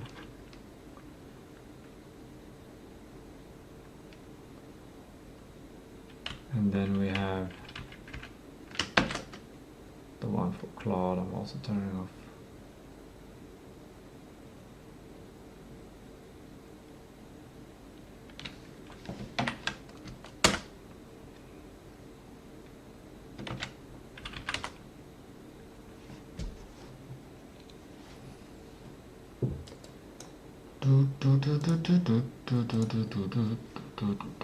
I could also pay for a model that's cheaper but also good. But I think I should just think in a wealth creation mindset. Like, if it's really true that I can manually make this whole game myself with just talking freely to AI. copy pasting code. That means I don't need to spend anything on Cloud API tokens. Anything or any one of them.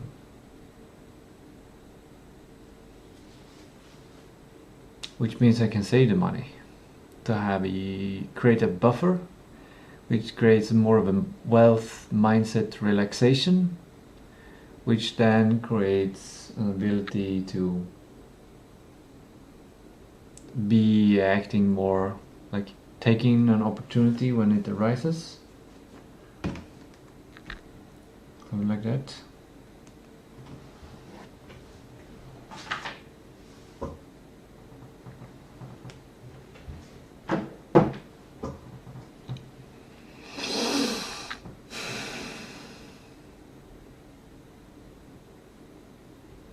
Yeah, definitely. Solution is to have a Sunday that is really a break from everything, not working on anything. Now the day is over, by the way. I just realized it's over. But I do go to bed quite late, so it's not really over.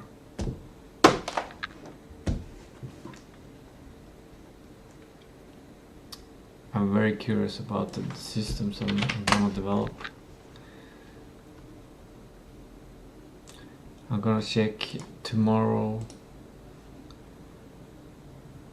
and see what should I be doing. Like, I have my cognitive enhancement, I have AI studies, repetition, and root AI theory. Maybe AI studies is just to get back in the same conversation that I've had before. Did I save that conversation, link to it?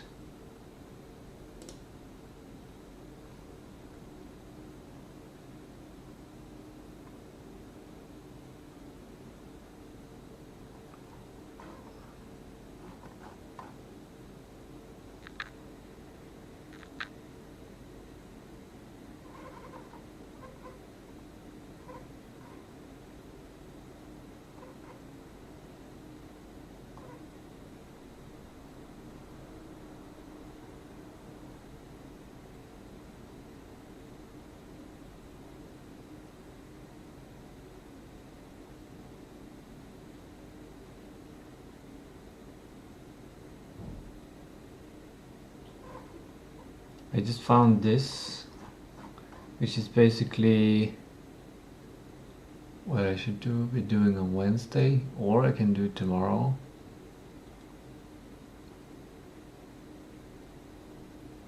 Or I can do it today.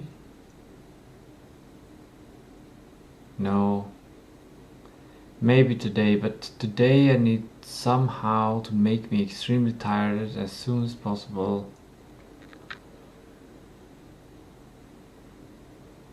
Feeling safe enough to go to sleep.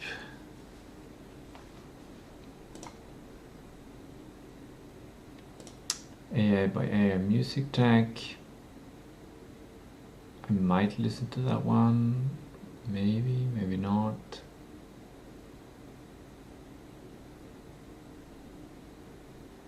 Is listening to AI by AI music tag going to make me more wealthy or not? Is going to make the game done sooner? Is it going to make the AI development better? Is it going to make my AI studies easier?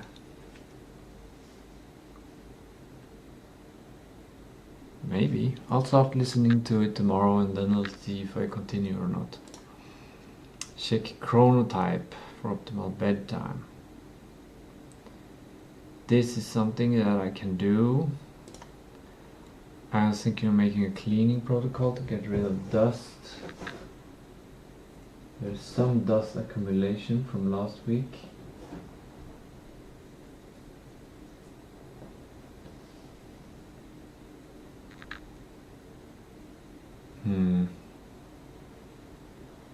That might be the best thing to do. Get some more movement into the day. Myopia exercises. Prepare set material. Clean protocol, I think it's important to have. This seems like quite a job. And I also, when I tried to use a chronotype test to find if I'm the wolf or the eagle or whatever it is, then it said it didn't fit, none of them fit me. Because none of them says they want to sleep for 12 hours, I think. It's unusual to sleep 12 hours. So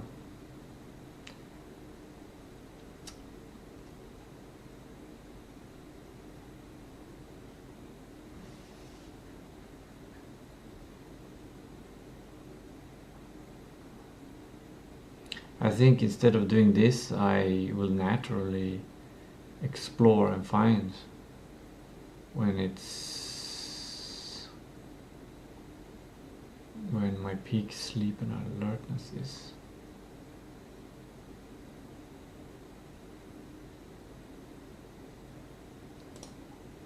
Yeah, well, actually I'm gonna change the time by doing this, because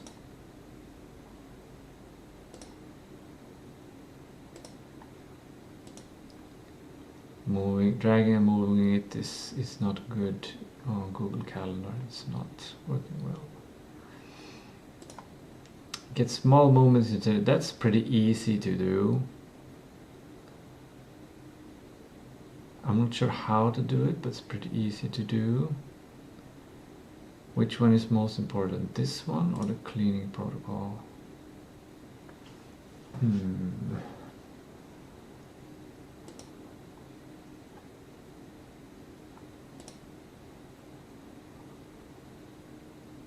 I think the cleaning protocol started last week. So I think that's most important. I could probably do a cleaning protocol and improve, get small movements into the day.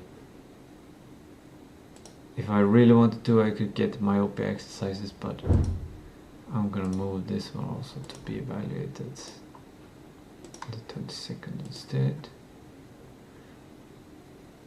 Prepare chat with Bureau library. And then protocol Procotol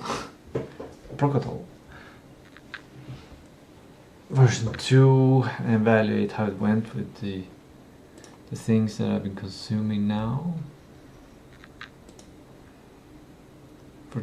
Is it 1 or 2 weeks? My cognitive protocol. This one is the most thinking heavy.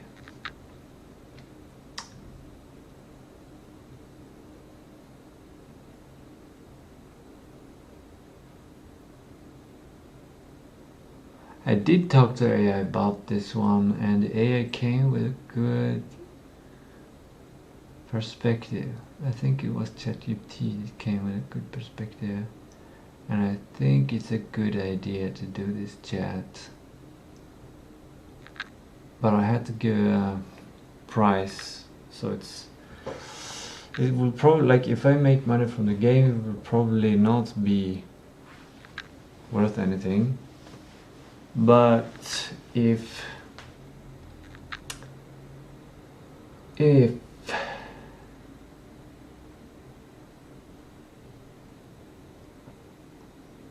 well, I guess it's commercial. If the game is something good, then I can talk about the game.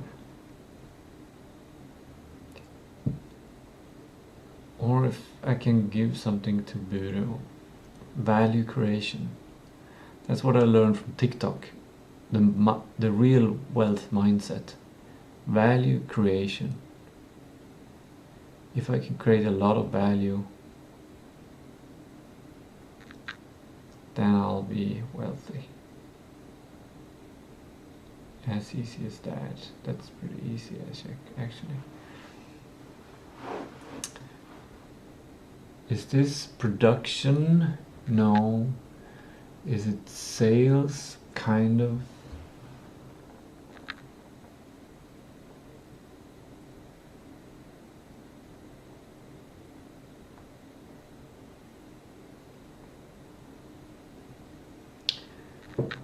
I can talk about my AI system and keep it pretty open. Maybe some people want their own AI, and at that point there will be many different AI services online to use.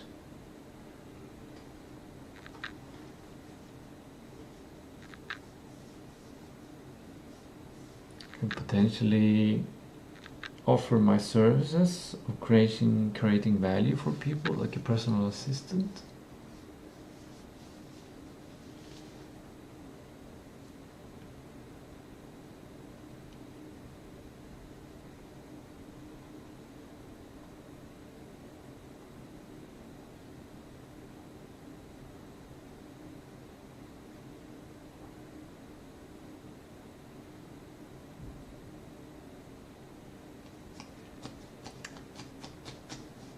I don't know.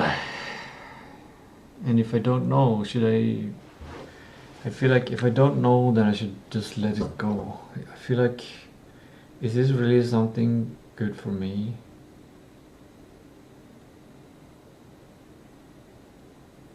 It's a tough decision to just not do anything with it.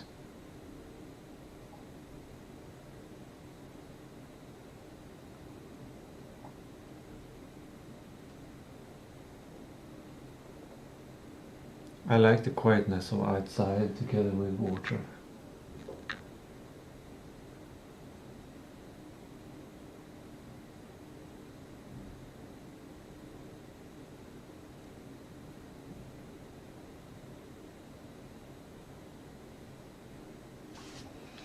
I can find the chat. Maybe.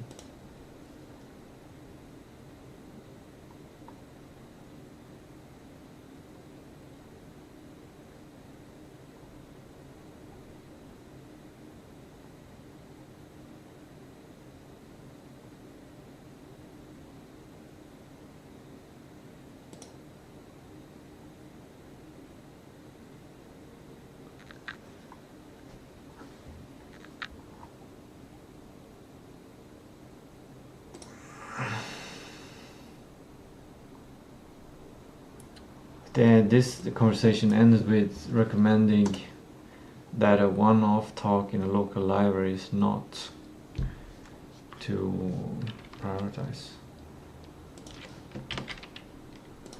I guess I don't know what else to do.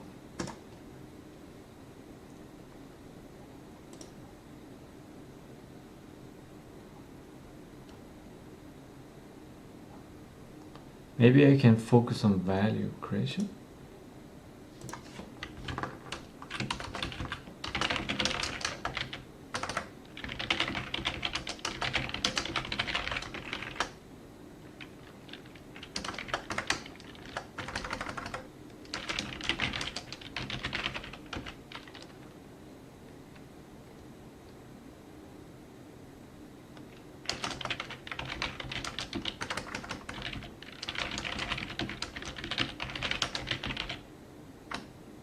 Create the highest possible, something like that.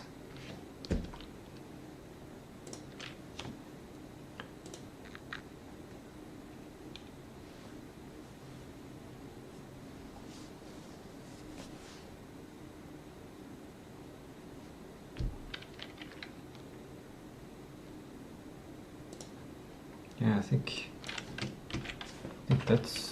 that's the best thing.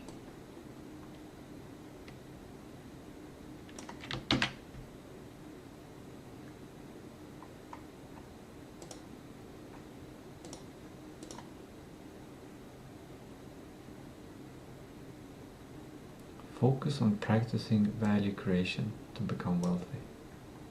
I'm just going to create value. Tremendous amounts of value. So much value, it's going to be crazy.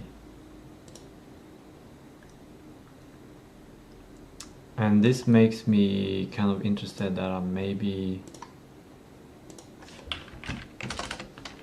suggest the same format for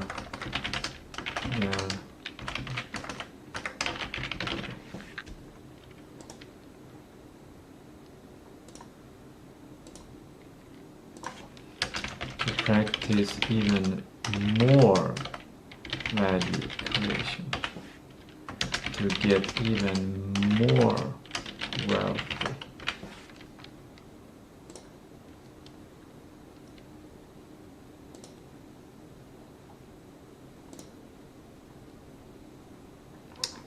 I feel like I should write this somewhere because it's a good plan.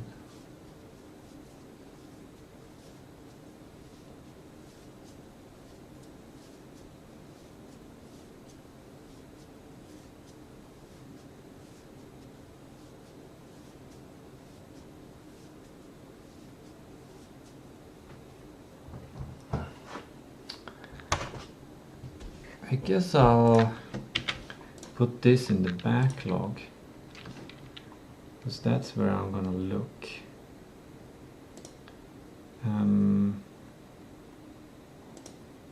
Here's the sprint. I should make sure that I have the right sprint 1.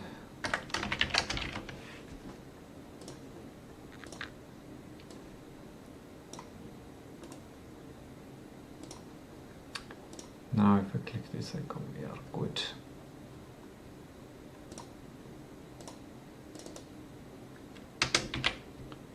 There we go. Can I make that one into a link?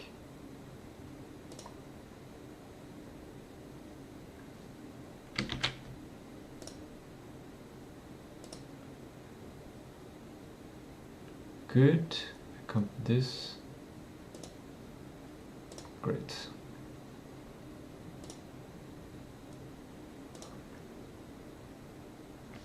Wait. Yeah, I added that one tomorrow.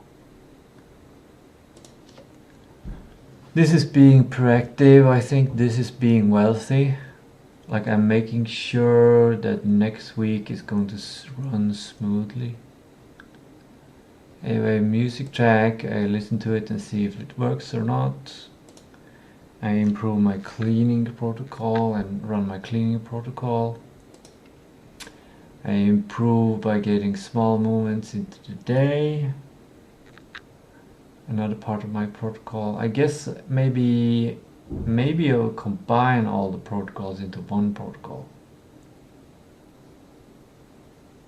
Or something. Or protocol 2, new session with ChatGPT. And this dog is, yeah, this is my protocol. So I will go into all these details tomorrow. And then after that I will go into AI studies. Yes, where are the AI studies?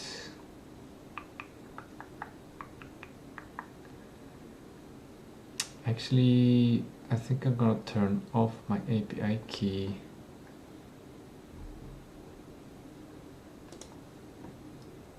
I'm not gonna show you my API key, that would be a disaster.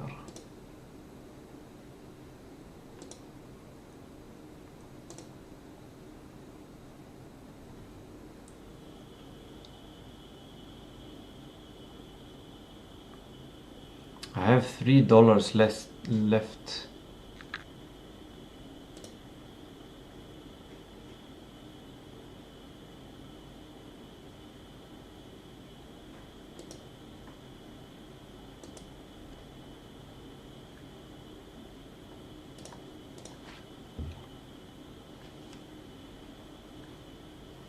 of my cloud API tokens.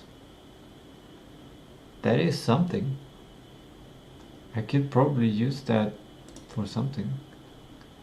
Some kind of report, or like it's quite a lot actually. It's quite a few tokens.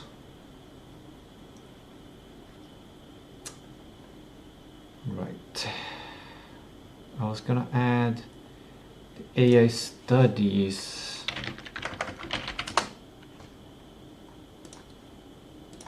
AI studies ChatGPT one.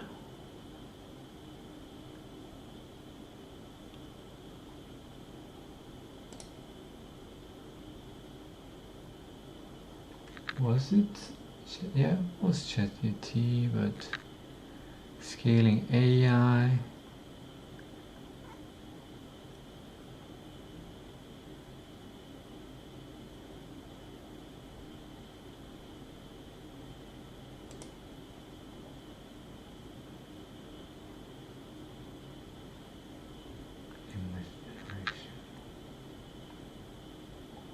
No, games and platform.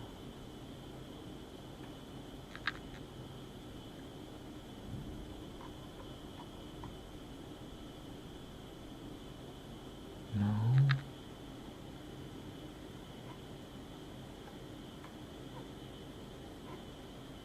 Was it space AI?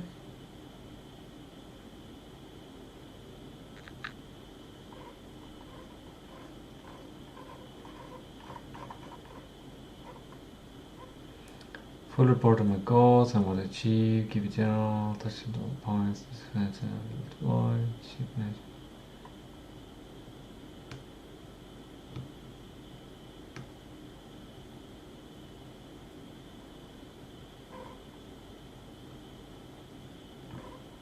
This is one system.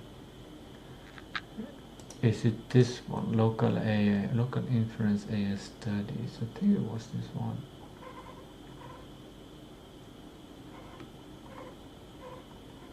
Yeah, I was asking a lot of questions.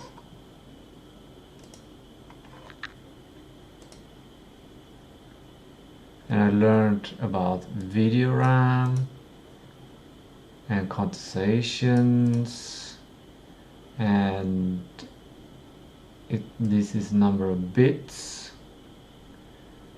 So this is the most largest quantization model. This is very quantized model.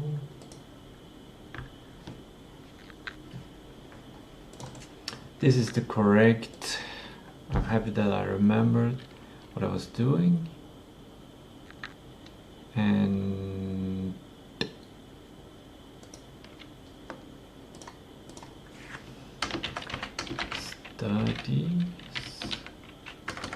study chat, AI study chat. There is the AI study chat, and this might repeat every Monday.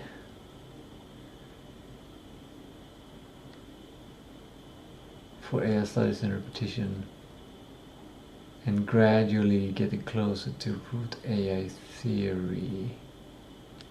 Maybe. Unless I create some kind of local. But the one problem with the local is that I have to use the space on my computer also. And my space on the computer is not super large. Super large, it's not that super large. But text files are also not super large. Maybe I can even do an AI on a laptop. Would that be pretty cool? Wouldn't that be pretty cool?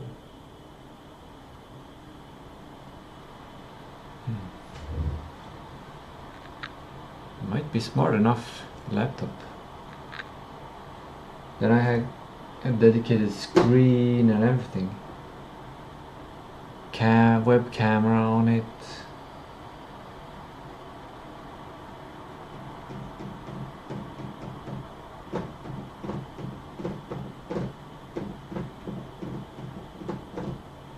then it's disconnected from the context is built on the laptop, unless I say the context in cloud. Then I can copy my assistants to anywhere. I can copy to the phone even. That is a good idea. That is a very good idea, to be honest. And I can use Telegram on my phone. But it would be best to have some kind of talking. But Telegram is good enough. You can press to record and then release.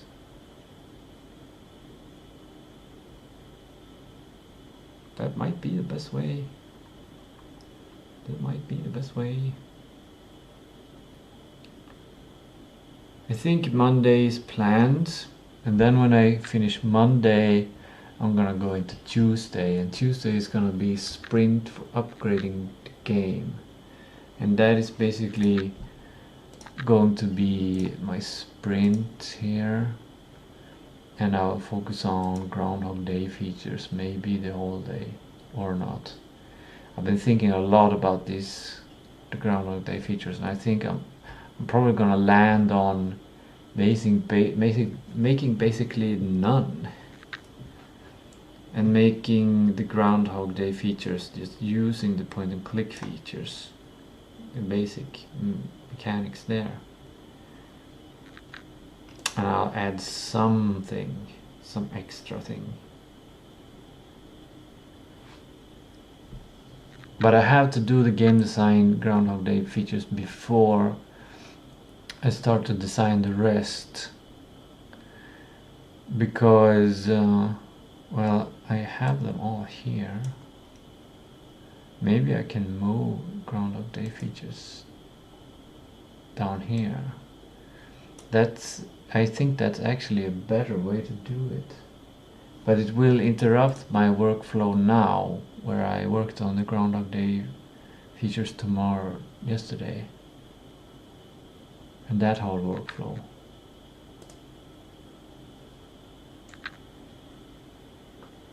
On the whiteboard. I'll have to replan it if I do it like that. So let's not mess with the plan, and let's delete that idea and just do Groundhog Day features on Tuesday.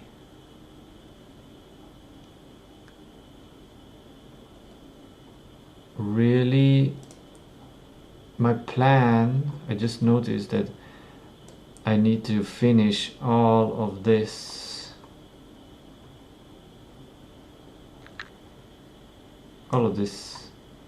on Tuesday.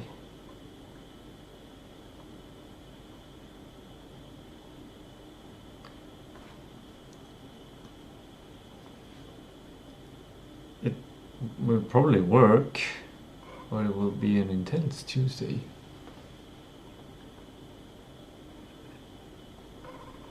It would be nice to have this fixed before Tuesday starts, because then I can jump into this. We'll see. It's important to have a complete plan of game design document that is pretty solid on all the core parts.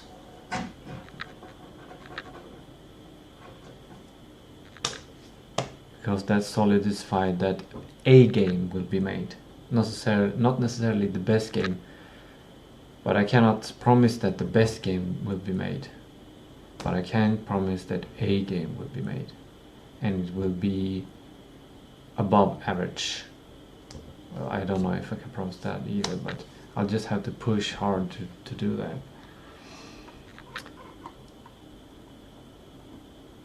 But if I do all of the planning,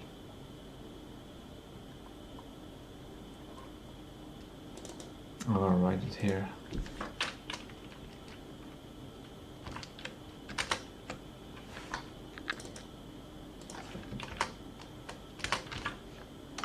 By making a full plan instead of implementing feature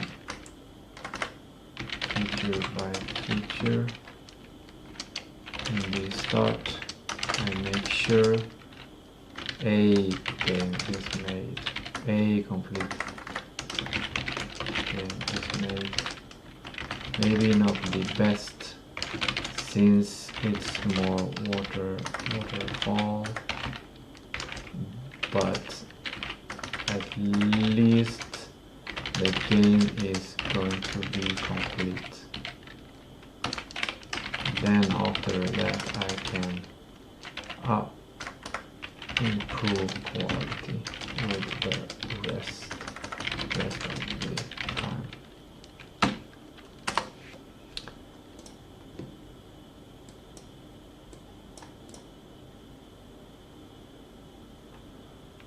Maybe we can move this one here.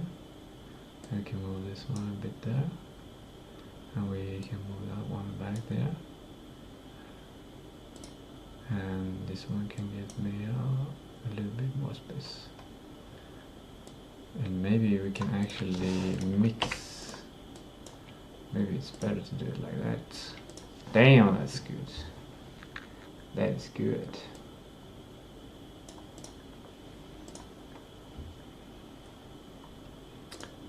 And then we make this one a little bit smaller.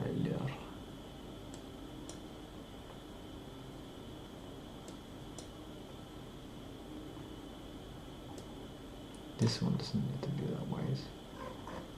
Cool.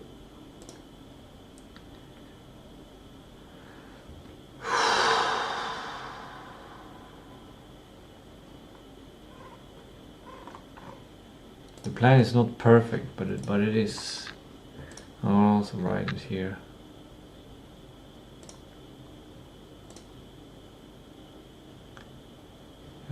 Because this needs.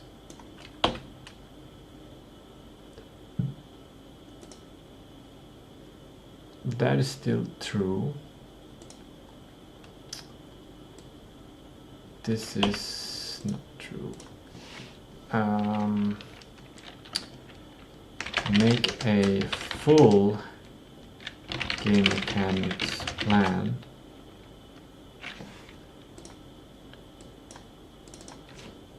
This ensures a game is made, even though it's not perfect.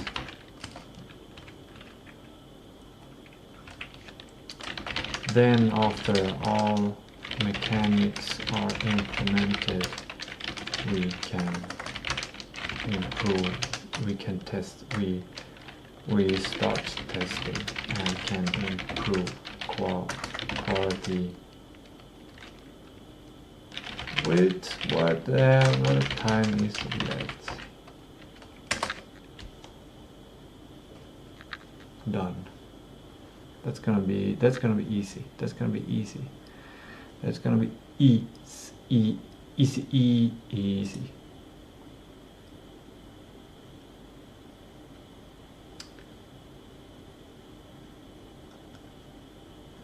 Potentially I could move this whiteboard into Google, but I don't want to. I want to see that all the time.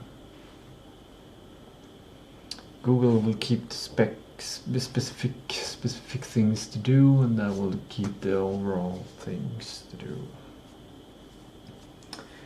I'm gonna take pictures of my whiteboards. I don't know why, but keep like a kind of like a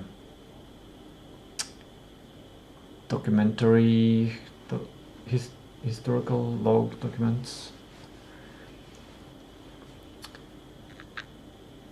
Yeah. And now the time is 20:34, and I'm going to check if I can see Rick and Morty. Maybe I'll go on a walk. Maybe I'll do exercise. Maybe I'll take a shower. Maybe. It was certainly an interesting Sunday.